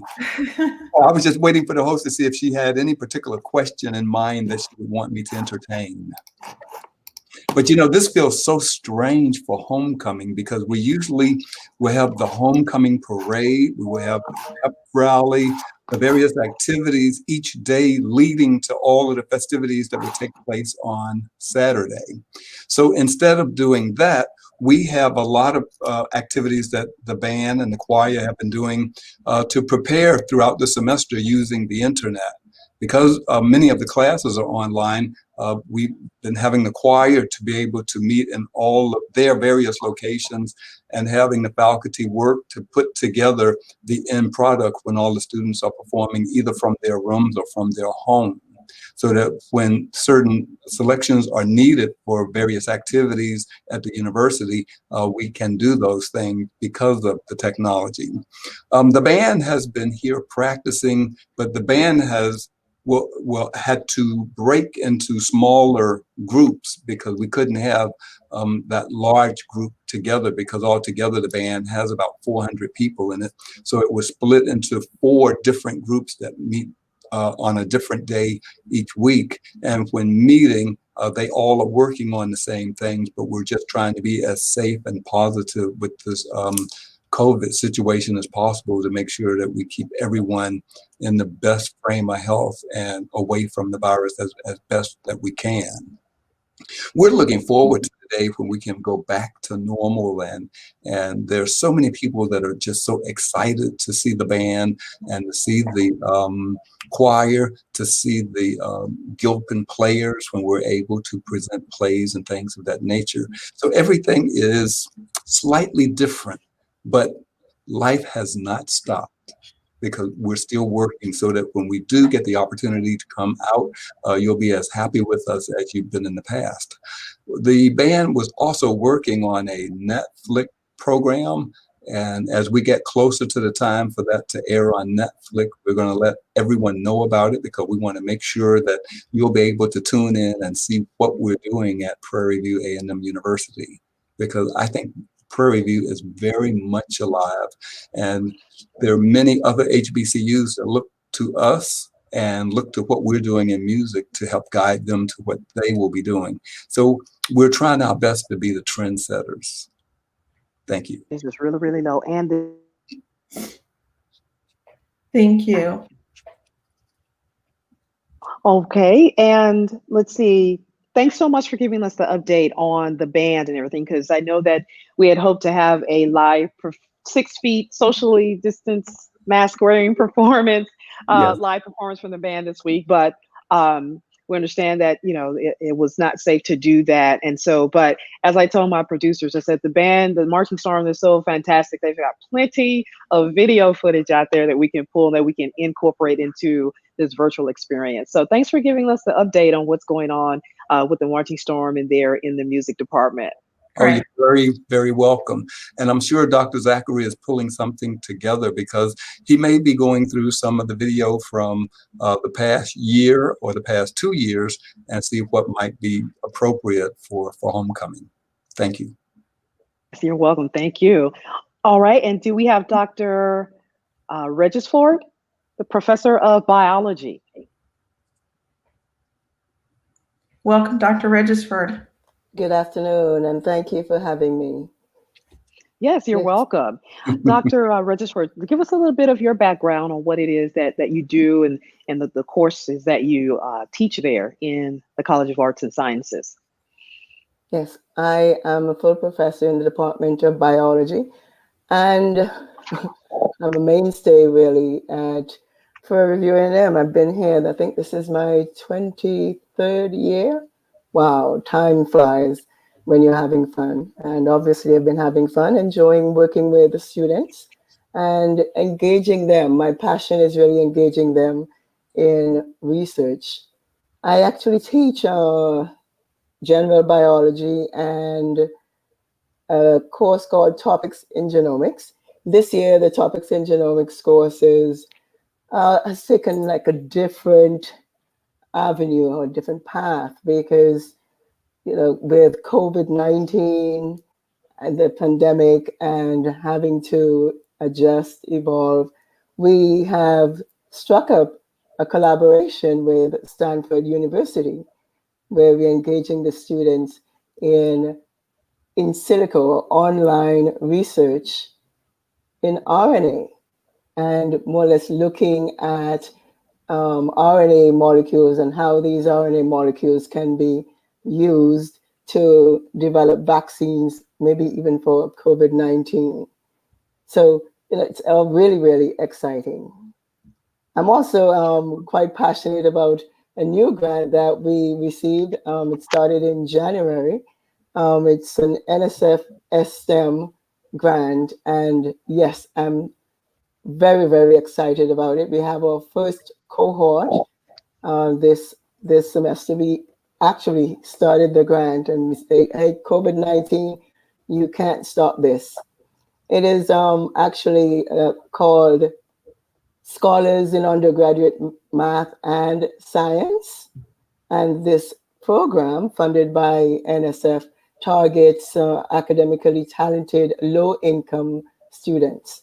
We really want to be able to retain the students, recruit students and retain them in science. So this is a cross-disciplinary program involving students, freshman students who are majoring in biology, chemistry, physics, and math. We've been lucky this year. We were able to recruit 11 students. It's a program that would provide scholarship and mentorship and research experiences for these 11 students. All right, well, thank you so much. Yes, thank you, Dr. Regisford, for giving us that background on the Department of Biology there. Yes. Dr. Danny Kelly, endowed professor at the College of Arts and Sciences, was he able to make it on? Unfortunately, he wasn't able to change his schedule around, but we, of course, want to send shout out to Dr. Dean Kelly. And we still appreciate everything that Dean Kelly and his legacy with the College of Arts and Sciences. And I often tell the faculty that, part of my role here is really just to continue that great work that was already happening and to build on that. So shout out to Dean Kelly. That's right. He's busy already with his new position. He's busy already with this new position as endowed professor of fine arts. So I think and all that comes with that. Studio recording during this time, so that's why he's not able to join us. Okay, well, nonetheless, we're very proud of of what he's done, like you said, there in the college and in his new role as an endowed professor. And also with him being an alum, we're very proud of him on the alumni side of the house as well. And then I found out just recently, as I've been working here over the last few years, that he's a trained and like concert pianist. You know, I've had a chance to watch some of his performances, and it was just amazing. Yes. And we also want to just say that this whole production is being produced and directed by one of the outstanding professors there in the College of Arts and Sciences, Teresa Dalvest, in the film studies program. So yes, it was a last minute feat to pull this together, but I will tell you that she was very instrumental in just making sure that we got everything up online and for you all to see all of this activity this week. So thanks and kudos to the College of Arts and Sciences doing great things in a split second. Yeah. Yeah. And even myself being a product of the College of Arts and Sciences, having been a student athlete here from 92 through 1996. My major was, my focus rather was radio, TV, and print journalism. After I left Prairie View, I went on to join the United States Marine Corps and was a public affairs chief there. Went to school for radio broadcasting. I've done some public relations work with USA Track and Field and also the United States Olympic Committee. So I recall everything that I learned in the College of Arts and Sciences from being over at KPVU. One of my professors is still here, Professor Lewis Smith. He taught me as well. So it's good to know that he was still here when I got back. I started working here at the university in 2017. So when I saw him, I was just like, you know, just blown away and happy to know that he was still here doing great things. And also the students there in the National Association of Black Journalists, the student organization, had a great opportunity to work with them last year. We took a trip out to the Houston Public Media facility and they got a tour. They got a chance to get on in the radio station there and do some practicing live over the radio station with another alum who was he's not an alum of the College of Arts and Sciences. He's actually an alum of the College of Engineering, but he transitioned from engineering into radio broadcasting and TV broadcasting. So his name is Eddie Robinson, and he's a news reporter for Houston Public Media. So he provided an opportunity for me to bring some students out there last year. And I believe we've had one intern there that came out of that event as well. So he's looking to, you know, have more of our students get internships and things like that. So we want to make sure that the alum, as you mentioned, Dean Gilbert, that our alumni that are out in the industry to come back, let us know about those opportunities for internships and jobs and everything. So I've got your back on that. So it's very important for this. Yes. Okay. You. Well, let's move. I'm sorry, Dean. Go ahead. You want to say something? I think we have. So I just wanted to thank Dr. Registered for mentioning that wonderful grant for the National Science Foundation. On the humanities sides, we also have a Mellon grant for faculty development. So lots happening. Like I said, lots of funding happening, lots of opportunities for faculty and student development in the College of Arts and Sciences. And I think we're going to hear from a couple of our students in a bit. Yes, let's go ahead and bring our two students in.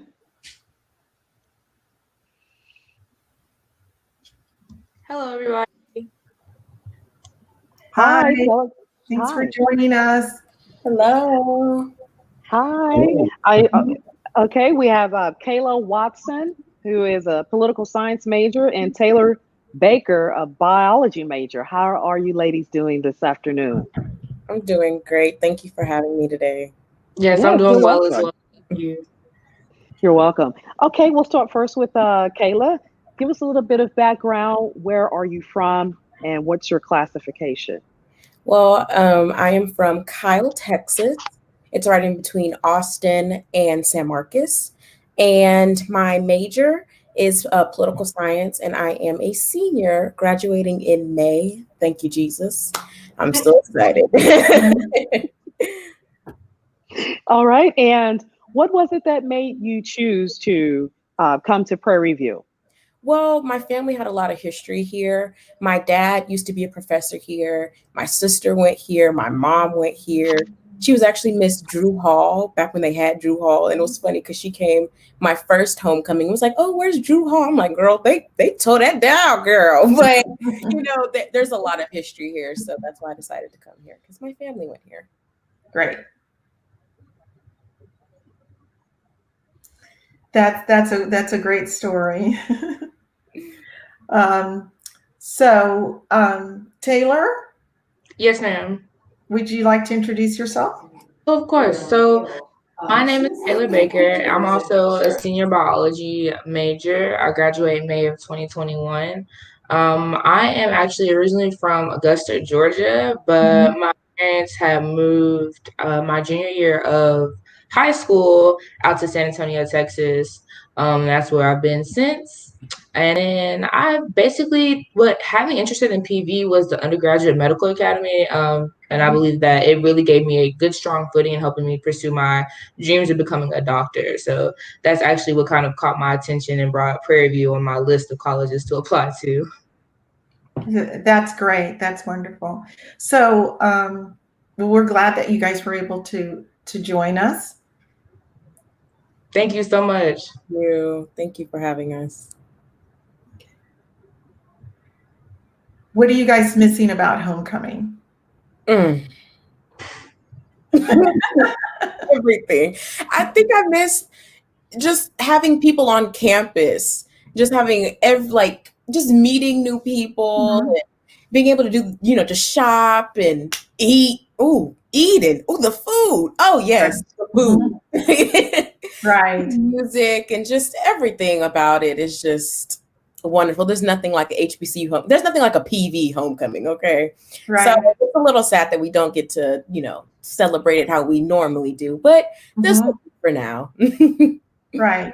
Yeah, I'd have to agree. I think I really miss the connections and the networks that you get to form, all the new people that, have graduated and they get to, and that come back. And it's just, it's an all around happy, like overly positive environment for that entire week. And it's such a great atmosphere when you can see, everybody getting along from the freshmen all the way up to the alumni, faculty and staff and everything. And I think, it's a great, especially during, I wish COVID made things a little bit more easier because it's definitely something that we need, I think, during this time to boost everybody's morale. Right. I think folks will really appreciate it even more so. Exactly. Post COVID-19. So, students, what would be your message to all of the alumni who are tuning in to this? What can you share with them about your experience as a student, particularly as you sort of get ready to transition into your career path?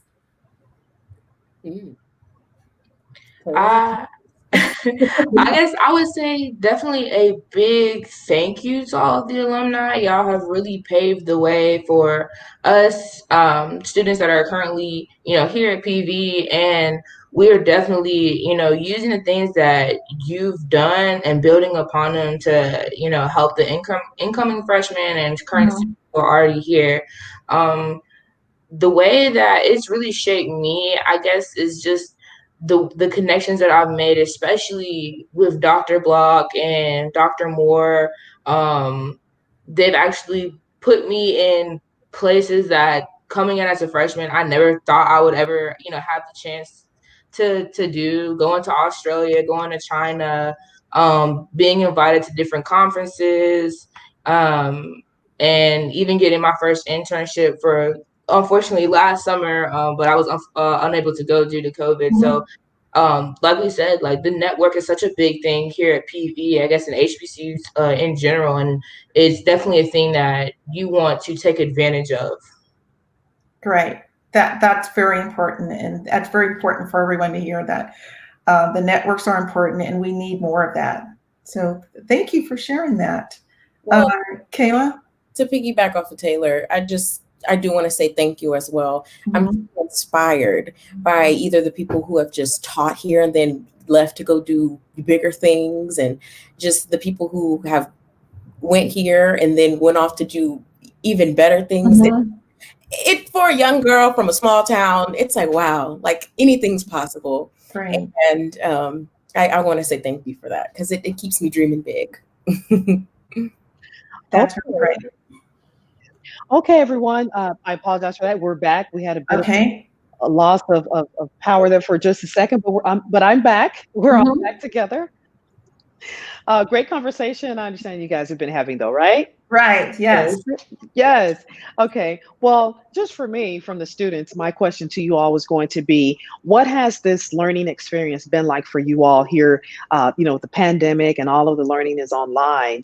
Any growing pains with that, or have you all been smooth sailing with the online transition?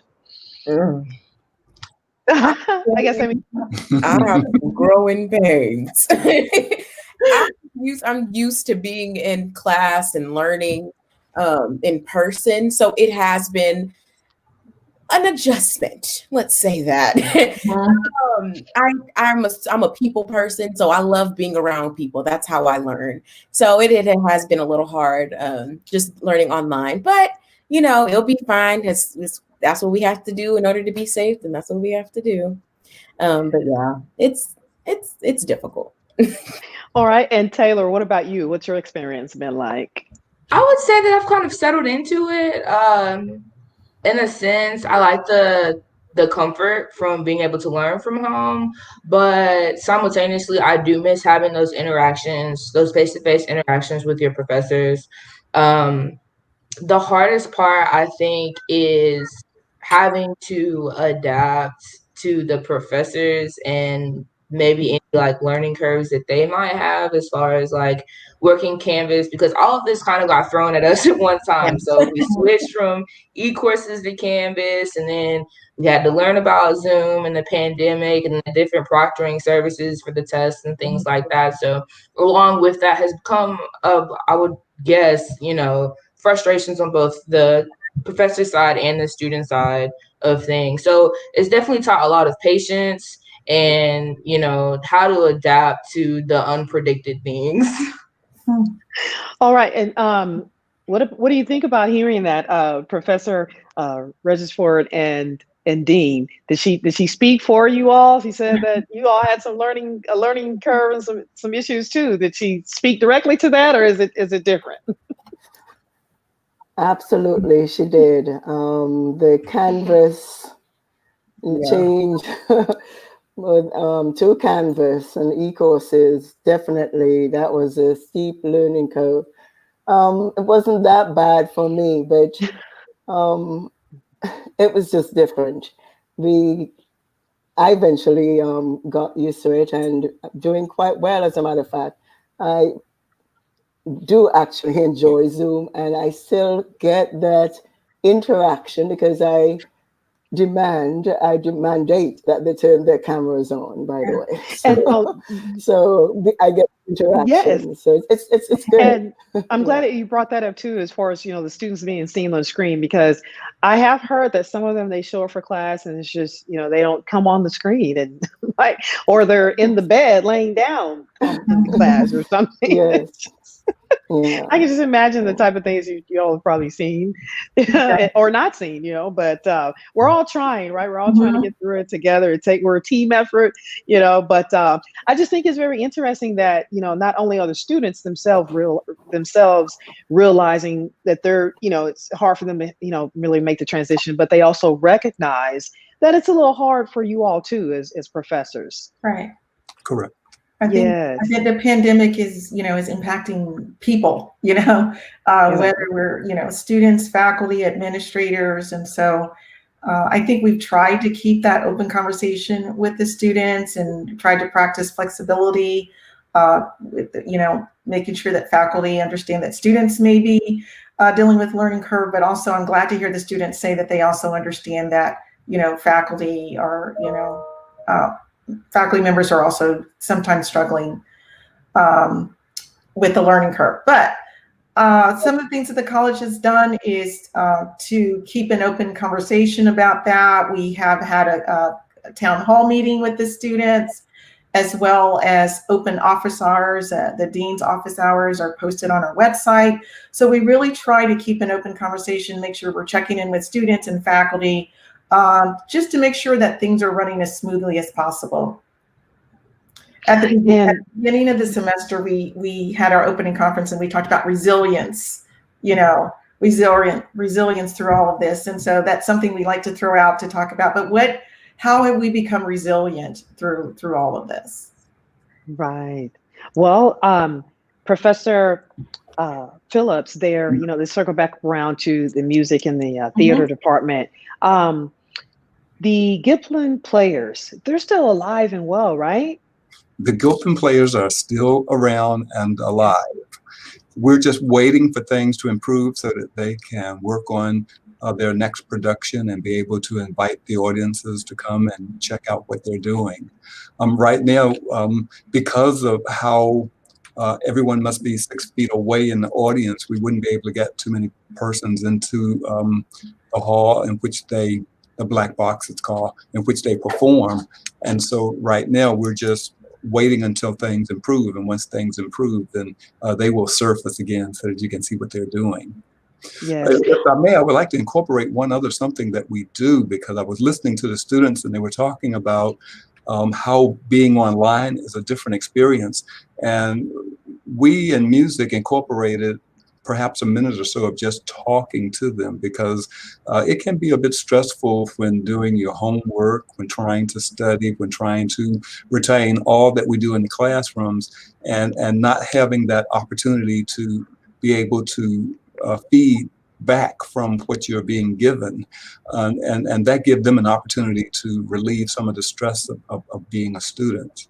And sometimes we don't take into consideration the fact that, yes, this is a different situation for all of us, but when we look at students, this is a very different situation for many, because many are only accustomed to being face-to-face in classroom. And now that they're not face-to-face with the teacher, it's not always an automatic something to get your questions answered, to make sure that you're doing your work in the proper fashion and going in the direction that you need to go.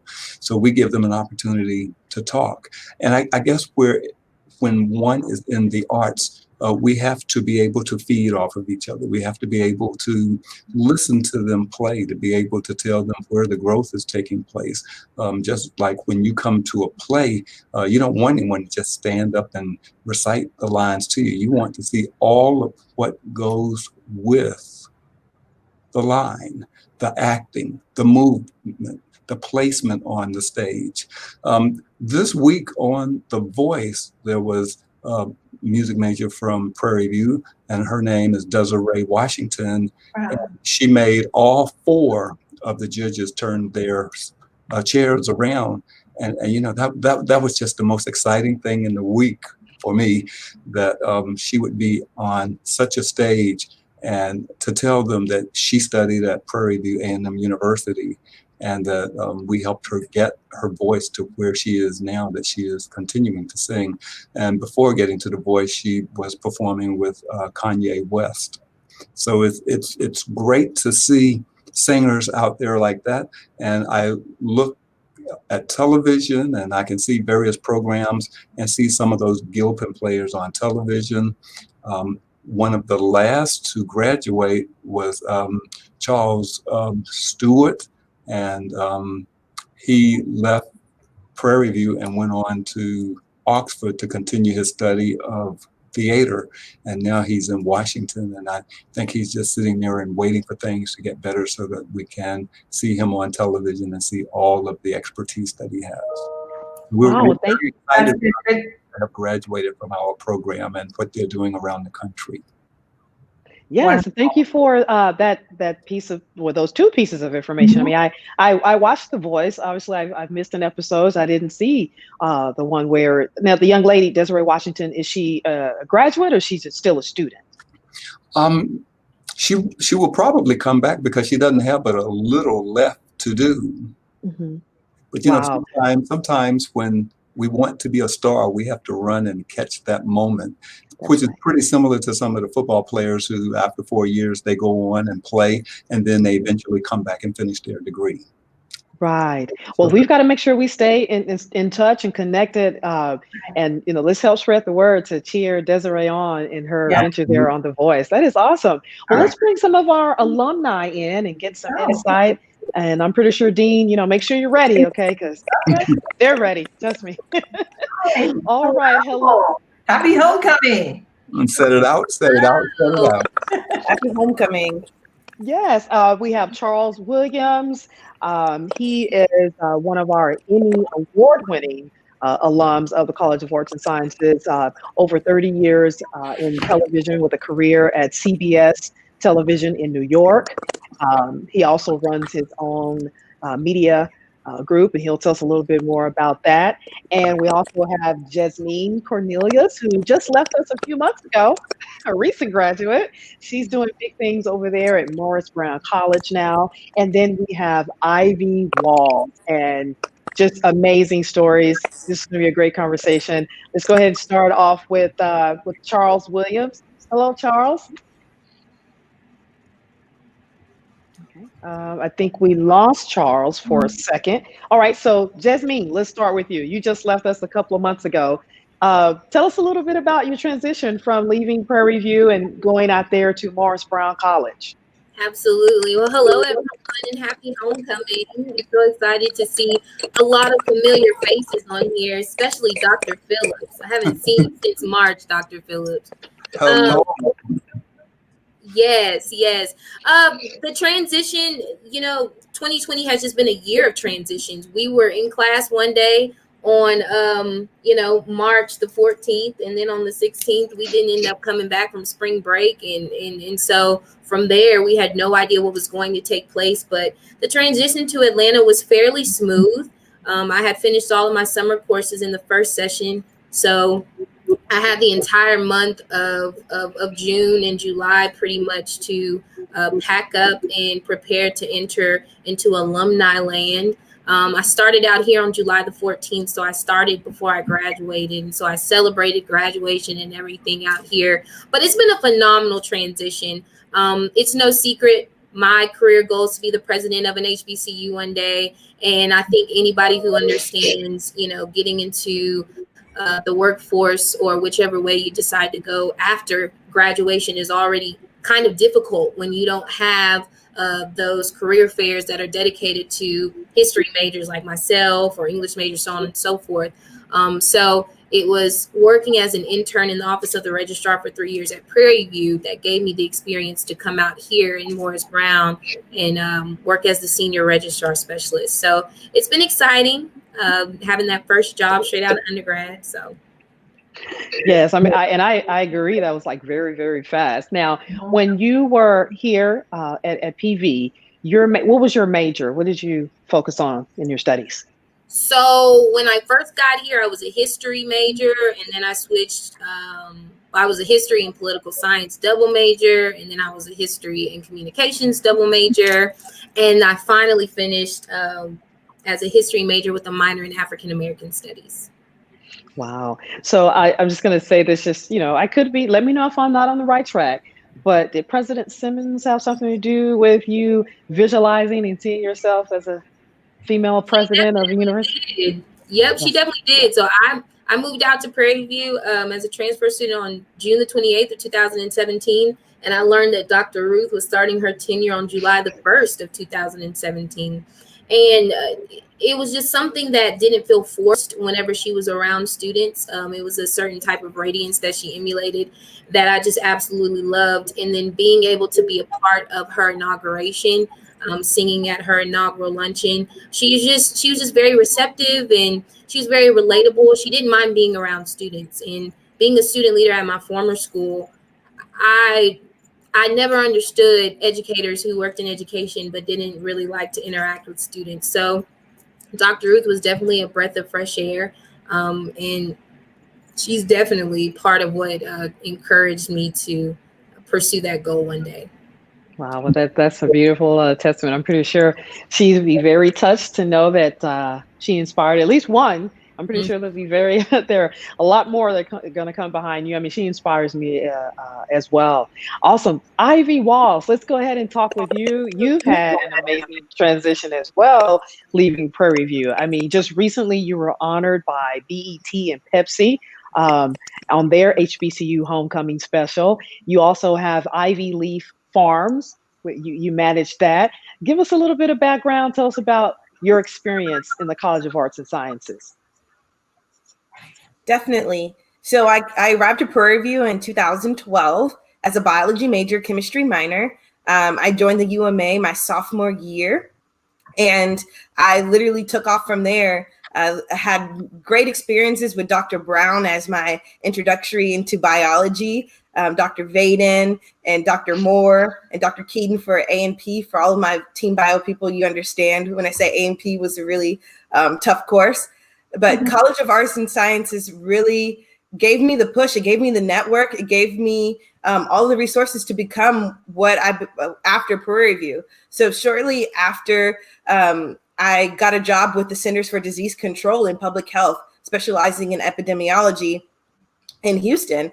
And so, when I got hired, they were like, oh my gosh, you've done all of these things in undergrad. And it was like, all of it was because of Prairie View. Prairie View gave me many of opportunities, going to President Obama's inauguration, actually served as the 83rd Miss Prairie View A&M University. And I had research and all of these things that came because of Prairie View. And so after a while working in public health, I moved over to Memorial Hermann as an infection preventionist, which is one of the largest hospital systems here in Houston. And I saw a need that within public health that the lack of food in my community, there was a severe lack after moving to Sunnyside. And I'm so happy to announce that and to know that Prairie View is actually working with the Healthy Foods Initiative inside of Houston. And so that they actually are working inside of my community. And I hope to partner with them soon for the Healthy Food Initiative. So, well, it's good to know that you're still heavily involved with the university and the new initiatives that are now on the plate. So we'll see more from you. So that's good to know. I'm very happy about that. All right, Charles, it looks like we've got you back on now. Yeah. How's everything here on the East Coast in New Jersey? Yes, I am. I'm sitting here in my studio right now, getting ready to work on several projects. I am so happy to be a part of this virtual homecoming and to talk with the Arts and Science Department, because I graduated there in 1984, believe it or not, a long time ago. But Prairie View gave me my foundation from allowing me to get on the air at KPVU-FM as one of the first DJs on the air there. And it kind of gave me a foundation to go on and work at Channel 13 in Houston, which I worked with the legendary Diana Fallis, who was also a professor at the school. So a lot of people who worked in the business actually taught at Prairie View. So it gave a lot of us an opportunity to work with real professionals who were already working in the business. So by the time we were ready to make that transition into the media field, it was kind of an easy transition, but it wasn't easy. It was a lot of hard work that I had to put in over the years of editing and producing and making those mistakes and getting better at what I do. But I always tell people all the time, a little school on the hill gave me my foundation and my work ethic and how to succeed, not only just as a worker, but as a professional, as a career. And that's what Prairie View gave me. Thank you for sharing that with us. And Dean Gilbert, just as Charles mentioned, I can attest to that too. I mean, I was here, like I said, 92 through 96, and I was also taught by professionals who had worked in the industry, Diana Fallis. And I will tell you, it did make a huge difference from a person like myself, who was a little girl that used to actually, visualize herself being a journalist. And, I admire people like Viola Johnson, of Channel 8 News there in the DFW area, Barbara Walters and things like that. So when I came to Prairie View and I was sitting in the classroom with those individuals that had actually been in the industry and now they're standing in front of me and teaching me, it does make a huge difference, because I was able to say, wow, they've already done what I aspire to hopefully be able to do one day. So how valuable is that to have someone in the classroom that's a professor that has that real world experience? So what does that mean to you, Dean? I mean, you're the new dean now, but just hearing that from the alumni side, what does that mean to you as far as, the outlook on preparing yourself to take over the college? Well, I'm just really moved by the opportunity to you know, this virtual environment, right, has allowed us just to quickly meet three folks that are very meaningful to our current students and the students that will come in the future. And it seems to me that we need to leverage this opportunity even beyond homecoming to check in with various alumni folks and bring them into the classroom. We can have more opportunities for Ms. Walls, Mr. Williams to actually come into the classrooms virtually and chat with students about their experiences. And I think that would be this actually turns out to be a great opportunity to think through how we engage the alumni even more intimately into our classrooms and with our students. Not to mention opportunities for mentorship and connecting us to internship and career opportunities for our students. And congratulations on being on that position. And I would like to say one thing, if I might say, Lisa, I've had the opportunity not only to play it forward, but I've had several students to come up to New York and not only intern with my production company, but I've also they've gotten an opportunity to intern with WE-TV, CBS, and get a taste of what it is to work in the real world when it comes to media, television production, film productions, and things like that. So a lot of them are now playing it forward after my program. But one of the things that Ms. Fallis told me when she was there, she said, the way you pay me back is you keep playing it forward. So that led to Sean Robinson on Access Hollywood, Roland Martin. When I graduated from Prairie View, he was a student at Jack Yates High School, and I was invited there to come there and teach for a couple of weeks. And now everybody knows Roland Martin's name today. And he said I had a big influence on him, just like the people who had an influence on me. And I think if we keep playing it forward and giving back, because the business is changing a whole lot, and a lot of us who are in the business and who are transitioning to other aspects of the business need to go back into the classroom and bring real world experience to them, where they're not jumping out into a sea of water and trying to survive. That's what we're here for. Each one teach one. Right. Thank you. I agree. Definitely. Yes. Well, are there any questions that, I guess, Dean, do you have any other questions for our alums, or vice versa? I mean, Jasmine, you have any questions on where you could like to, probably be involved in this whole alumni movement with the College of Arts and Sciences? Well, I want to quickly mention to Ms. Walls that just recently the College of Arts and Sciences has joined that effort with the Healthy Houston Initiative. And one of our social work faculty members will actually be going out to Sunnyside on tomorrow. And so we're excited that now the College of Arts and Sciences will play a role with that. Now, for all of you, though, I want to really, really thank you for being part of this.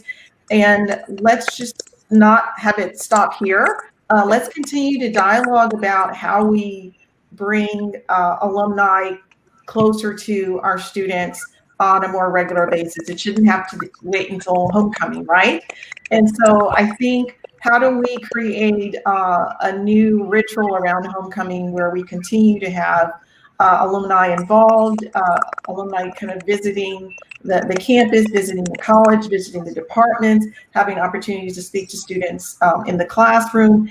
And of course, we will definitely want you involved as we launch this new initiative to have a college level internship career fair. So, Mr. Williams, we want to know about all those opportunities that you just mentioned, and we want to make sure that we have plenty of students that we can refer to you. And the same thing with Ms. Cornelius and Ms. Walls. We want you involved as much as possible. And so, wonderful, wonderful opportunity to meet y'all. Our students, I know, are quite impressed as they're sitting here listening, and they've already talked about how much networking is important to them and a major component of why they're here at Prairie View and why they'll tell others about coming here. So I want to thank our guests and thank everyone for just allowing us to build from this event because you will definitely be hearing from me. I would say congratulations. Yes. Well, awesome. Congratulations. I'm sorry, Ms. Lisa, go ahead. No. Yeah, let's congratulate Dean Gilbert. I mean, yes, congratulations indeed. Yes, congratulations, Dean Gilbert. I remember when you came here and you were the Dean of Graduate Studies. So when I saw that you were moving over to Arts and Sciences, I was kind of happy, kind of sad because I was leaving, but I was like, the College of Arts and Sciences is in great hands. One thing that I would like to have more dialogue on is understanding that you can be in school for 4 or 5 years studying something in undergrad, and you may not necessarily go down that route once you graduate. When I was studying at Blinn, one of my favorite history professors, Mr. Bourne, received a bachelor's and a master's in chemical engineering, and he worked in that field for 20 years. And he just decided, he said, history is my passion and I want to teach it. And so he taught for 15 years because, he just realized at that time, engineering was what he wanted to do. But his passion was in something else, working in enrollment management. And my degree is in history. When I first got to Prairie View, I thought that because I had a history degree, I either had to go into education or I had to go into law. But because of the experience that I gained through my networking at Prairie View, through the PV STEP internship program, when I was placed to work in the Office of the Registrar in the summer of 2018, that's the only reason why, along with networking again, that I have this job here at Morris Brown in Atlanta, Georgia. I worked in the Office of the Registrar for all 3 years I was a student at Prairie View. Every summer, every semester with the exception of fall 2018. And so just really, really, really stressing the importance of learn what you want to learn, but apply the networking skills, apply that experience, take all those opportunities to go where you want to go. I hate to hear, whenever people say that they study something and once they graduate, they're not happy with it. Mm-hmm. And there is a lot of tunnel vision. I think especially now with COVID, a lot of people are like, well, maybe I wanted to go this way. And now because it seems like I need to stay on the straight and narrow, I still have to go another way. So just feeling okay with doing something different than what you planned to do originally. Especially for those majors who we don't see ourselves represented at those career fairs often. I know, history majors, poli-sci, English, communication. There are a lot of forgotten majors. Everybody in Hobart Taylor is almost forgotten because Hobart Taylor is 20,000 miles away, right? So just not feeling stuck and going in there. I would love to hear more dialogue on that. All right, thank you, Jasmine, yes. So you've heard from not necessarily the masses, but enough of some great voices here, Dean Gilbert. I would agree.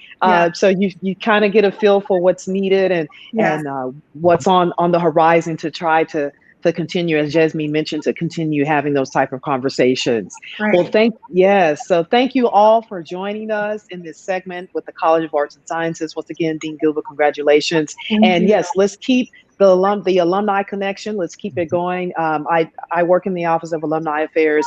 I know two of these panelists, Ivan and I, this is our first time meeting virtually. We talked on the phone, but I've always admired Jasmine as a student when she was here. I always watched her from afar. And you know how you can kind of feel when those people are like, she's gonna do some big things one day. So secretly, I've been a fan of Jasmine for a while. And then Charles and I met a couple of years over at Hilliard Hall when I worked for KPVU, and I know the wealth of knowledge he'll be able to bring to the College of Arts and Sciences. So thank you all, students, former students, and professors, and of course, Dean Gilbert. We're going to go ahead and transition into our next segment. We're going to take a commercial break, and we'll find out who our winner was of our question of the day. More when we return. PVAMU's virtual homecoming experience.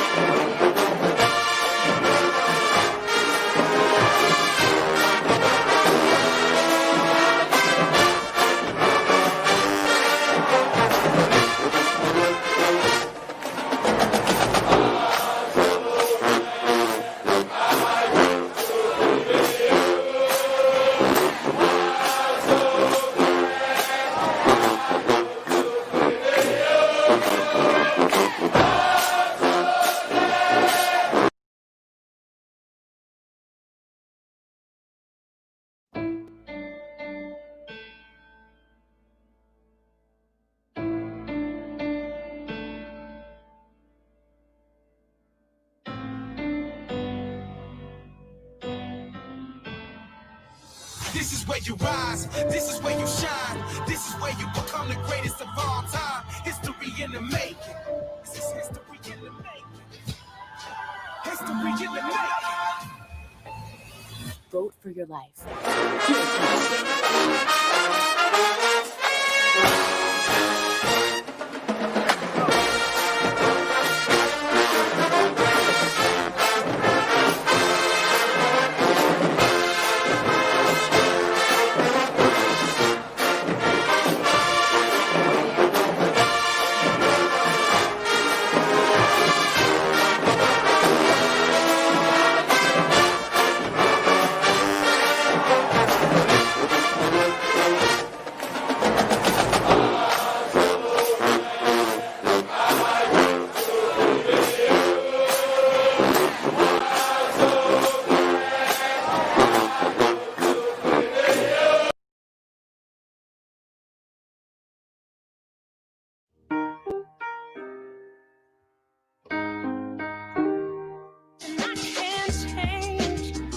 Even if I tried, even if I wanted to.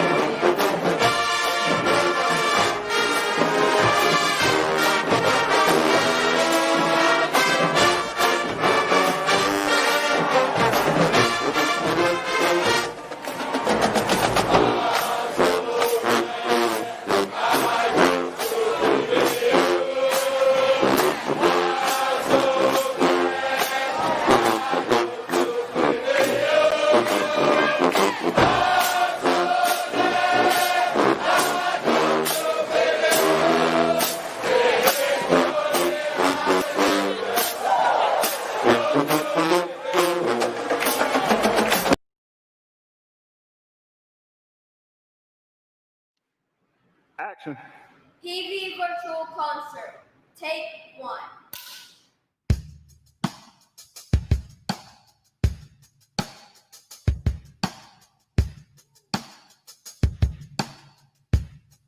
Yeah, I get a bad rep cause they say I'm cocky fresh when it's really in their heads. I be chillin'. Cause I'm thicker than a Snickers, smooth and brown just like some liquor. Maybe you could be the winner, take a shot. You say I'm gassed up like I never been dined. You should never judge a book by its cover.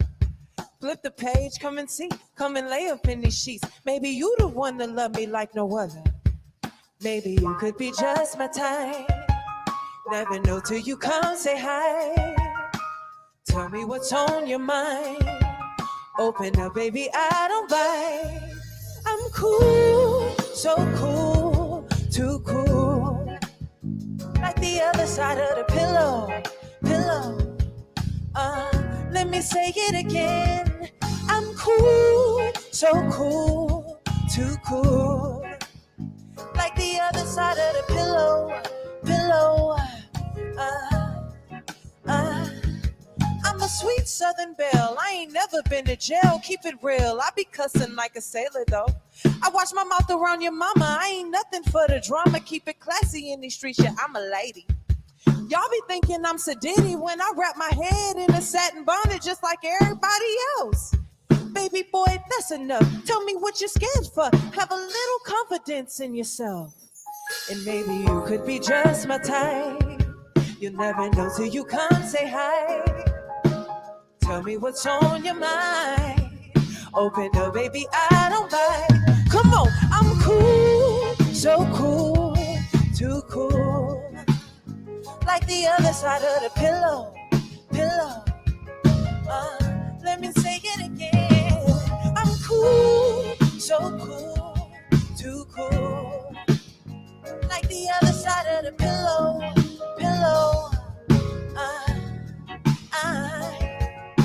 I'm cool like the ice in a platinum chain, like a slab coming down with the candy paint. I'm cool like the ice in a platinum chain. I'm like a slab coming down, dripping candy paint. I'm cool like the ice in a platinum chain. I'm like a slab coming down with the candy paint. I'm cool like the ice in a platinum chain. I'm like a slab coming down, dripping candy paint. I'm cool, so cool, too cool. Like the other side of the pillow. Let me say it one more time. I'm cool, so cool.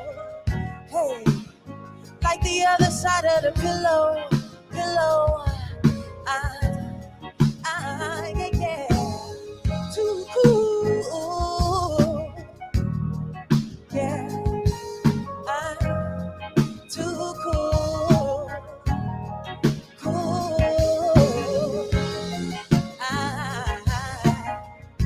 I'm cool. I said I'm cool. Yeah.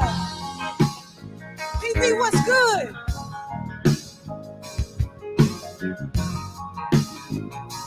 I hope y'all ready to have a good time tonight.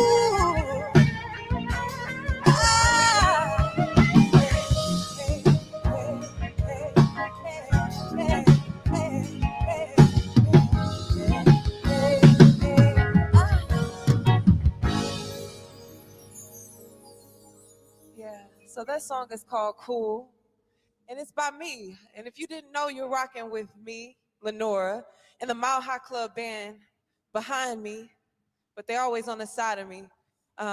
We're so excited to be your entertainment for 2020 PV's virtual homecoming. This is the first for all of us, and I'm so excited to be here. That song, again, is called Cool. And the reason I wrote that song was because of kind of exactly what the lyrics entail. I get this really bad rep, and people will see me and they think like, oh, she's stuck up, she's full of herself, she's this way. And I literally wrote this song for everybody that feels like, nah, that's just in your head. I'm really just cool. You know, I'm just the girl next door. I'm just a down to Mars girl. So that song is called Cool. It's available everywhere. We have a video for it. Yeah, that one was cool. So I hope y'all are enjoying it. This next song is called Don't You, and we're getting ready to get into some of my favorites. This song is by a band called The Internet, and if you don't know, you want to familiarize yourself because they're awesome. So this is Don't You. Come on.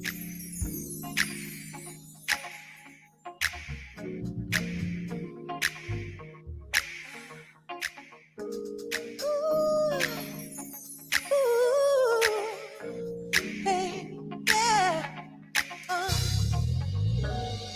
I can be a fantasy while you're dancing alone at night, yeah. Or you can be my majesty. You got me running for you. And we ain't gotta take it slow, 'cause here's what you do to me, yeah. I think it's time I take control, 'cause I just wanna love you, love you.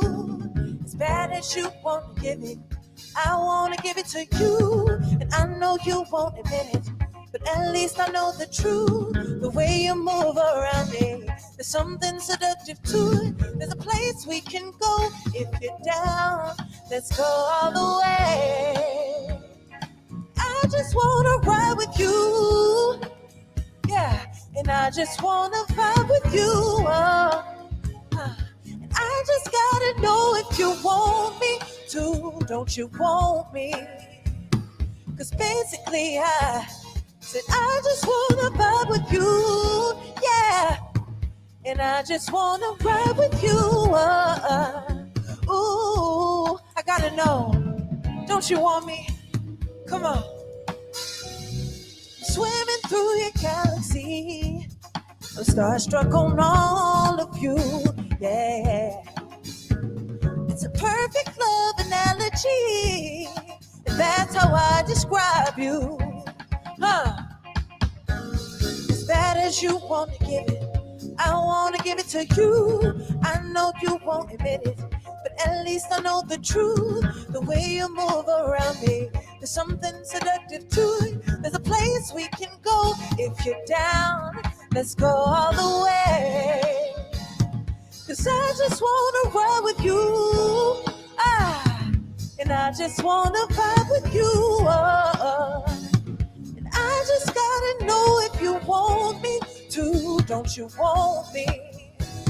'Cause basically I said I just wanna ride with you. Yeah. And I just wanna vibe with you. And I just gotta know if you want me to. Don't you want me? Don't you, don't you, don't you want me?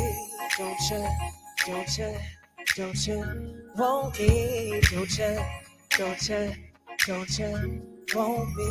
Don't you? Sometimes you just gotta look at her or look at him and you gotta ask, don't you, don't you, don't you want me? Don't you, don't you, don't you want me? Don't you, don't you, don't you want me? Don't you, don't you?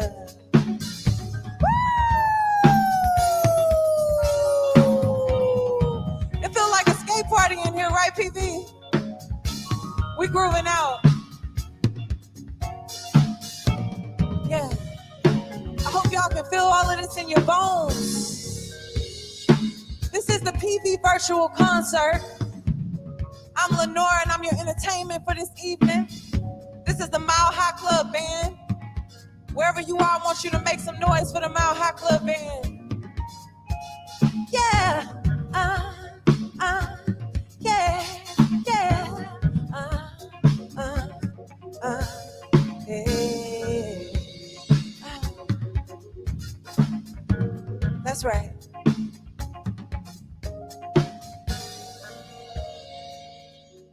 Having a little trouble.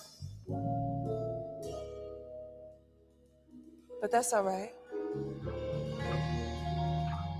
And I just gotta know if you want me to. Don't you want me?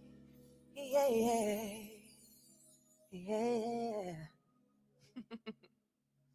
Woo! Are y'all having a good time tonight? Or this morning or this afternoon? Because the good thing about a virtual concert, honey, we can indulge and we can enjoy it any time of the day. So whatever you're doing, I hope that you're enjoying yourself and you're enjoying this good music.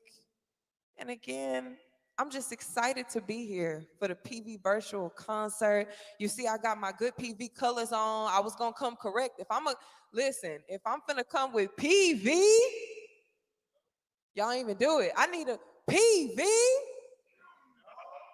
That's more like it. So I already know how y'all coming. So I can't come in here half stepping, you know what I mean, with anything other than purple and gold on. So I hope I'm doing y'all proud. I'm so excited to be here. I love y'all. So this next song is called After Party. And all my 90s fans, this song is by a band called Coffee Brown. If you don't know it, I know you're gonna groove out to it. It's a vibe.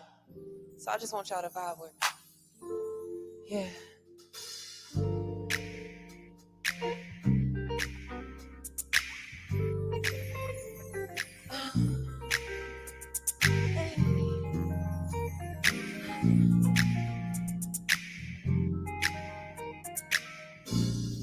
After the party, let's take a little time to talk about it. What's going through your mind? It has me shaking. Ooh, you look so right. I wanna ride. See, I would be lying if I ain't tell you. It made me wanna flip and you can't tell me. You ain't feeling the same, girl, it's our chemistry. You're like icing on a cake. I hope you stay so we can do our thing. Don't stop, you ain't gotta stop. Don't stop if the music drops. Get on top, you can take it all. Don't you want the after party? After the party, let's go somewhere and finish what we started. Cause right from the beginning, I was on it. I know you felt these nights, you know I felt you rise. So why don't we slide up off the dance floor? You and me, cause I wanna know just how deep does your loving go? So tell your boys goodnight, cause we're gonna ride after the party. Yeah, baby, do your thing. That's what I need you to do. Rock with me. What's it gonna be? Yeah, break it down. Don't stop, you don't gotta stop. Don't stop if the music drops. Get on top, you can take it up. Don't you want the after party?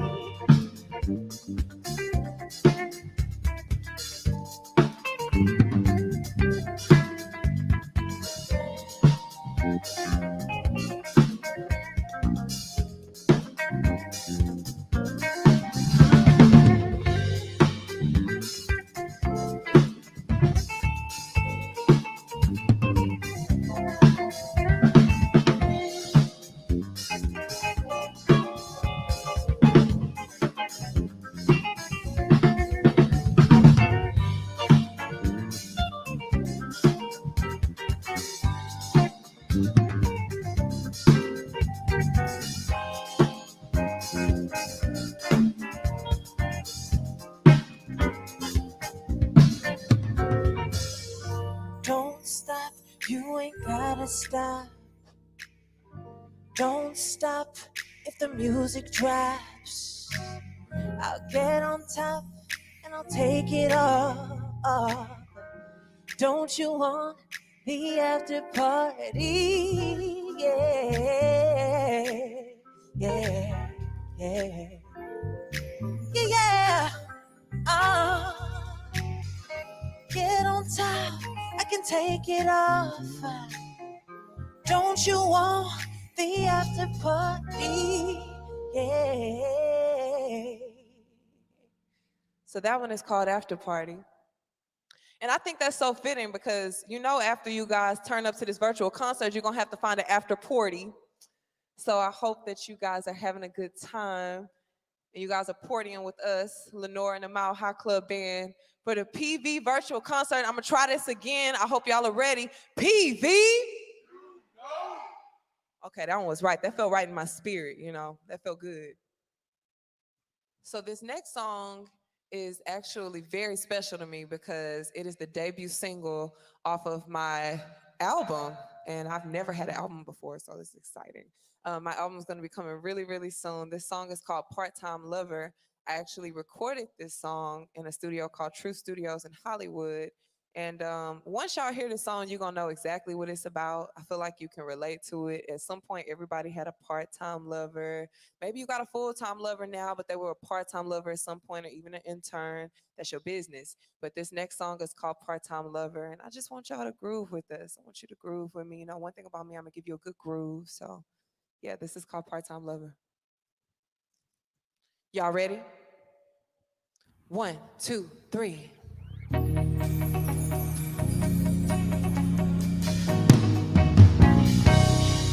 I should warn you, boy, I'm not like the other girls. If I want, I'll give you more, yeah. So come inside my lover world, and you'll wonder what this is, and ask me where we're going, but I can't tell you shh. not even know it, but I know it feels good. Yeah, playing with your love undercover. I know it feels good. Yeah, for you to be my part-time lover. I love when we spend time wrapped up in each other's arms till the day becomes the night and the night becomes the dawn. I must admit we are a match, and your wood sets me on fire. But baby, don't get too attached. No, you'll burn me out just like a tire. But I know it feels good. Yeah, playing with your love undercover. I know it feels good. Yeah, for you to be my part-time lover. I know it feels good. Yeah, playing with your love undercover. I know it feels good. Yeah, for you to be my part-time lover. Break it down. Part-time, clocking, work hard, I'm watching. Baby, don't you want your raise? Work me overtime like you have an axe to grind. Baby, then I'll let you stay.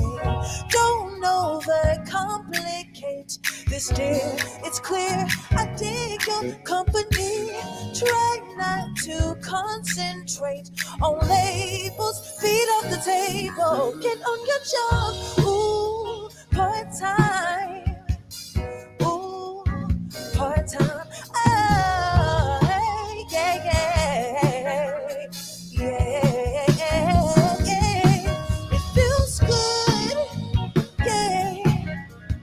Playing with your love undercover. I know it feels good. Yeah.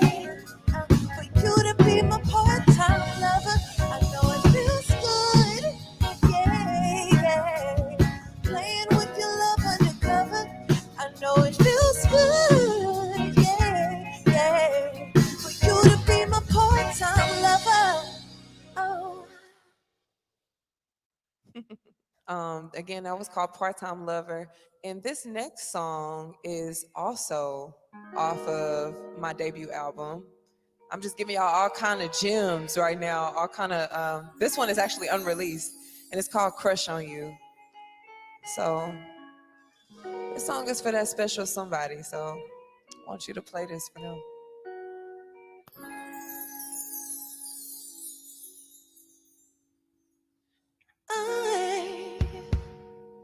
I have a really crazy crush on you. I wonder if you even have a clue that I see a future with you, boy. You know that my intention is not on rushing you, but I hold you on a different pedestal, and I see a future with you, boy. Yeah. You've been sleeping over for like every night this week. I do not complain, cause I like your energy. Know that you've been really busy, but you still make time to linger and come see about me. You're the perfect balance of intelligence and passion. You hold your business down and treat your love in the same fashion. You never have a problem showing loving is an action. Boy, I wanna see about you. I have a really crazy crush on you. I wonder if you even have a clue that I see a future with you, boy. You know that my intention is not on rushing you, but I hold you on a different pedestal, and I see a future with you, boy.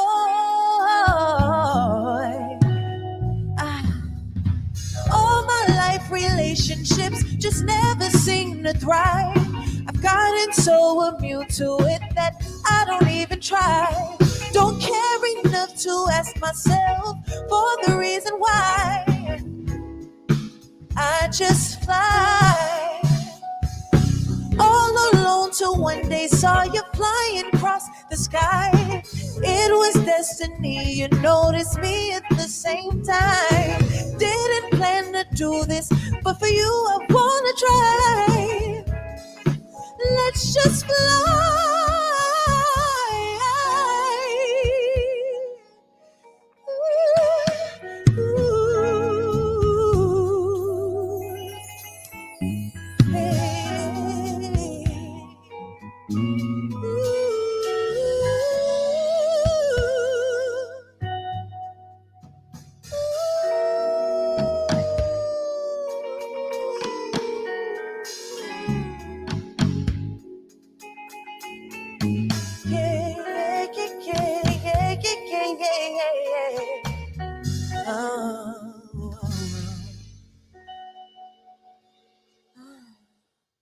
So that one is called Crush on You.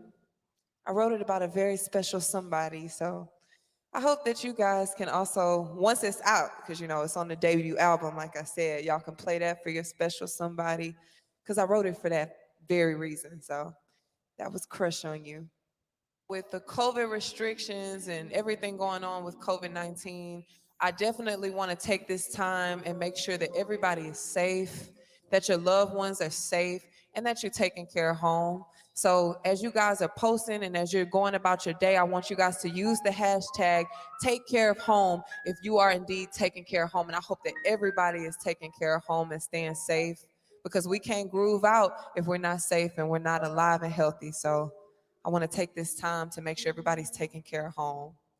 This next song is called Why I Love the Moon, and it's by an amazing band called Phony People out of Brooklyn. They're actually my very good friends, and any chance I get, I want to turn people on to their music. So we want to do our rendition of that song right now, if it's okay with you guys. It feels really good, so I know y'all gonna like it.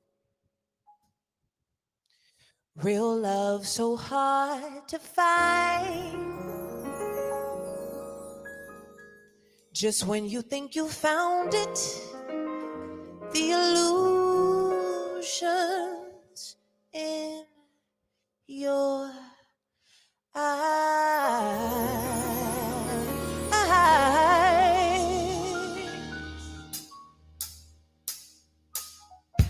PV, and that's why I love the moon.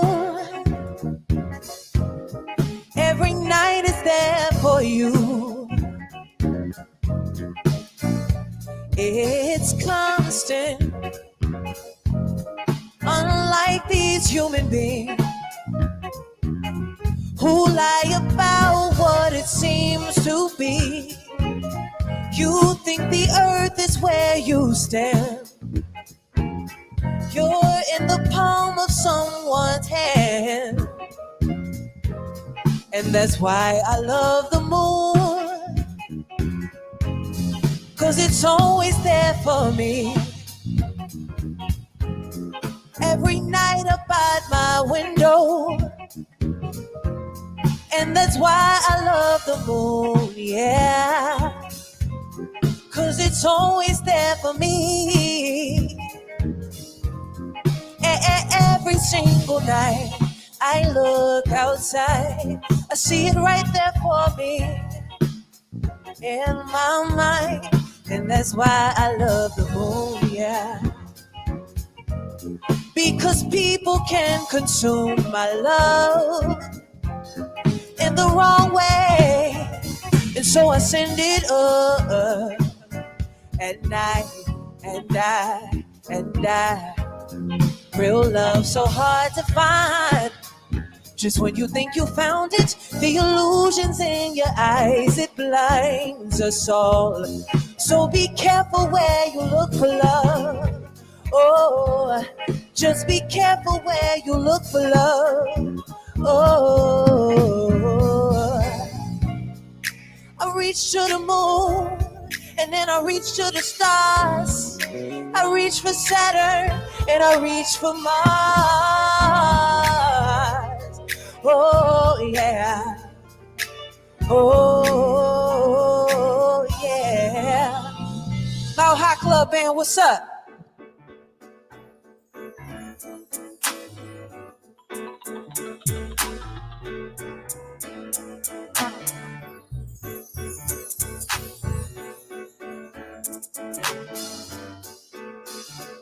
Play me something that feel good. Come on.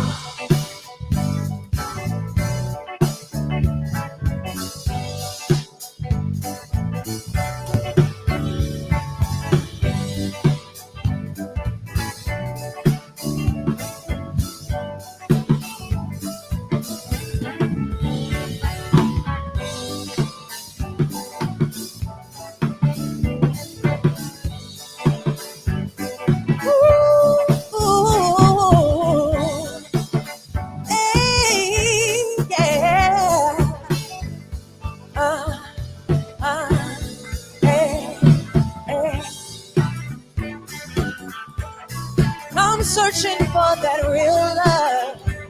I said real love is hard to find. I ain't real love. I'm talking about that real love. Yeah.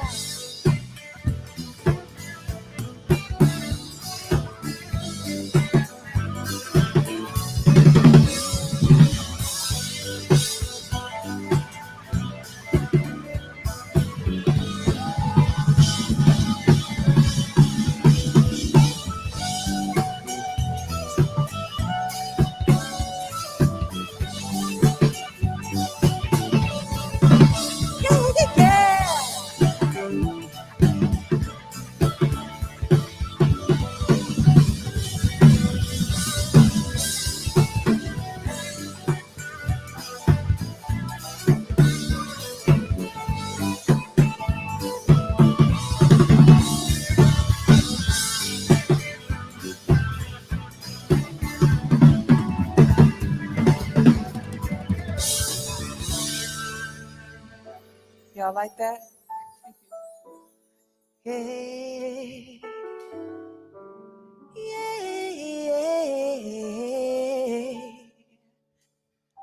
I hope y'all enjoyed that. That one's called Why I Love the Moon. Always a really fun one for us to do. Y'all having a good time, PV, at this virtual concert. I need to make sure y'all still here with me, baby, because we having a good time. I hope y'all are having a good time, like we having a good time. So, you know, with that being said, this next song, or this last song, this final song is the song that put me on the map. This song is called Relax. And I had a remix with Slim Thug, shout out the big boss of the North. And this is the song that got me radio placement and that, like I said, that put me on the map. So I'm always forever indebted to this song produced by Beans and Cornbread. And, you know, I know y'all are gonna enjoy it and do exactly what the song says, which is just to relax right now. It's a lot going on in this world. And I wrote this song for you guys to have peace of mind. So that's what this song is about. So without further ado, this final song is called Relax.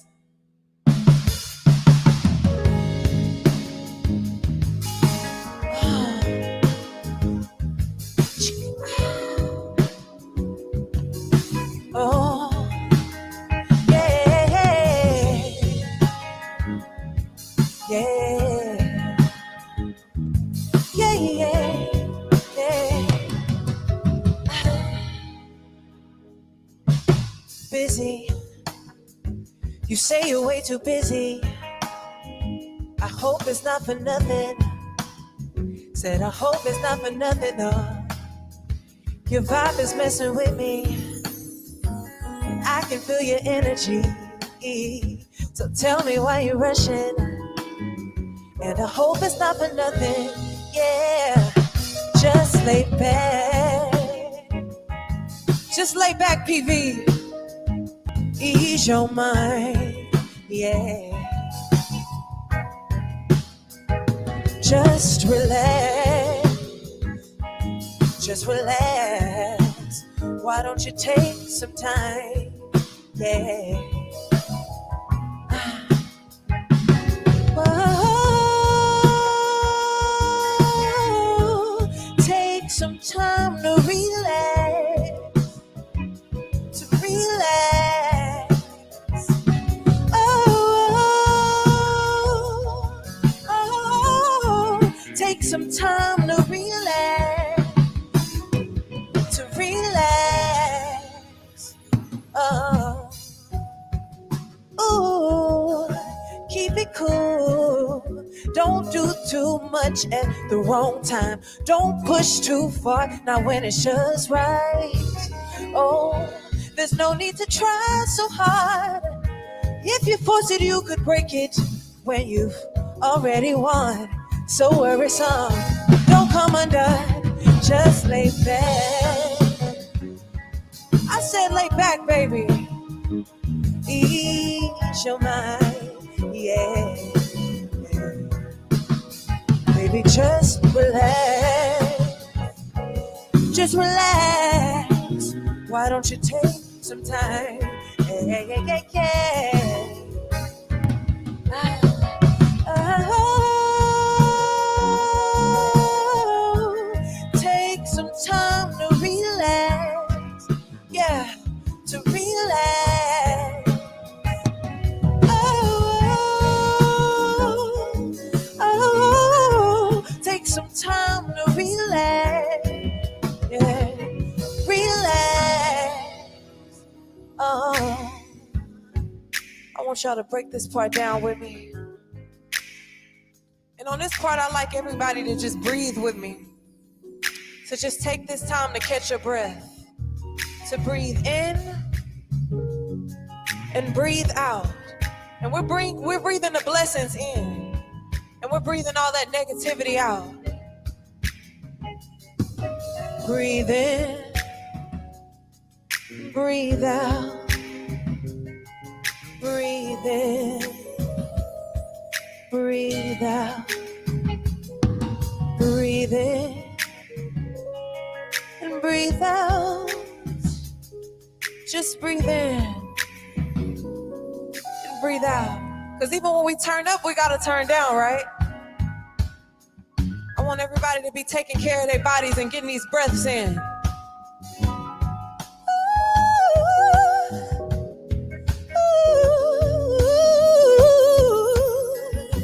Yeah. Hey, hey, hey. Just lay back. Lay back, PV. Ease your mind, yeah. Baby, just relax. Just relax. Why don't you take some time? Yeah, yeah, yeah, yeah, yeah.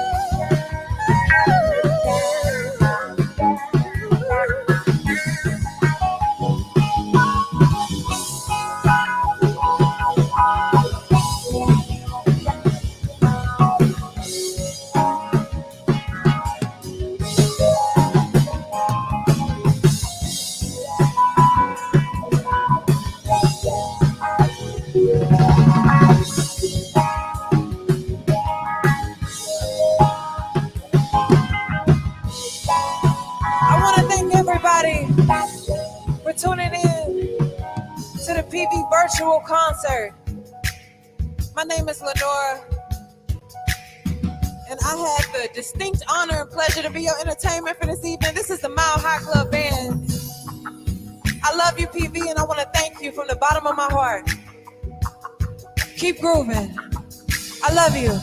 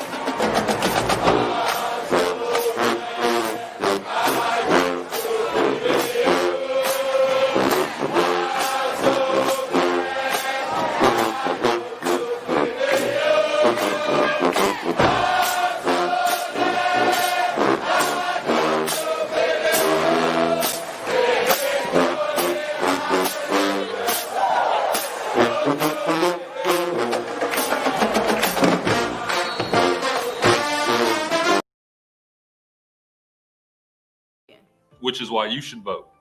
Which is why you should vote. Vote because it's your right. Vote because your voice matters. Your voice matters. Your voice matters. Vote because you can make a difference. You can make a difference. Vote. Vote. Vote. Vote. Vote.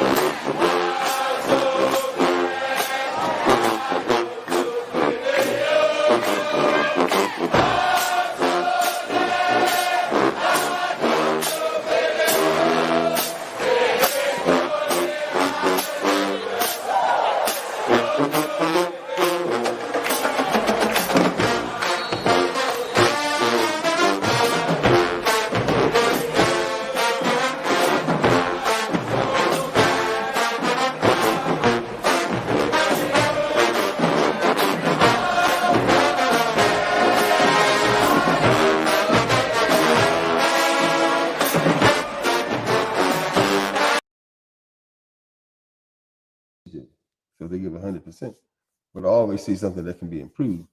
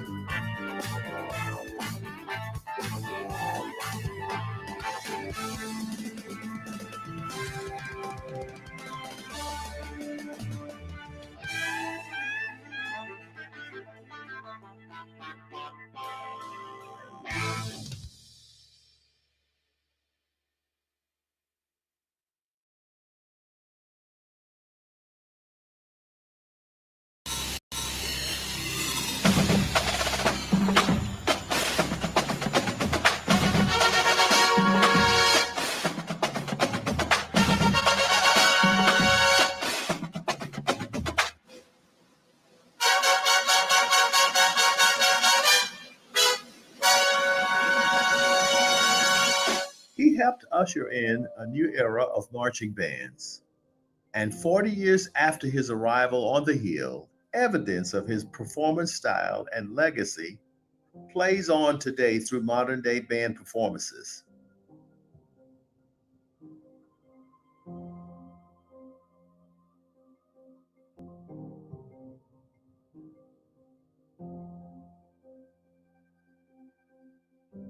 Let me tell you, the band at Prairie View at that time when I got in the band, it was so small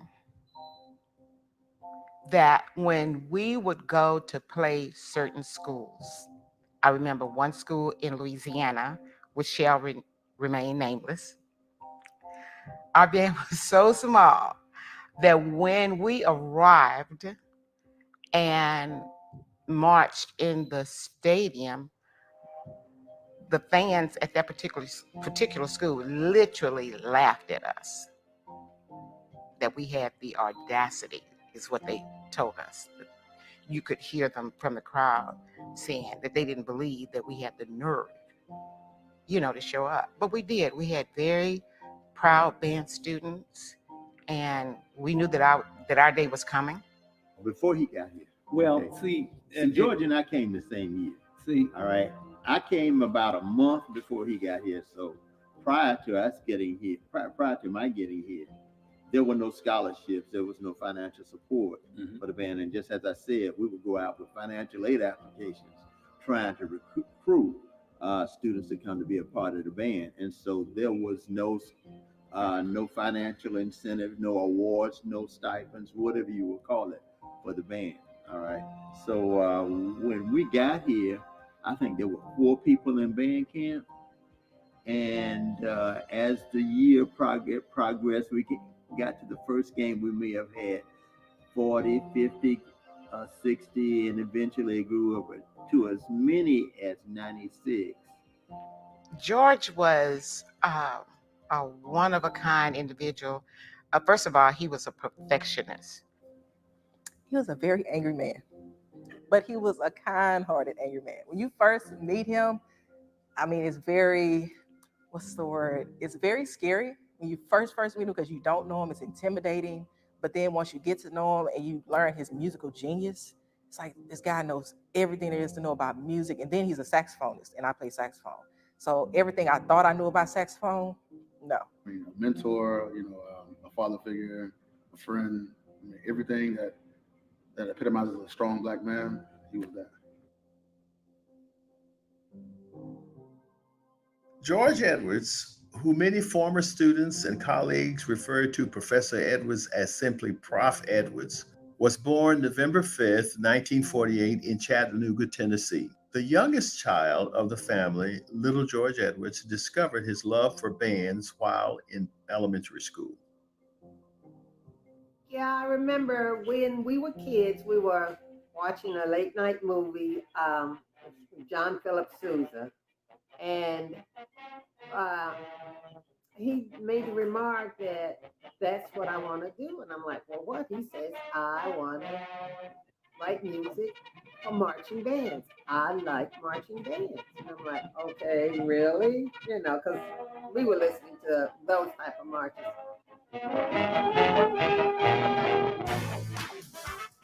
The tenacious 17-year-old set his eyes and heart on the Florida Panhandle and took his musical talent to Florida A&M University. He successfully auditioned and joined the FAMU Marching 100 and even penned compositions that the 100 still plays today. He didn't have a scholarship to go to Florida A&M, so he was went on down there anyway, and he got in the band and everything. He got there, he was working for prop, things like that, but he always loved music. From high school graduating there, he received a scholarship, but I don't know to what university. But his heart was set on the HBCU, which was FAMU, and Mom said she couldn't afford to send him since he had already gotten money for this school. So he packed up, went down there, got into school, got a job, and he called back and said, I'm in. Yeah, I went to school at FAMU with him. You know, Lindsay, George, and myself were at FAMU at the same time. Of course, they were older than me. You know, I was a freshman there, George's senior year, and Lindsay's sophomore year. So George didn't like for me to say that.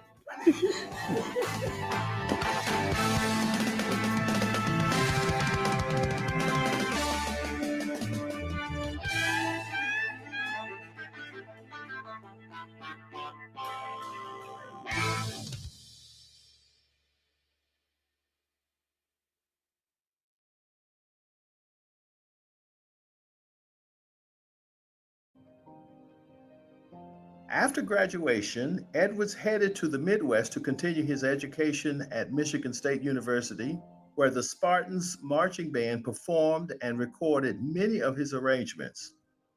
George led a fulfilling life of teaching in Lansing, Michigan, and traveling for music performances until he received a call from a friend and former college bandmate, William McQueen.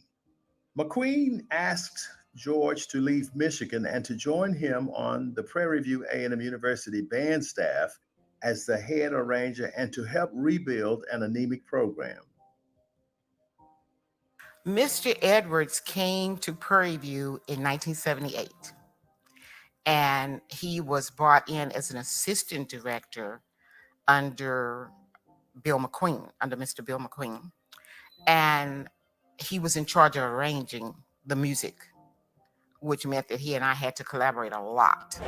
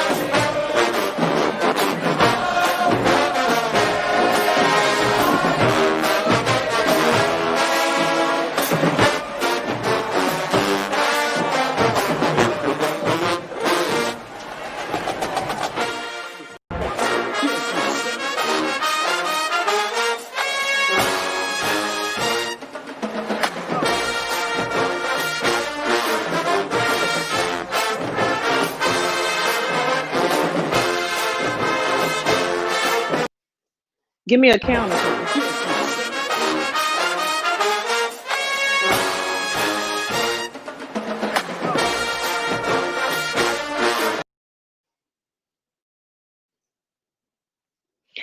And welcome back.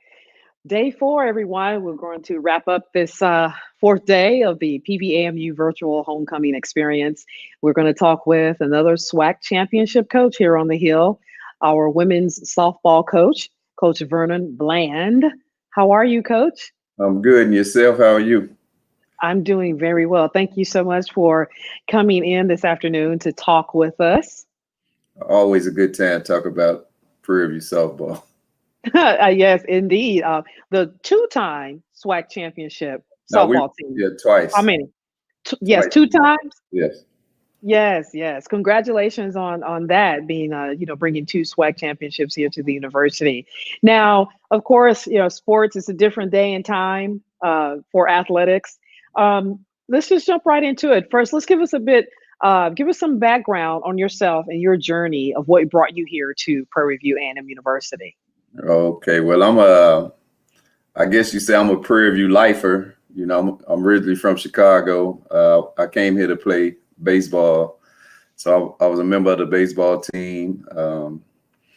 I pledged here, pledged Kappa Alpha Psi. I'm a member of the Sports Hall of Fame for baseball. I also was the assistant baseball coach before I became the softball coach. So I've been, like I say, I've grown up at Prairie View.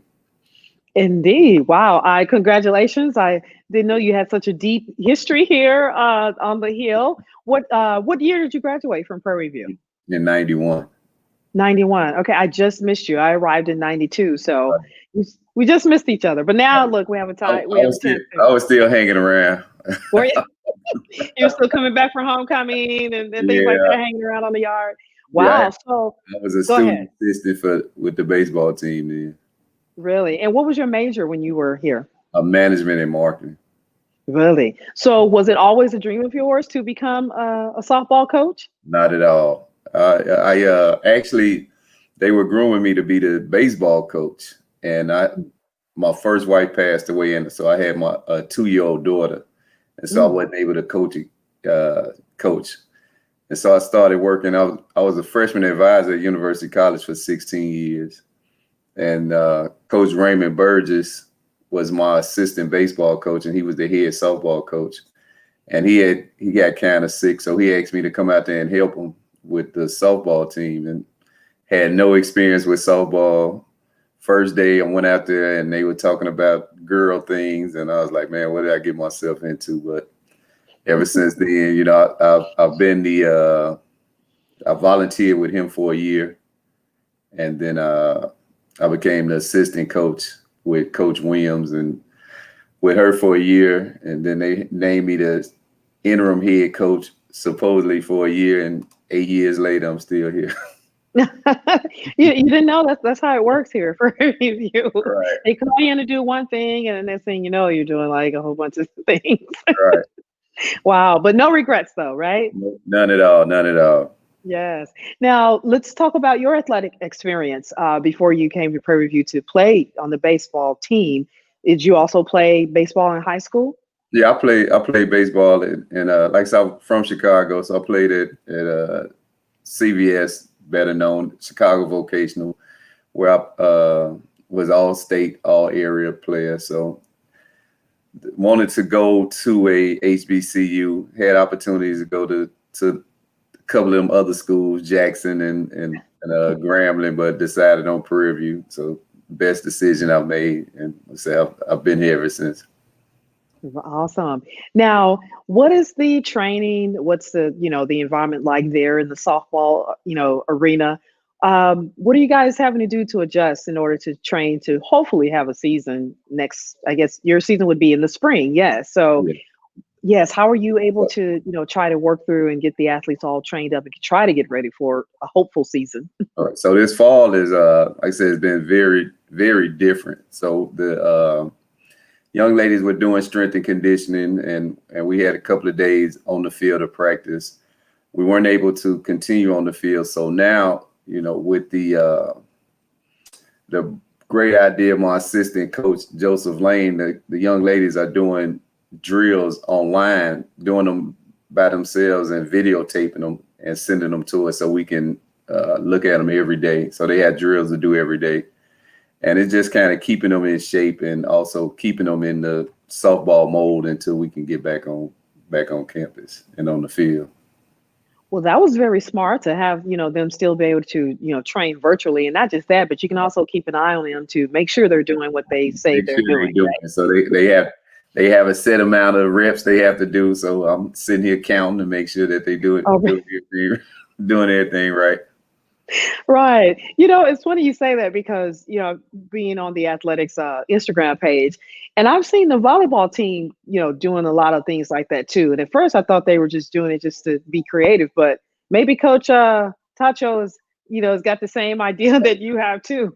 Yeah, you have to keep them engaged. This is something that nobody's ever been involved in, and I have some freshmen that it's been pretty difficult on them because they are used to being structured and then coming to college their first semester. So this is hopefully is helping them out. And like I said, once we get back on the field, we can just hit the ground running without having to show them the drills that we would have been doing this fall anyway. Yes. And about how many athletes do you have on your roster now?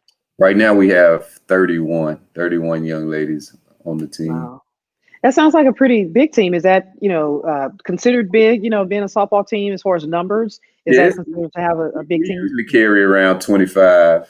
And so with this situation that we're going through now, you can potentially go from 32 to 22 if we have an outbreak or anything like that. So we're kind of blessed to have these numbers, and just in case. But 25 is usually the number that we keep.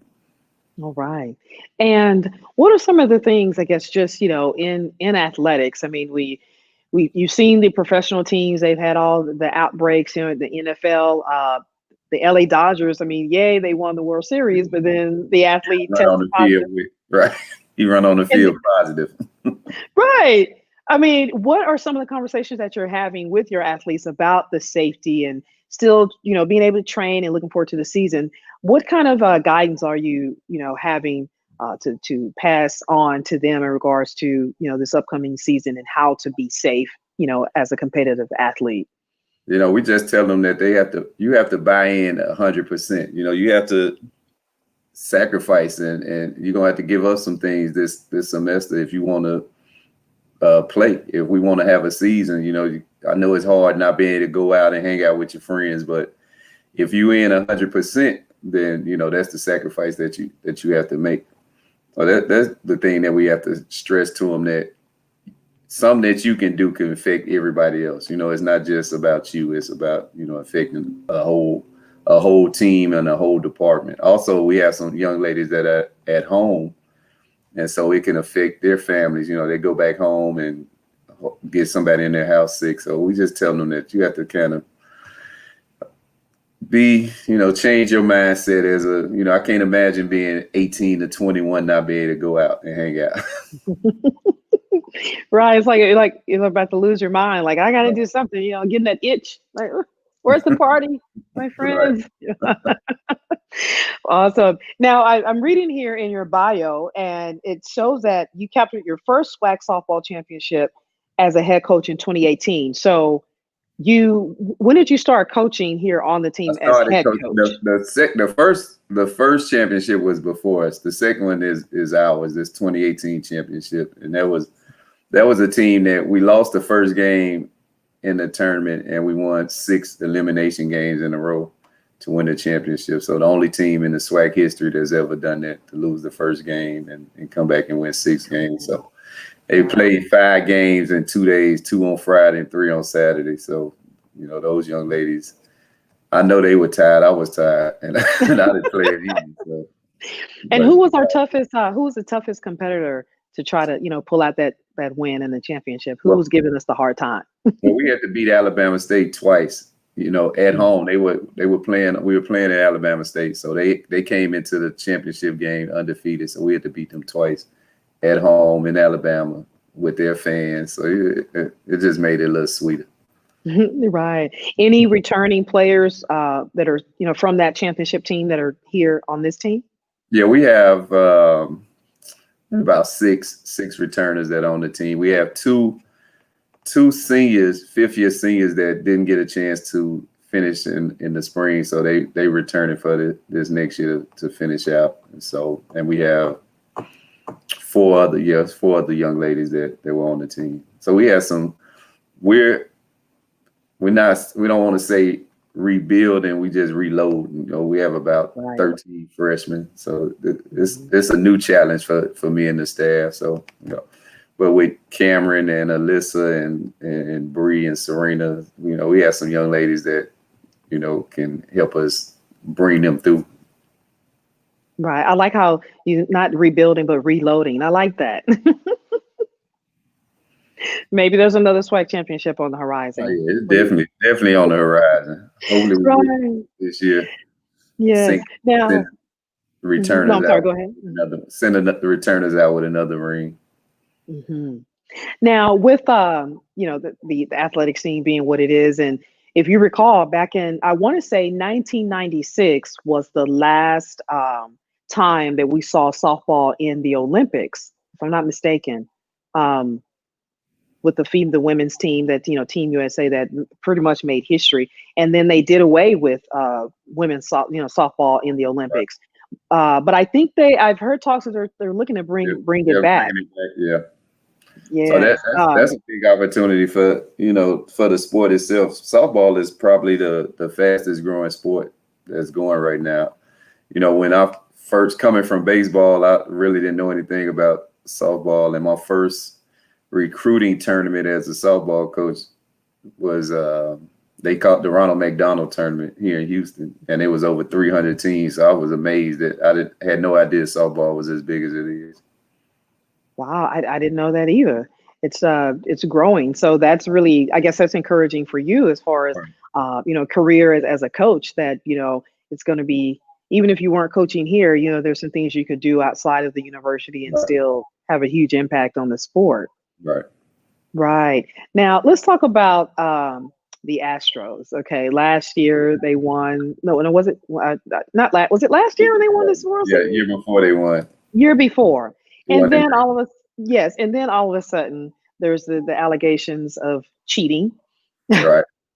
Now, what did you think about that? I mean, I know that I can't remember if they had a conversation about, you know, giving the rings back or something like that. But what were your thoughts about that? You know, professional team, and, you know, you win, and then all this comes out about, you know, the cheating and things like that. I think was it recording another team? No, giving hand signals or something like that. Yeah, they were giving signals on which pitch was coming, and, you know, that's been going Is that on. illegal? I don't know. Yeah, it's illegal, but it's been going on for years. They just got caught, you know. So Okay. yeah, and they had actually took it to another level. It's funny that you asked that question, because the young lady that we have with us, Cameron, that's on the team, Cameron actually works for the Astros. So she Wow, probably, what does she do over there? she probably know firsthand on the cheating. Right, what happened? Hopefully she won't, you know, practicing that over here. Don't do that. What's her name? Aaron?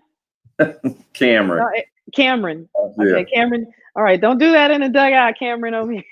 Whatever you learned over there, don't bring it over here. Don't get caught doing it. Exactly. Wow. Now, what about some of the young women that are playing on the team? Do they have aspirations to become professionals in the sport? Well, it's a couple, I believe, that want to go on afterwards. But fortunately, we have, like, in the last 5 years, we've graduated 26 young ladies. So, you know, they're coming here, getting their degrees and kind of moving on. We did have one that got drafted last year, Yaya Hernandez. So she was the first player from Prairie View ever to sign with a pro team. So Really? she was playing in Mobile. Can't think of it. I don't remember the league, but like I said, she was the first player from Prairie View to ever get signed to a pro contract. Wow. So, Do you still keep in touch with her? oh yeah, I see her actually every week. Really? So she's here still locally in Houston, Yeah, she's in the still area? local. Yeah. Okay. And the reason why I asked that is because myself working in the Office of Alumni Affairs, that's what I do when I'm not doing this. And that's something that we've really been wanting to make a better connection with our alumni athletes. Right. So, yeah, so people like Yaya and any other of your athletes that have graduated offline, I'll reach out to you, and let's keep that conversation going and find a way to get them connected back to the university, because we definitely want to make sure that we highlight and keep up with our athletes that have gone on to do great things, and make sure that we don't lose touch with them. So we'll have that conversation offline. Okay. Yes. Now, I understand that you all were here on campus for a while, and then all of a sudden there was a bit of an outbreak, and everything kind of just shut down Right. recently. It was that last week or a couple of weeks That ago? was 2 weeks ago. So Yeah. we're scheduled to come back Monday to start Okay. back. But yeah, we had I guess an outbreak and so we had to shut it down to kind of get things back in order. So that's when Coach Lane came up with the idea of the virtual training. So we can, say keep the young ladies ready, because you never know when they're gonna say, okay, you ready to go, get back on campus. And we don't make any excuses. Cam was here when we didn't have we have an indoor batting cage now, a covered batting cage now, but during that championship year, we had got caught with a lot of rain, so we couldn't practice on our field, and we actually practiced in the parking lot of Hobart Taylor. Really? On the concrete. It wasn't no excuses. The ladies didn't, no complaints. Just went out there and got the job done. So that's one of the models that we have. We're not making any excuses. With the COVID, everybody's going through it. So that's we have to be ready. They say go in February, then we'll be ready to go. Right. So you have to be a little bit like what you did is become innovative in your training methods and training locations. So in the parking lot of Hobart Taylor, so what kind of training were you able to get done in the parking lot there at Hobart? We had a regular practice. I was hitting balls like we was on the dirt, hitting balls to the outfield. So it really was a regular practice. We didn't, so some of the fields in the SWAC, they fields as hard as that concrete anyway. So we made, so it was, they had practice. Right, but no sliding to the bases though on the concrete, all right? We just did defense. Actually, we did hit as well. We had some softer balls that we usually use inside, so we had batting practice. So like I said, we had regular practices out there. And just with the culture of the Black Lives Matter movement and a lot of professional athletes, taking a stand and speaking their voices, what are your thoughts on athletes doing that? Being outspoken and being part of the Black Lives Matter movement? I think it's great. Unfortunately, once they leave the stadiums and they on their way home, they just regular black guys to the police officers. Multi-millionaires driving big cars, but they still get treated as like me. A regular coach. Just the color of our skin has become a issue with law enforcement, and I think the fact that they're using their platform to take notice, is great. Our team actually did a video this summer, where they were saying enough is enough. It's time for some changes.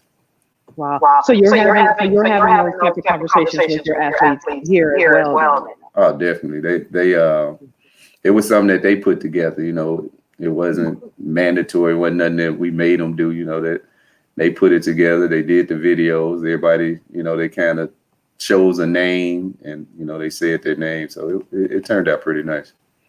Oh wow! We'd like to see some footage of that offline. I'll send you an email and see if we can get that, and maybe we can incorporate it into some of the things we're doing this week for homecoming. We're trying to make sure that we incorporate the students into the broadcast. So we'll talk offline and hopefully see if it's still out there, if it's still available. Yeah, it's available. Actually, Cam is part of the crew that put it together, so I'm sure she'll be able to get it to us. Right. Well, I was told by my producer that we have one of the student athletes that have joined us now. Hi, everyone. I'm Cameron Laverne. Hi, Cameron. Your ears must have been burning. We just were talking about you. Yeah. How have you been doing? It's been different. So like Coach Bland said, I am a 5th year returning senior. I graduated actually in August with my degree in civil engineering. And so that was obviously a blessing, and being able to graduate. But as far as like COVID goes, when we first found out that we lost our season, it was like completely devastating. And us seniors were really panicking because we had so much left. We never had a home game. So we were excited to do that.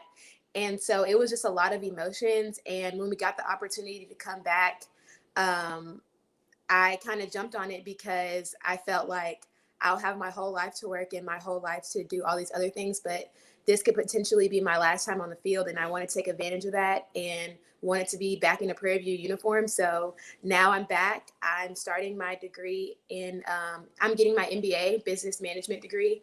And so that's where we're at right now. Wow. Well, congratulations on, coming back and going into that master's degree program. Now, you've been learning online in this master's degree program. What has this entire online learning experience been like for you? It's definitely different, especially last semester when I was still in an engineering curriculum. That was very difficult because I had senior design and projects that were really hands-on and really group-oriented, and that's very hard to do virtually. This semester, I've kind of been able to acclimate better. And also being in an MBA program, I'm amongst a whole bunch of students who are a range of different life sets. And so I'm kind of the youngest person in my program. And so being able to handle that and doing it virtually is a struggle, but at the same time, it's manageable. And I think the teachers are doing a great job of making sure that we're still engaged and that the work can be done from home and that there's still ways to collaborate with students virtually. So it sounds like it hasn't been too much of a struggle for you. Yeah, as long as you have good Wi-Fi. There are days where Wi-Fi has gone out and I'm out of Wi-Fi, and if that happens, that's the big kicker. Right. It's frustrating, right? Very Yes. frustrating. Wow. So was it always a dream of yours to come to Prairie View and play on the softball team? So actually, I got recruited to play at Prairie View my junior year in high school. Went somewhere else my freshman year. And after my freshman year, I was like, this is not where I want to be. And I texted Coach Bland. I don't even know how I had the guts to do that, but I texted him and said, hey, is there a spot still? Like, I really think that Prairie View is where I need to be. And he was like, yeah, sure. I came on another visit for the last time, my parents, and we went during the summer. And that fall I started at Prairie View and I haven't looked back since. And that was one of the best decisions I could have made. And not only being at Prairie View, but in an HBCU environment and at a school where engineering is so strong, I definitely enjoyed my experience and will always love my school. And where were you before you came to Prairie View? What school were you? I was what college were you in? Yeah, I was at Trinity University in San Antonio. Oh, okay. And you said, had enough of that. Let me go ahead and get into this whole entire HBCU experience, right? Because it is indeed an experience. Wouldn't you agree? Yes. And what are some? Yeah, you're right. What's your most memorable moment from your previous homecoming experiences? I will say one thing that we do normally during homecoming is we'll have an alumni game. And that's always super fun to be able to play with people maybe you've never played with before, or to play with girls that you used to play with and y'all get a chance to be on the field again. And so I think 2 homecomings ago, we were able to do that, and that was so much fun.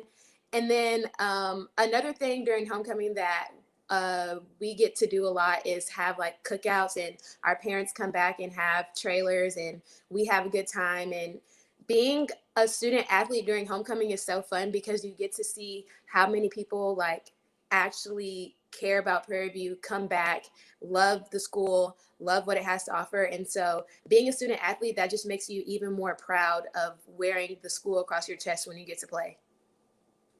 And with your background and, where are you from originally? Are you from San Antonio area originally? No, I'm from Houston. Oh, you're from Houston. Okay. So you kind of had heard about Prairie View before then. Yes. Right. And Coach was telling me that you were one of the athletes that were a part of the Black Lives Matter message or video that you all put together, right? Yes. Yes. What So prompted you? Yes. What prompted you to do that? I think when everything happened in the world and we were already at a standstill because of the pandemic, it just hit home to me so much more. And when it happened, I told my teammates and I that like we have to do something because we represent a generation that has broken barriers and has proven that we're not okay with what's going on. And for us to be student athletes and represented HBCU, I felt it was important that we used our platform and got our message out there because being a HBCU or millennial Gen Z, whatever we are, I think it's important that what we say matters because moving forward, we are the ones that are going to be able to create change. And so I think that it was so powerful for us to be able to do that. Well, I want to say, yes, it was very powerful. And thank you all for doing that. I told Coach, I haven't seen it, but I would like to see it. So I'm going to give Coach my email address and have you all send that to me. And hopefully, maybe we have a spot we can incorporate that into our virtual production that we're doing this week for homecoming, because one of our main goals is to incorporate you all, the students, as much as we can in this whole message. So hopefully you'll be okay with that. Would you be okay with that? Yeah, for sure. And then one other thing I encourage you to check out also is on the NCAA softball sites, like their Instagram and Twitter, they've also been highlighting Black players who have been spreading a message or have a story to tell. And I was actually one of the girls who got posted on the NCAA softball site. So that's also a good place to check out some stories that people have. Okay, well, I'll make sure to, yes, let's get that information over to me as well. And like I said to Coach, with you being, an alumna of the university, I work for the Office of Alumni Affairs, and so we want to really get to know you more and find out ways that you can become involved in the Office of Alumni Affairs and some of the alumni engagement virtual activities that we're going to be working on. And does that sound like something you'd be interested in?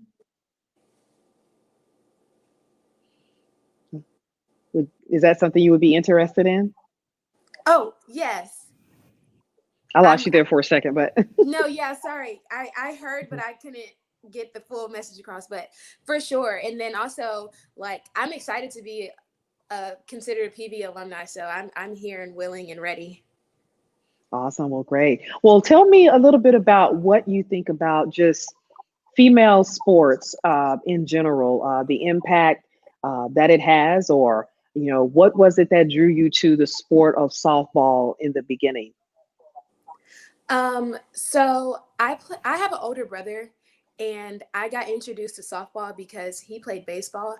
And growing up, I played a lot of different sports, but ultimately softball stuck because it's one of those sports where you really have to think, and athleticism will only take you so far. You really have to know the game and be a student of the game to be successful. And so that's what drew me. And I would like to say about when it comes to women in sports, I think that in itself is a powerful message because we often get seen as like, if we do play sports, like there's a stigma on if she can also be girly or if she can also be smart or all these things. And we are proving that women can be a lot of things, like being athletic or being smart or being pretty or whatever people define you as. You can be all of those things and not just one of those things. And I think like in women in sports, and especially now with softball being grown the way it is, we're proving to people that we can have all these different hats and be successful in them. And so I think that in itself is powerful. Wow. Well, Coach, you see, you've got a really intelligent young lady here. She's very woke, as we say. Yeah, definitely. Yes. So what kind of an athlete was Cameron when she was on the team with you, Coach? What kind of an athlete was she? Cameron is a hustler, Cam going and she talks. She's one of my athletes that's gonna talk, and so that's one of the things. She's one of our leaders. She practices. she practices hard, which she leads by example. You know, you have different types of players. Some players lead by example and don't say nothing. Cam is the one, she gonna say something. If she see you not doing what you're supposed to be doing, she gonna let you know that you're not doing what you're supposed to do. And she doesn't get any feedback because she's pushed back because she's doing what she's asking you to do. Wow. How does it make you feel, Cameron, to hear Coach speak of you in such a high regard? Oh yeah, that feels good because She's like, if you keep know it coming, Coach Glenn, you know how he likes to play, and you know that it's hard sometimes to get the good parts out, but he's getting them out, and I appreciate it. But no, seriously though, we all know how much Coach Bland, like what he thinks of us and stuff, but it's good to get it verbal, especially before the season, because now we can really get it rolling. Right. You have this confirmation now, right? Yeah. Wow. Well, Coach, I'm glad you said all the right things, because she sounds like if you did not, she would let you know. Yeah. Cam is one of those that she's gonna speak her mind, you know. So she's not ever disrespectful, but she's gonna definitely speak her mind. Yeah. Well, tell me, Cameron, where did you get that, that aggressive, mentality from? Is that something that comes from your your upbringing, or what did you learn to become so vocal and passionate about, life and your voice in this world?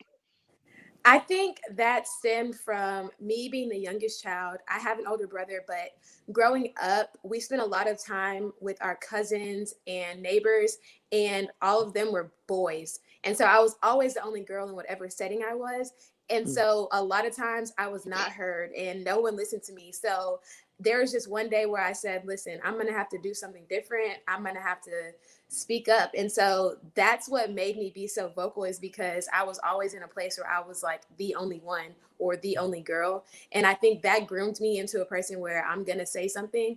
And then I think I'm the person that I try to do like my due diligence of knowing what I'm talking about or researching before I say something, because if you also know me, like I'm not one to enjoy being wrong. So when I do say things, I think it comes from also a place of like trying to spread information or trying to let others know of the things that I've seen or heard or researched about. And so I think that's what helps me have a voice, because there's a message behind it. Right. So you're always looking to educate and inform. Exactly. Yes. Wow. Well, Coach, she's a firecracker, but a good one, right? In a good way. In a good way.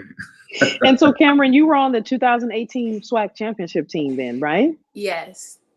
Yes. Now, was that the first? Let me see. I guess were you on the first SWAC championship team too, or no? The 2018 would have been your first one. I forget where you are in that. Yeah. Yeah. The winnings are so much I can barely keep up with them. So, so your first SWAC championship team was 2018. Mm-hmm. Yes. Ma'am. Okay. And what was that feeling? That was probably one of the best feelings. I think I was an underclassman when we won, and so a lot of like the seniors and juniors that were on the team, like we respected at a high level. And when we first went into game 1 and we lost, everyone was devastated, and we made up our minds that like we were going to do this for us. We were going to do this for what we wore on our chest. And once we had that made up, there was no stopping us. Like we just kept going and kept fighting. And when Coach Bland was talking about how tired he was, that was no joke. Nikki, who was our trainer, she would have to like give us like ice packs or give us ammonia to smell so we would wake up, because we were playing back to back to back. But once we realized that we couldn't be stopped, we took that and we ran with it and ultimately like won the championship. And that team in itself is iconic because we, one, did something that had never been done before, winning 6 consecutive games, and 2, the way we came together, because playing with a whole bunch of softball girls or girls in general, personalities are just everywhere. Everyone has a different personality. I'm sure you could see through mine now. And but the way that we came together and we had that coming to Jesus moment that we were going to do this and no one was going to get in our way, and everything just clicked. And that was super, super cool to see and be a part of. And yeah. So let's back up a little bit. The smelling of ammonia. How how how? I have several questions. Who, what, when, why, where? No, I'm kidding. You know, No. how? Yeah, yeah. Go ahead. I don't even know. So when we're used to playing like 3 games in a weekend. That's how our series normally go. But when you're playing back to back and you have to give it, and you're giving it your all every game, and every game might be your last, there's a different type of like tired. And if you just imagine us starting on a Saturday at 8 a.m. and not taking our cleats off till 8 p.m. and just imagine how tired you are and the sun being down on you, because our conference tournament is played in the middle of May. So it's pushing 100 degrees. And so everyone is hot, sweaty, can't take our cleats off, can't be unfocused. And so there's just so much water can do at that point. And so the smell, like you'll be so tired and you'll sit on the bench for a little while and you just feel yourself falling into a daze where you think you're too tired to play. And so that ammonia, I promise, will just snap you right back into reality. Well, I must say, with my background in athletics from track and field, but just I've never heard of that as being something that would help you, kind of pep you up and get you back focused. Where did you come up with that, or the main reason why Nikki has ammonia in her bag? But for that weekend, that's what it was used for. Oh, she just said, "Hey, let's try it out." Or it was like we were all tired. We were drinking Gatorade. I thought you were going to say you were drinking the ammonia. I'm like, oh my god. Yeah, and we would just keep telling Nikki, like, I understand. I'm drinking Gatorade. I'm drinking water. I'm eating pickles. I'm eating bananas, but it's not cutting it. And she just was like, hold on, I think I got something for this. And she whipped it out, and it kept us going. Wow, she saved the day and brought help you bring that SWAC championship home. Coach, were you aware of that, or is this brand new to you? First time I've ever heard this. Cameron, we didn't let the cat out the bag. My fault. I'm telling too much. But I know Nikki has the ammonia packs. You just break them and you just kind of sniff it, and it kind of peps you back up. But I didn't know they were. So you've heard of it though, Coach? Oh, yeah, I've never heard of it. Yeah. Really? Wow. But I didn't know. Amazing.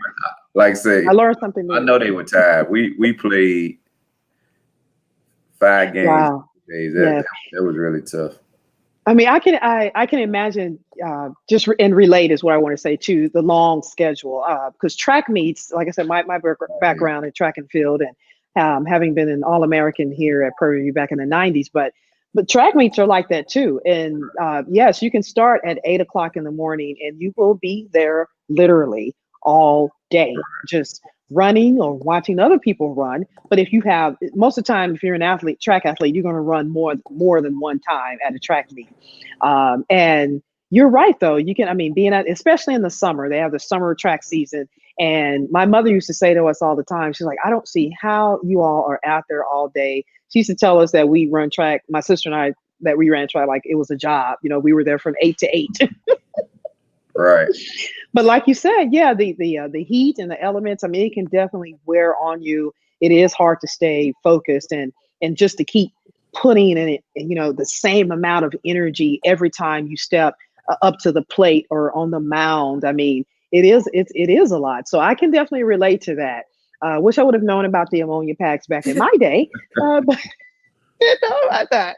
But yes, Coach, just, tell me what's on the horizon. What are your thoughts about, just this SWAC championship season? What is it looking like? You think you can come back with another championship, or is Alabama going to give us another hard run? What do you think? I really believe we have everything in place to win a championship. We have a good mixture of experience and youth to help us bring it back. We just, like I said, once we get started, not really having this fall to gel, we might, because we have so many new kids, it might take us a little while in the spring to get going. But I think once we get to the SWAC season, we'll be ready to roll, because we have a very talented group. So I'm actually looking forward to this. This is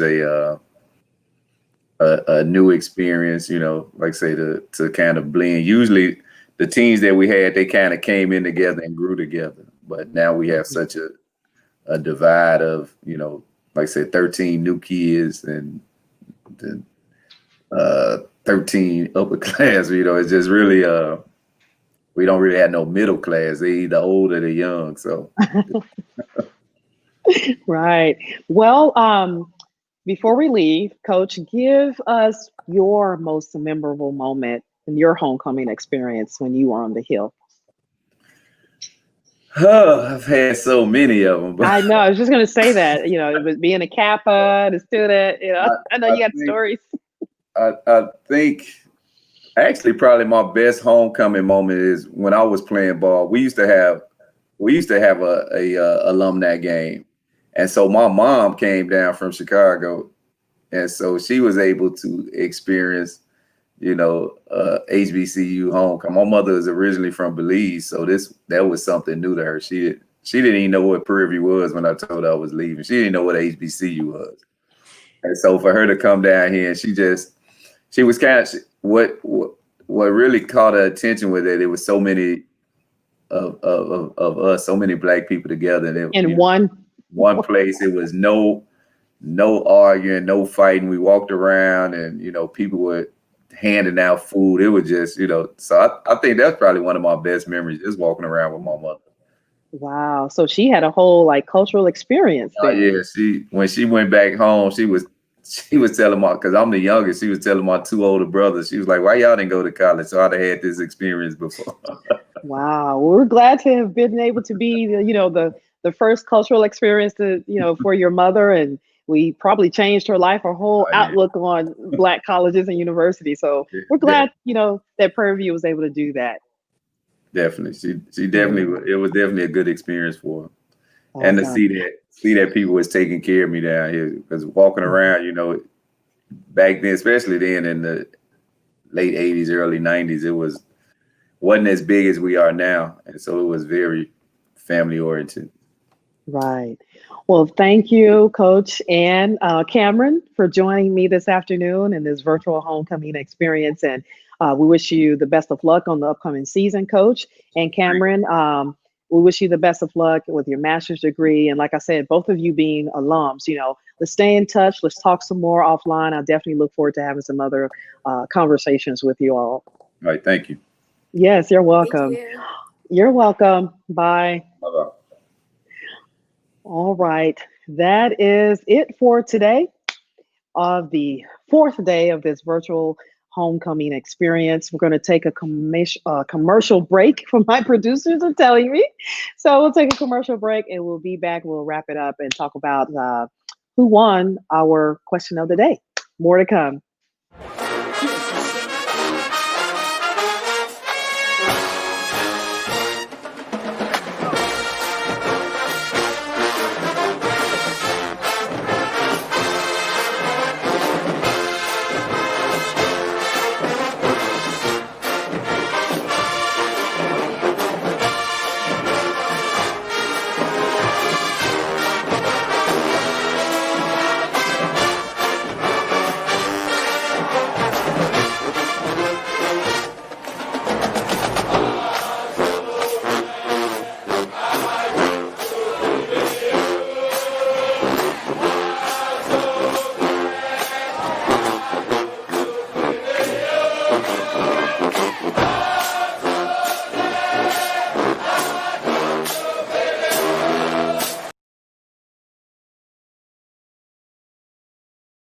At Prairie View A&M University, we've been igniting passion in students for more than 140 years. It's about inspiration. It's about global influence. It's about self-expression and individuality. It's about trailblazing a path of excellence. It's about engaging in the greater community. Above all, it's about helping you realize your dreams. Ignite your passion. Experience Prairie View A&M University.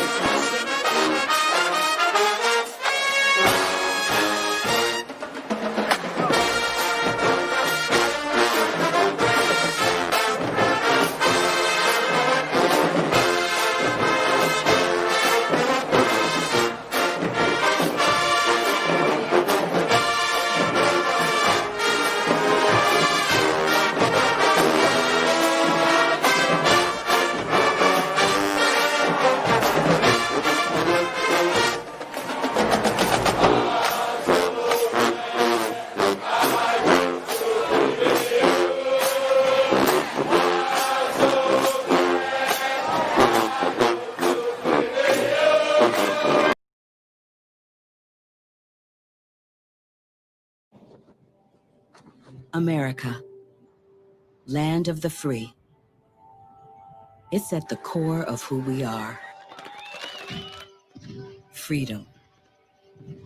The freedom to live without fear, to drive through all 50 states, to sleep safely in our own beds, the freedom to jog where we please, to watch birds in the park, to wear a hoodie, the freedom to breathe. Before we celebrate the freedom most Americans have, we must fight for the freedom all Americans deserve. Because no matter your religion, gender, disability, age, race, all lives can't matter until Black lives matter.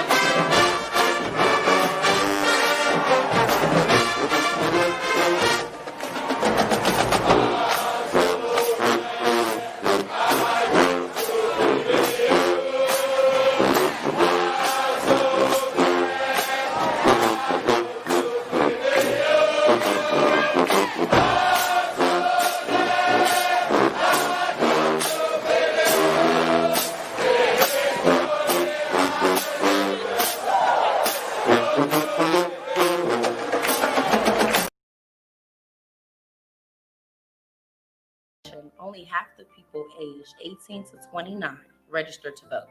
In total, only 55% of eligible voters cast their ballot in 2016. That can't happen. That can't happen. That can't happen again. Which is why you should vote. Which is why you should vote. Vote because it's your right. Vote because your voice matters. Your voice matters. Your voice matters. Vote because you can make a difference. You can make a difference. Vote. Vote. Vote. Vote. Vote.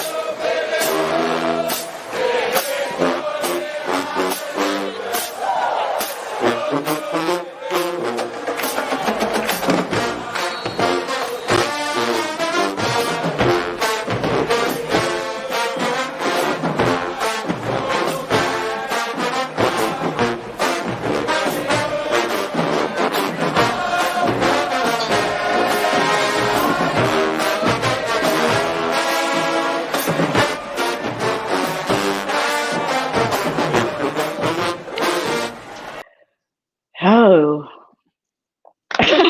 we're back. We are Yeah. back. Yeah. Day 4. Day 4. Yes. Did you have a good time today? I did. I always just find myself being amazed just when you think you know everything about whether it's the colleges or even with the students. And I just sit here and I just feel so like even just so much well informed.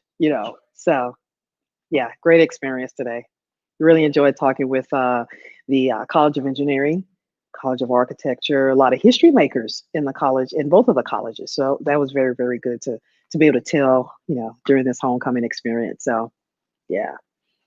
College of Arts and Sciences showing up, showing out. My college. Yes, I had to make sure that everybody knew that the College of Arts and Sciences the reason that we're even able to do this, because you and I both know that this was a heavy lift, but nonetheless, I think everyone appreciates that, we at least made an effort to do something virtually, and we've got a lot of positive feedback and had some great conversations.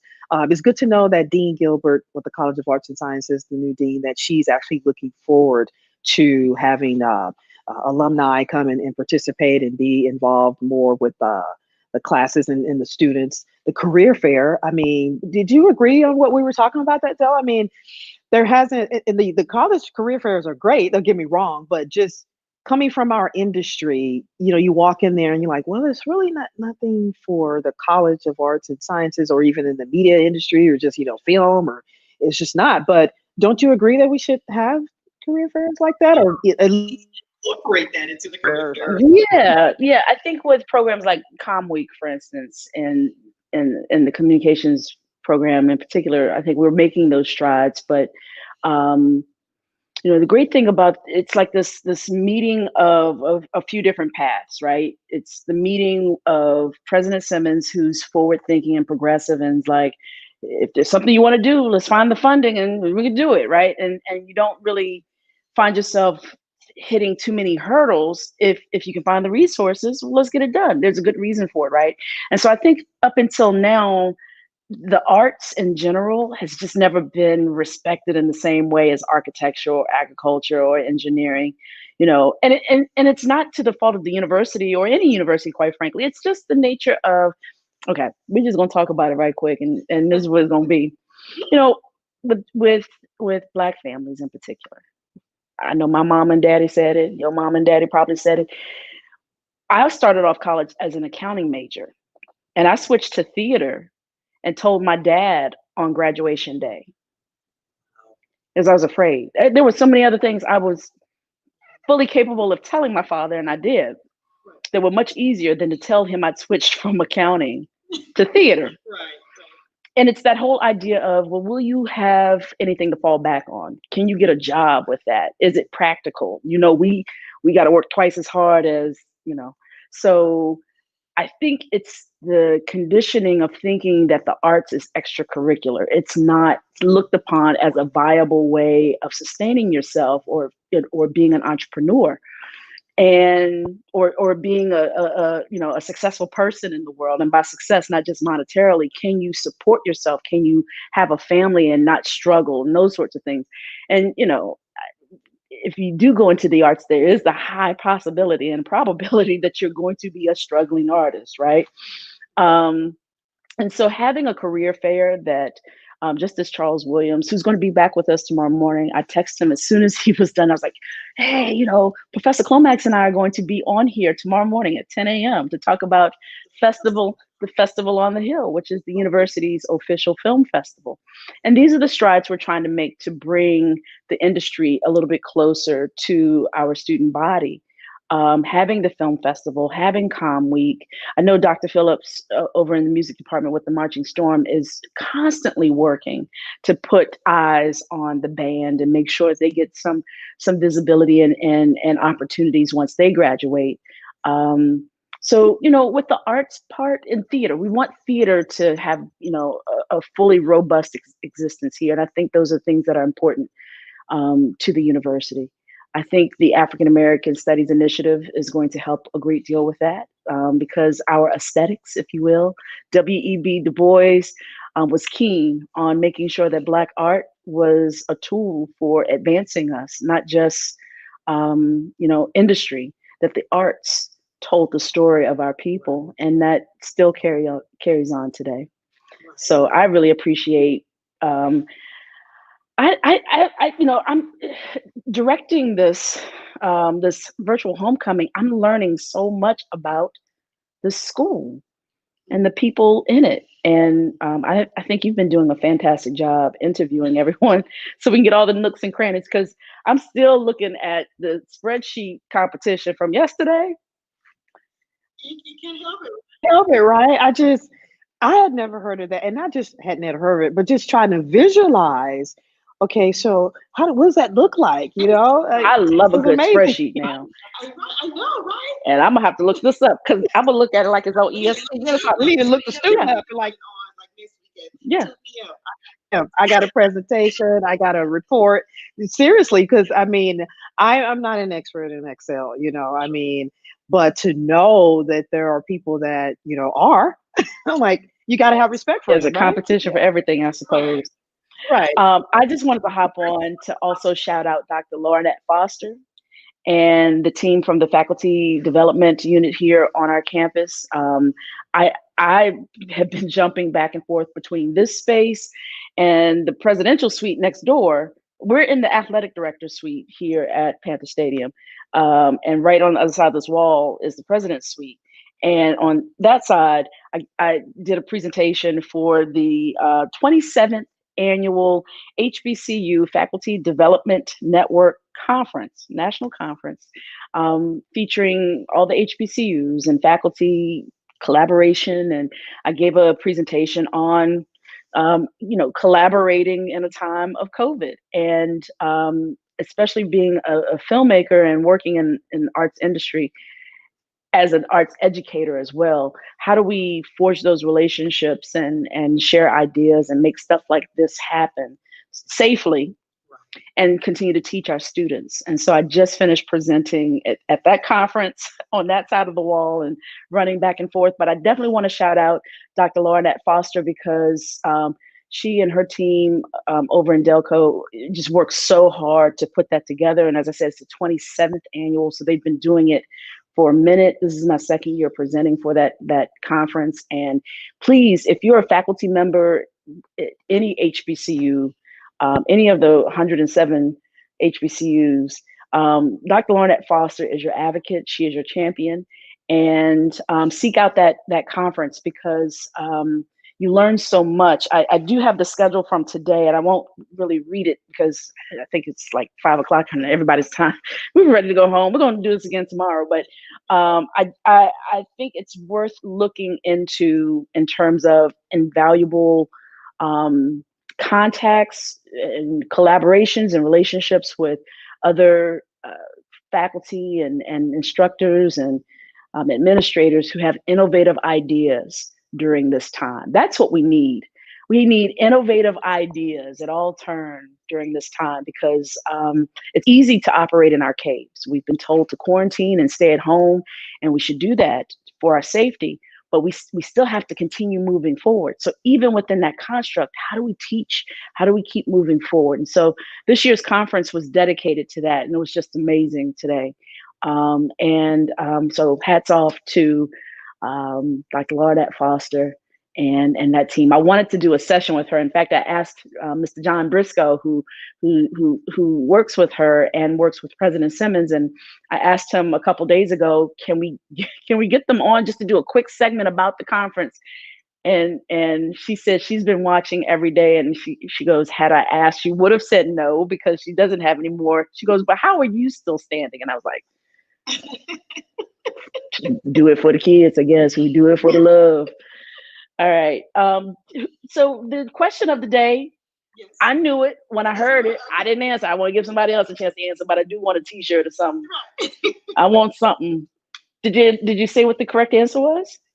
We haven't done it yet. We're going to do it actually now on our closeout. So, yes. But I know who the winner is, and so, well, we haven't announced the winner. Can I announce the winner now, or do I give the answer first? What do we do? The answer was Hilliard Hall. Yes, that was actually, yes, the cafeteria was actually housed in Hilliard Hall before it moved to Alumni Hall, and now it's, in the MSC and the whole thing. But yes, so Dean Obiamong from the College of Engineering was. She hadn't even gotten off the air.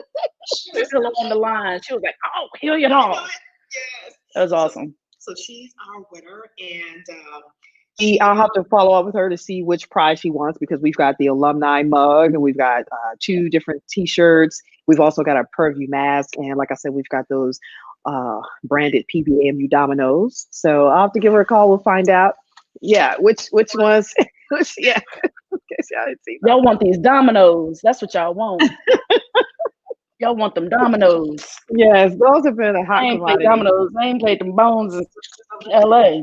Yes, and these are some of the things in the alumni affairs office when we were doing our in-person activities, like our networking events, our tailgates, and so we would always have contests and giving out, different things. And so we've got a couple of things that I brought over and to be able to give out during this homecoming week to, again, let everybody know that we're trying to do as much celebrating as we can, make people have a good time.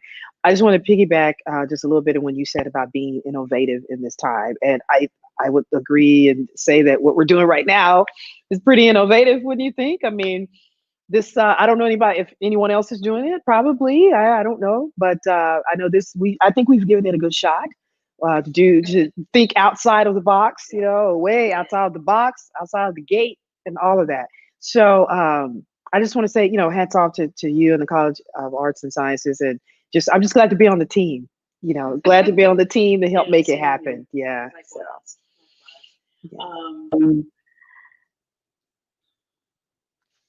Yolanda Gross did us a great service. She did. Yes. Yeah. That PVMU parent roundtable on Saturday at 12 noon. Yeah. She did email. She's got several parents that are just more than ready to come on. And like you said, this is an opportunity to give a voice to those parents who, they're in the background, they're trying to make everything happen for their kids. They're putting it, them in our hands and hoping and praying that we take good care of them. So I'm actually looking forward to that, to have our parents get on and talk with us. It's going to be a great discussion, I believe. Yeah. I think with homecoming in the traditional sense, the parents would have been here. Parents would have been here, families would have come in, people would have come, kind of come together and spend time. And so it's not that we left parents out. We focused so much on showcasing the university that the good majority of our comments and support on the air have been from parents and people. Both people who have been, who are legacy, whose mom and daddy went here and aunties went here and this and that, to people for whom this is their first connection to the university because they sent their child to the school. So we have a mix of people who are going to participate in that discussion on Saturday. And I think it'll be a fine opportunity to hear, what mom and them think. Yeah. That's true. Yeah. What mom and them think. Yeah. I'm just glad that they were enthusiastic about it. And like you said, the majority of the comments we've been getting are from them. So they obviously have a lot to say.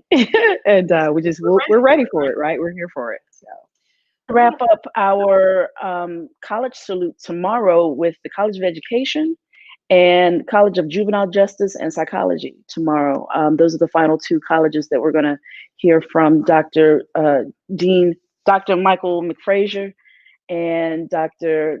Camille Gibson, the two deans of those colleges respectively. And a few other pieces here and there, little surprises. You can see we've been in the room together for a good while. We're starting to sound the same, yeah.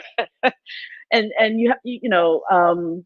we just hope you all are remaining safe and wearing your mask. And we are. It may look like we're sitting together in this frame, but I'm across the way. Magic of television makes us look like we're just sitting here together. But we're going to be back tomorrow with more. And stay tuned and keep chiming in and keep, your positive thoughts. Good job today. You did a lot of heavy lifting for us today. I heard you say that, but for some reason it doesn't feel like that. But when I go home and then get up it's in between leaving and coming here, where I'm like, oh, am I going to make it?